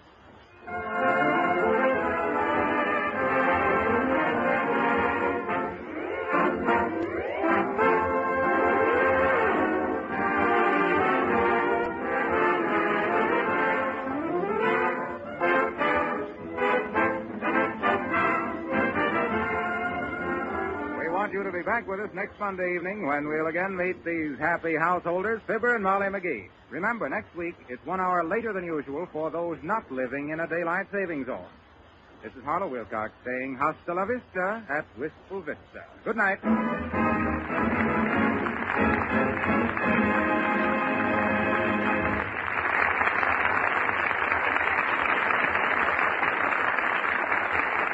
Fibber, McGee, and Molly come to you from our Chicago studios. This is the National Broadcasting Company.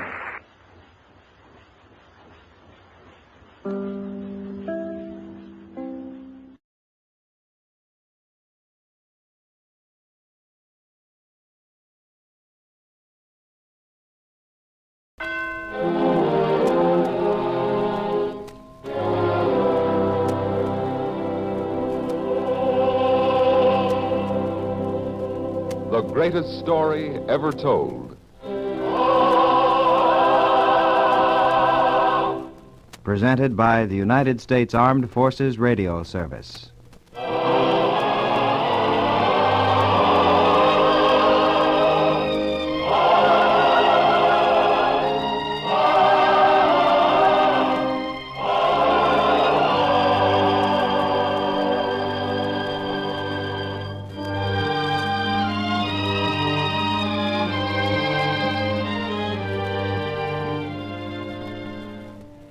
Tonight we present The Figure at the Door, a drama based on a teaching from the greatest life ever lived.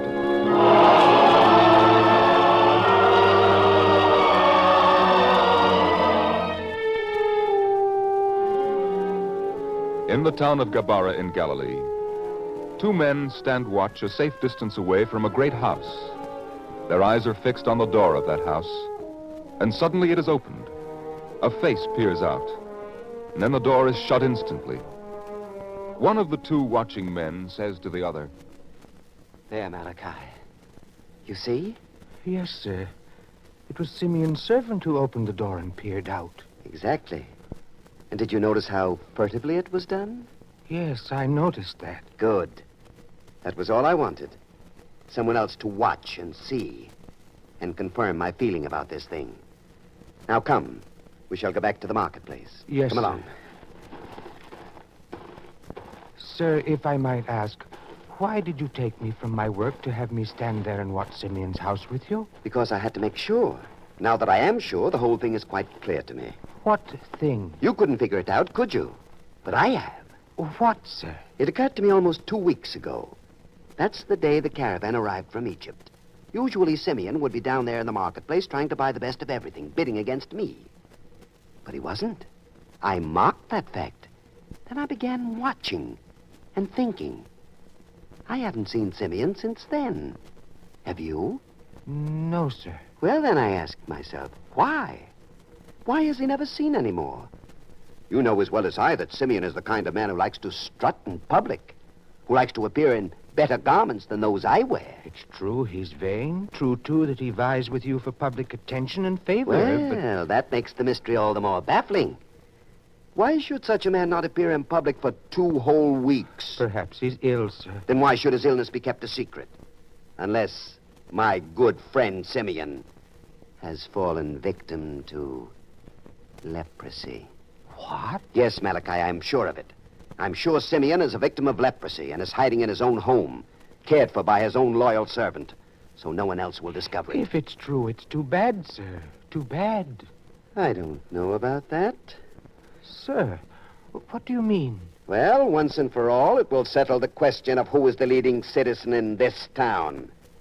Once this is known, he'll be forced to leave here and wander the roads like all the other lepers. And then only one man will be spoken of as great here in Gabara. That will be me. Sir, might I Quiet, suggest... Malachi. Let me think. Now, we can do something about Simeon. We can tell the town authorities. They'd drag him out. They'd expel him from the town. Yes. I'll talk to them. Please, sir, don't do it. And why not? In the first place, it might not be true. And in the second place, if it is true, then Simeon needs help, not expulsion from the town. You would say that. Too soft. That's your trouble, Malachi. At least promise me not to do it for several days. Several days? Why? What difference would it make? Sir, the thing I mentioned now may not seem connected with this, but it is. And I was going to speak to you about it today in any event, so now is a good time. Good time for what? Ethan, could you advance to me some of the money I shall earn in the next few weeks? An advance of money? You, Malachi? I've never heard you ask for that before. No, sir. I'm an old man. I live alone. My needs are simple, but this time I do need money. Of course you shall have it, Malachi. Oh, thank you, sir. But wait. You've aroused my curiosity. Why do you need it? Well, sir, the master will be coming here to Gabara again. It is the first time in a long time, and it would be the greatest moment of my life should he and his apostles deign to come to my house to have the evening meal, even spend the night. Truly nothing could ever happen to me that would be greater than that. I see. Malachi, tell me, this master, he seems to be gaining in popularity all the time, doesn't he? If you're trying to say, sir, that more people follow his way, yes, they do. That's a thought. Very interesting thought. Sir? Nothing, Malachi. Nothing for you to worry about. I shall have the money, though. Yes, you shall have the money. Tomorrow. Remind me of it tomorrow, Malachi.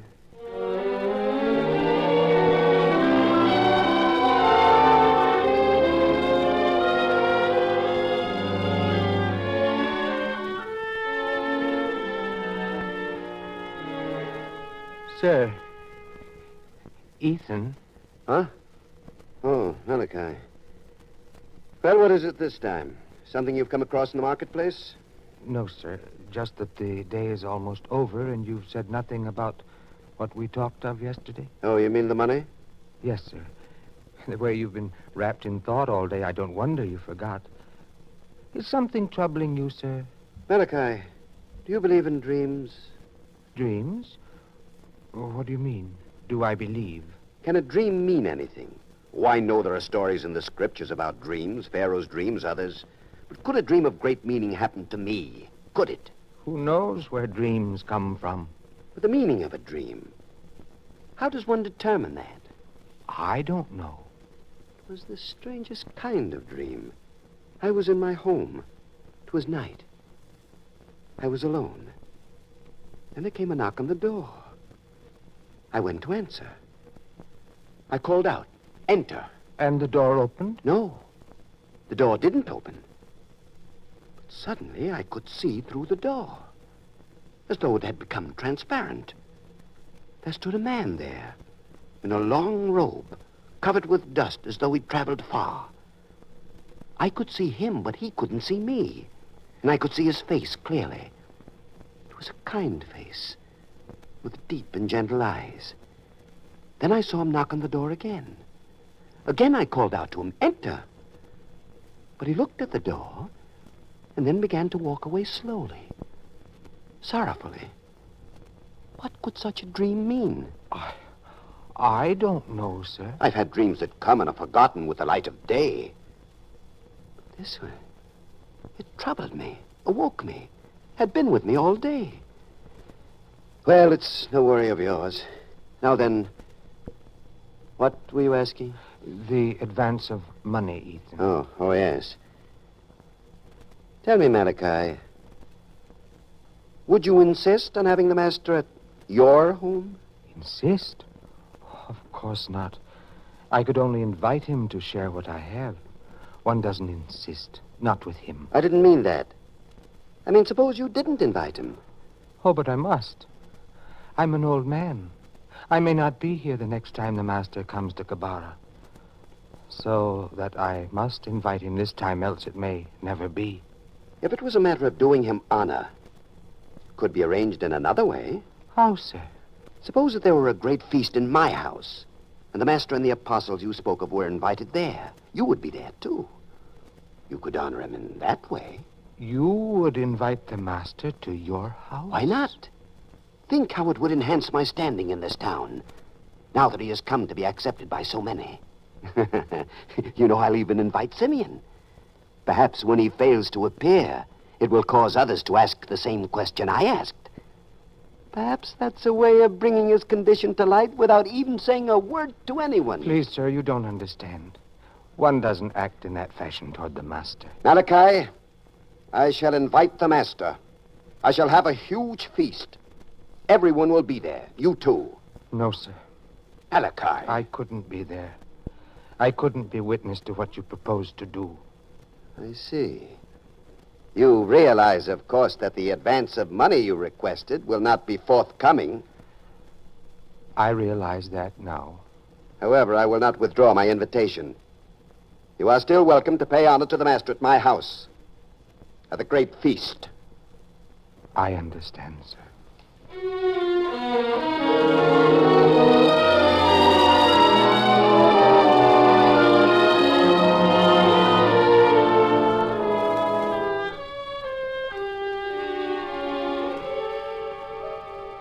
Ethan, is there anything else you wish to have done about the feast? Ethan? Oh, what is it, my dear? I was talking about the feast, but it seems you have something else on your mind. No, it's nothing. Ethan, last night as you slept, did you dream? What makes you ask that, Ruth? You called out. Not once, but several times. I called out? Yes, dear. You kept calling, enter, come in, the door is open. Such things as that. First you spoke softly, then your calls became angry, and finally frantic. I see. If there's something troubling you, you could tell me. Oh, it's only a dream. I've had it once before. It means nothing. Surely if it meant nothing, it wouldn't have disturbed you so. I tell you it means nothing. Now, the final plans for the feast. Of food there must be plenty. More than enough to satisfy everyone who will be here. And did you dispatch the servant to extend a special invitation to Simeon? Yes, but I wondered. Ethan, why do you invite Simeon this time? Ordinarily, you don't like to have him here. I don't understand. Because I invite him doesn't mean he'll be here. As a matter of fact, that might be just the reason I did invite him. That's a very curious thing. You see, it works even with you. Right now, this moment, you're wondering why Simeon won't be here, even though I invited him. Admit it, you are. Yes? Now tell me what this is all about. You'll find out in time, my dear, in time. Yes, it's perfect. And now about the seating arrangements for the feast. Simeon shall have a place of honor close by the master. After all, the more people's eyes dwell on the empty seat, the more their minds will question why Simeon isn't here. So remember, Simeon's place shall be one on the side of the master, and I will sit on the other. Who could that? Oh, wait, I know. I dispatched a boy to the town gate to wait till the master and his friends arrived. Must be the boy. Come in. Well, Reuben, did you see him? Did you... Who is this man with you, Reuben? Sir, he is one of the master's closest friends. I asked him to come with me to hear the invitation from you yourself. His name, sir, is Peter. Peter, eh? Welcome to my house. Ethan is my name. God be with you, Ethan. Now, what was it this very excited lad tried to tell me? He was so excited I could almost see his heart pounding in his chest. It's good you came.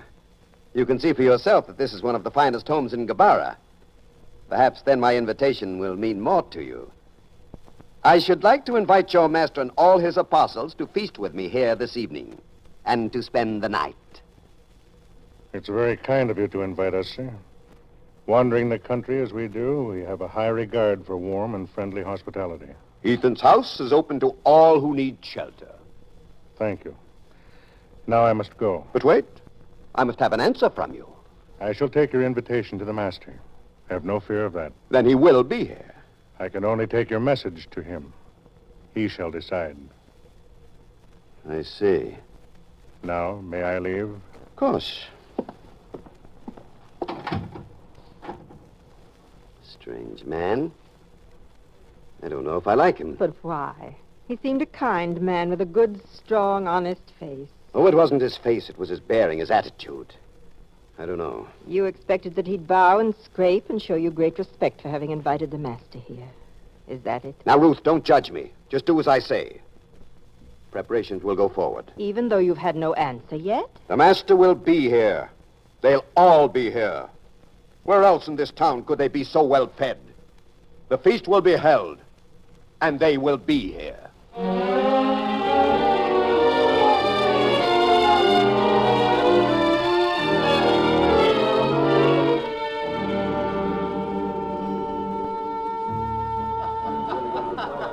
Yes, David, you and your wife must enjoy this evening.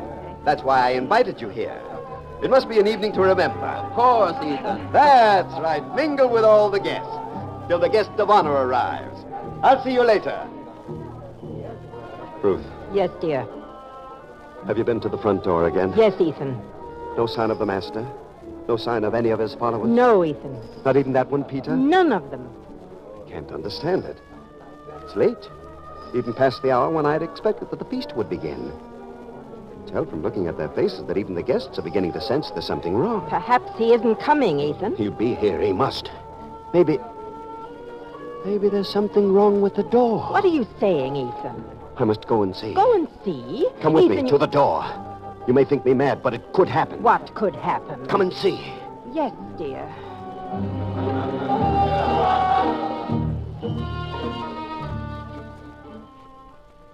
Ethan, I'm looking at the door. What's wrong with it? I must open it to show you. Here. Well, Ethan, what's wrong? How different is the door now that it's ever been before? I don't know. Ethan, what is it? You're pale and fearful? I don't know if I ought to tell you. If you can tell anyone, it should be me. Yes. Yes, dear. Last night, the same dream again. The man knocking.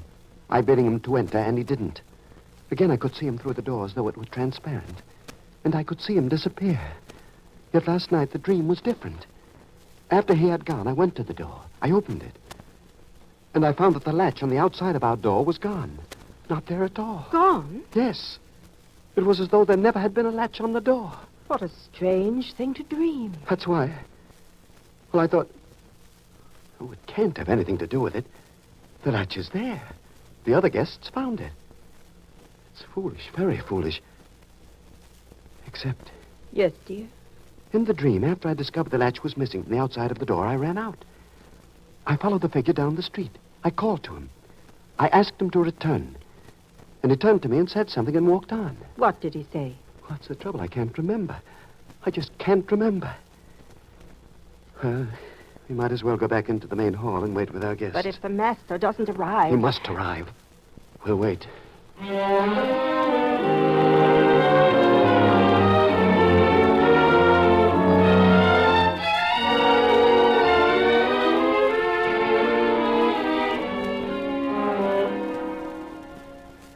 Ethan, the way everyone looks and whispers. It's long past mealtime. They know there's something wrong. Yes. The master won't be here. You must admit that now. Yes, I'm afraid so. It would have been so perfect. The master here and Simeon not here. Had it happened, then even Malachi would have appreciated what I wanted to do. As a matter... Wait. Malachi. What of Malachi? He isn't here, is he? No. But then would you invite a mere clerk to such a feast? I did invite him this time, and he isn't here. Nor is the master here. Wait. This thing is beginning to make sense to me at last. Ruth, I'm going out. Leave a house full of guests, a great feast waiting to be served? How can you? I'm going out. I think I know where this master is. And if he is there, then Malachi will pay for this little bit of treachery. Yes, he'll pay. Please, Ethan, just because your pride is hurt, don't do anything to Malachi. He was your father's clerk and friend even before you were born. That doesn't give him the privilege of making a fool of me. I'm going to find out if my suspicions are true. And if they are, Malachi will suffer for this.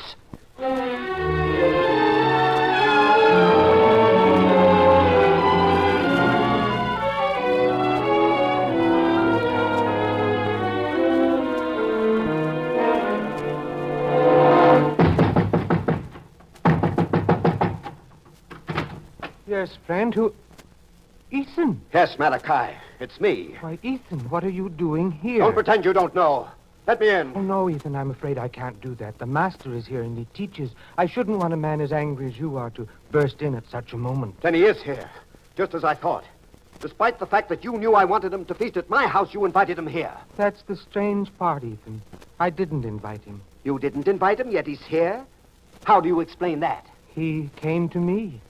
He asked to eat here, to spend the night here. And I suppose you spread a lavish feast for him, quite by chance, too. Feast? We had only bread and some milk. But the master seemed quite satisfied with such a little. He came here of his own choice to eat bread and milk, when he knew I had a great feast prepared for him. I don't believe it. I give you my word. Malachi, I think you lie. Ethan, please. And not only do I think so, but I shall accuse you to your own friend, the master. I shall tell him what kind of treacherous man you are. Ethan, you're making a great mistake. Stand aside, Malachi. Ethan, no. Don't go in there. Don't do it, please. Ethan! Master! Master, I must talk to you. Sir, please. Master's in the midst of teaching. You, Peter, I recognize you, even if you don't remember me. I'm the man who invited the master to a feast at my house. I remember. But he wasn't there. He chose this place, sir. So I understand. And I want to know why. The master is not called upon to explain his actions to anyone, save to a power greater than any on this earth. Perhaps you don't think so, but I do. Master, I don't know which one you are. I've never seen you before. But they say you prize very highly truth and virtue, and honesty and faith. Yet you have chosen to come here to the house of a man who is dishonest, in preference to coming to my house. Ethan, you shouldn't have said that. You lied to me only a moment ago, standing there at the door. But I didn't lie. I said the master asked to come here, and he did. That's right, he did. I know that, Ethan. I don't believe it. Not unless I hear it from the master. Which one is he that I may ask him for myself? There, Ethan. There is the master. Well, then, master,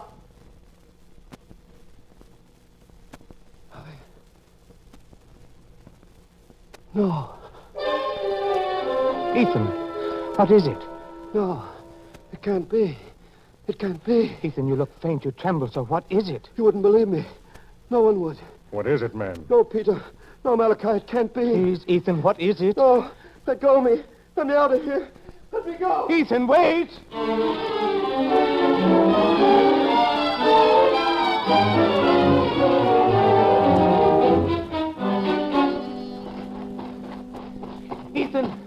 Ethan, wait. Please. That's right. Wait for me. Well, Malachi, what do you want of me? Oh, Ethan, I'm glad you waited. I couldn't let you go feeling as you did. Well, I'm convinced the master chose to come to your house without invitation. I know that now. Is that what made you turn pale and tremble? Made you run from my house like a guilty man? Was it so obvious? Yes, Ethan. Now, tell me. Why? Those dreams I had. The figure at the door. The figure that knocked and wouldn't enter when I invited him. That figure was the master. I knew it when I saw his face this evening. Oh. And as I looked upon the master's face, the words spoken to me in the dream all came back suddenly. I heard them as clearly as I heard them in my dream.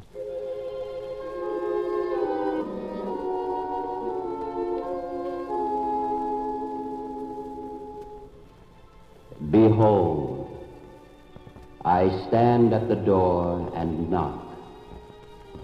If any man hear my voice and open the door, I will come in to him and will eat with him, and he with me.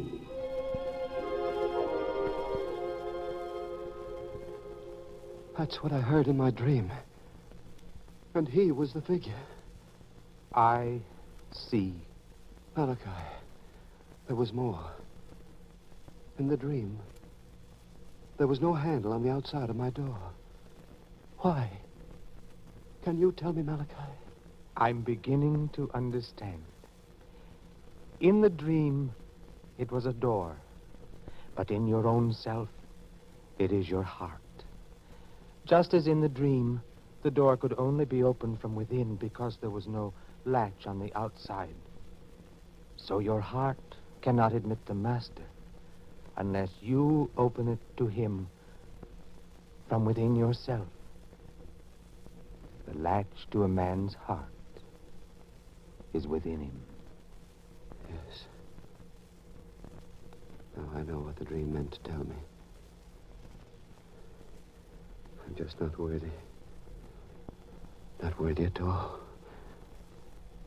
Good night, Malachi. No, Why? wait. You yourself said it's something which must come from within a man. And I failed that way. No man has failed till he gives up. You're not lost. What can I do? How can I open my heart to the master? By goodwill toward the master and toward others. By overcoming hatred. By forgiving. By living a good life in keeping with his word. I see. I only threw wide the doors of my great house to him. I tried to tempt him with lavish foods. But he chose to eat bread and milk in your house, where there is kindness and goodwill and a benevolent spirit. He chose well, Malachi. I'm not worthy. I only meant to enhance my prestige by the master's presence. I meant, too, to do harm to Simeon. And in spite of that, you say I'm not lost? No, Ethan. There's still time and still a chance to change. You really think so? Yes. How? Some act, some good deed, some... Wait. I know. Yes, Ethan. Has something occurred to you? If I could bring myself to do it... You mean Simeon? Yes. You said yourself it's help that he needs, not expulsion from the town. Well, I could bring him to your house, to the master. He'd find help there. That's right, Ethan. But you know how I've always hated Simeon. Then, isn't this the best time to open your soul from within to Simeon and to the master as well? Isn't it, Ethan? Yes, Malachi. Yes. Though it'd be difficult for me to do it, I will.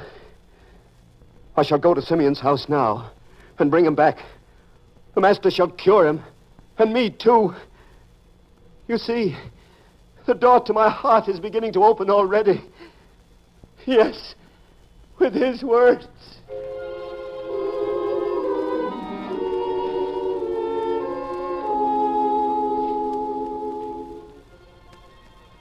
Behold, I stand at the door and knock. If any man hear my voice and open the door, I will come in to him.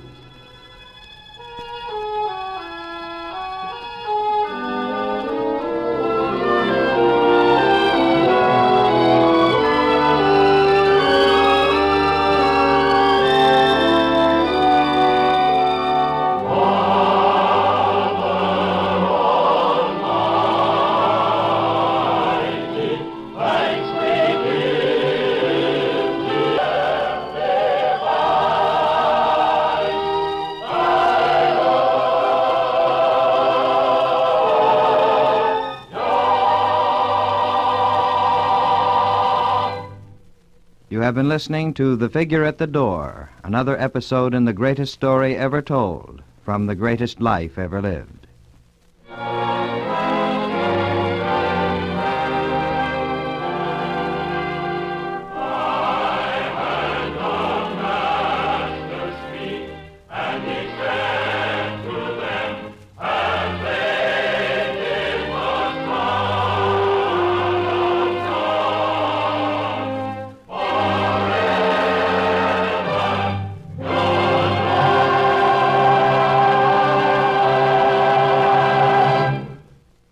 The Greatest Story Ever Told was a presentation of the United States Armed Forces Radio Service, the voice of information and education.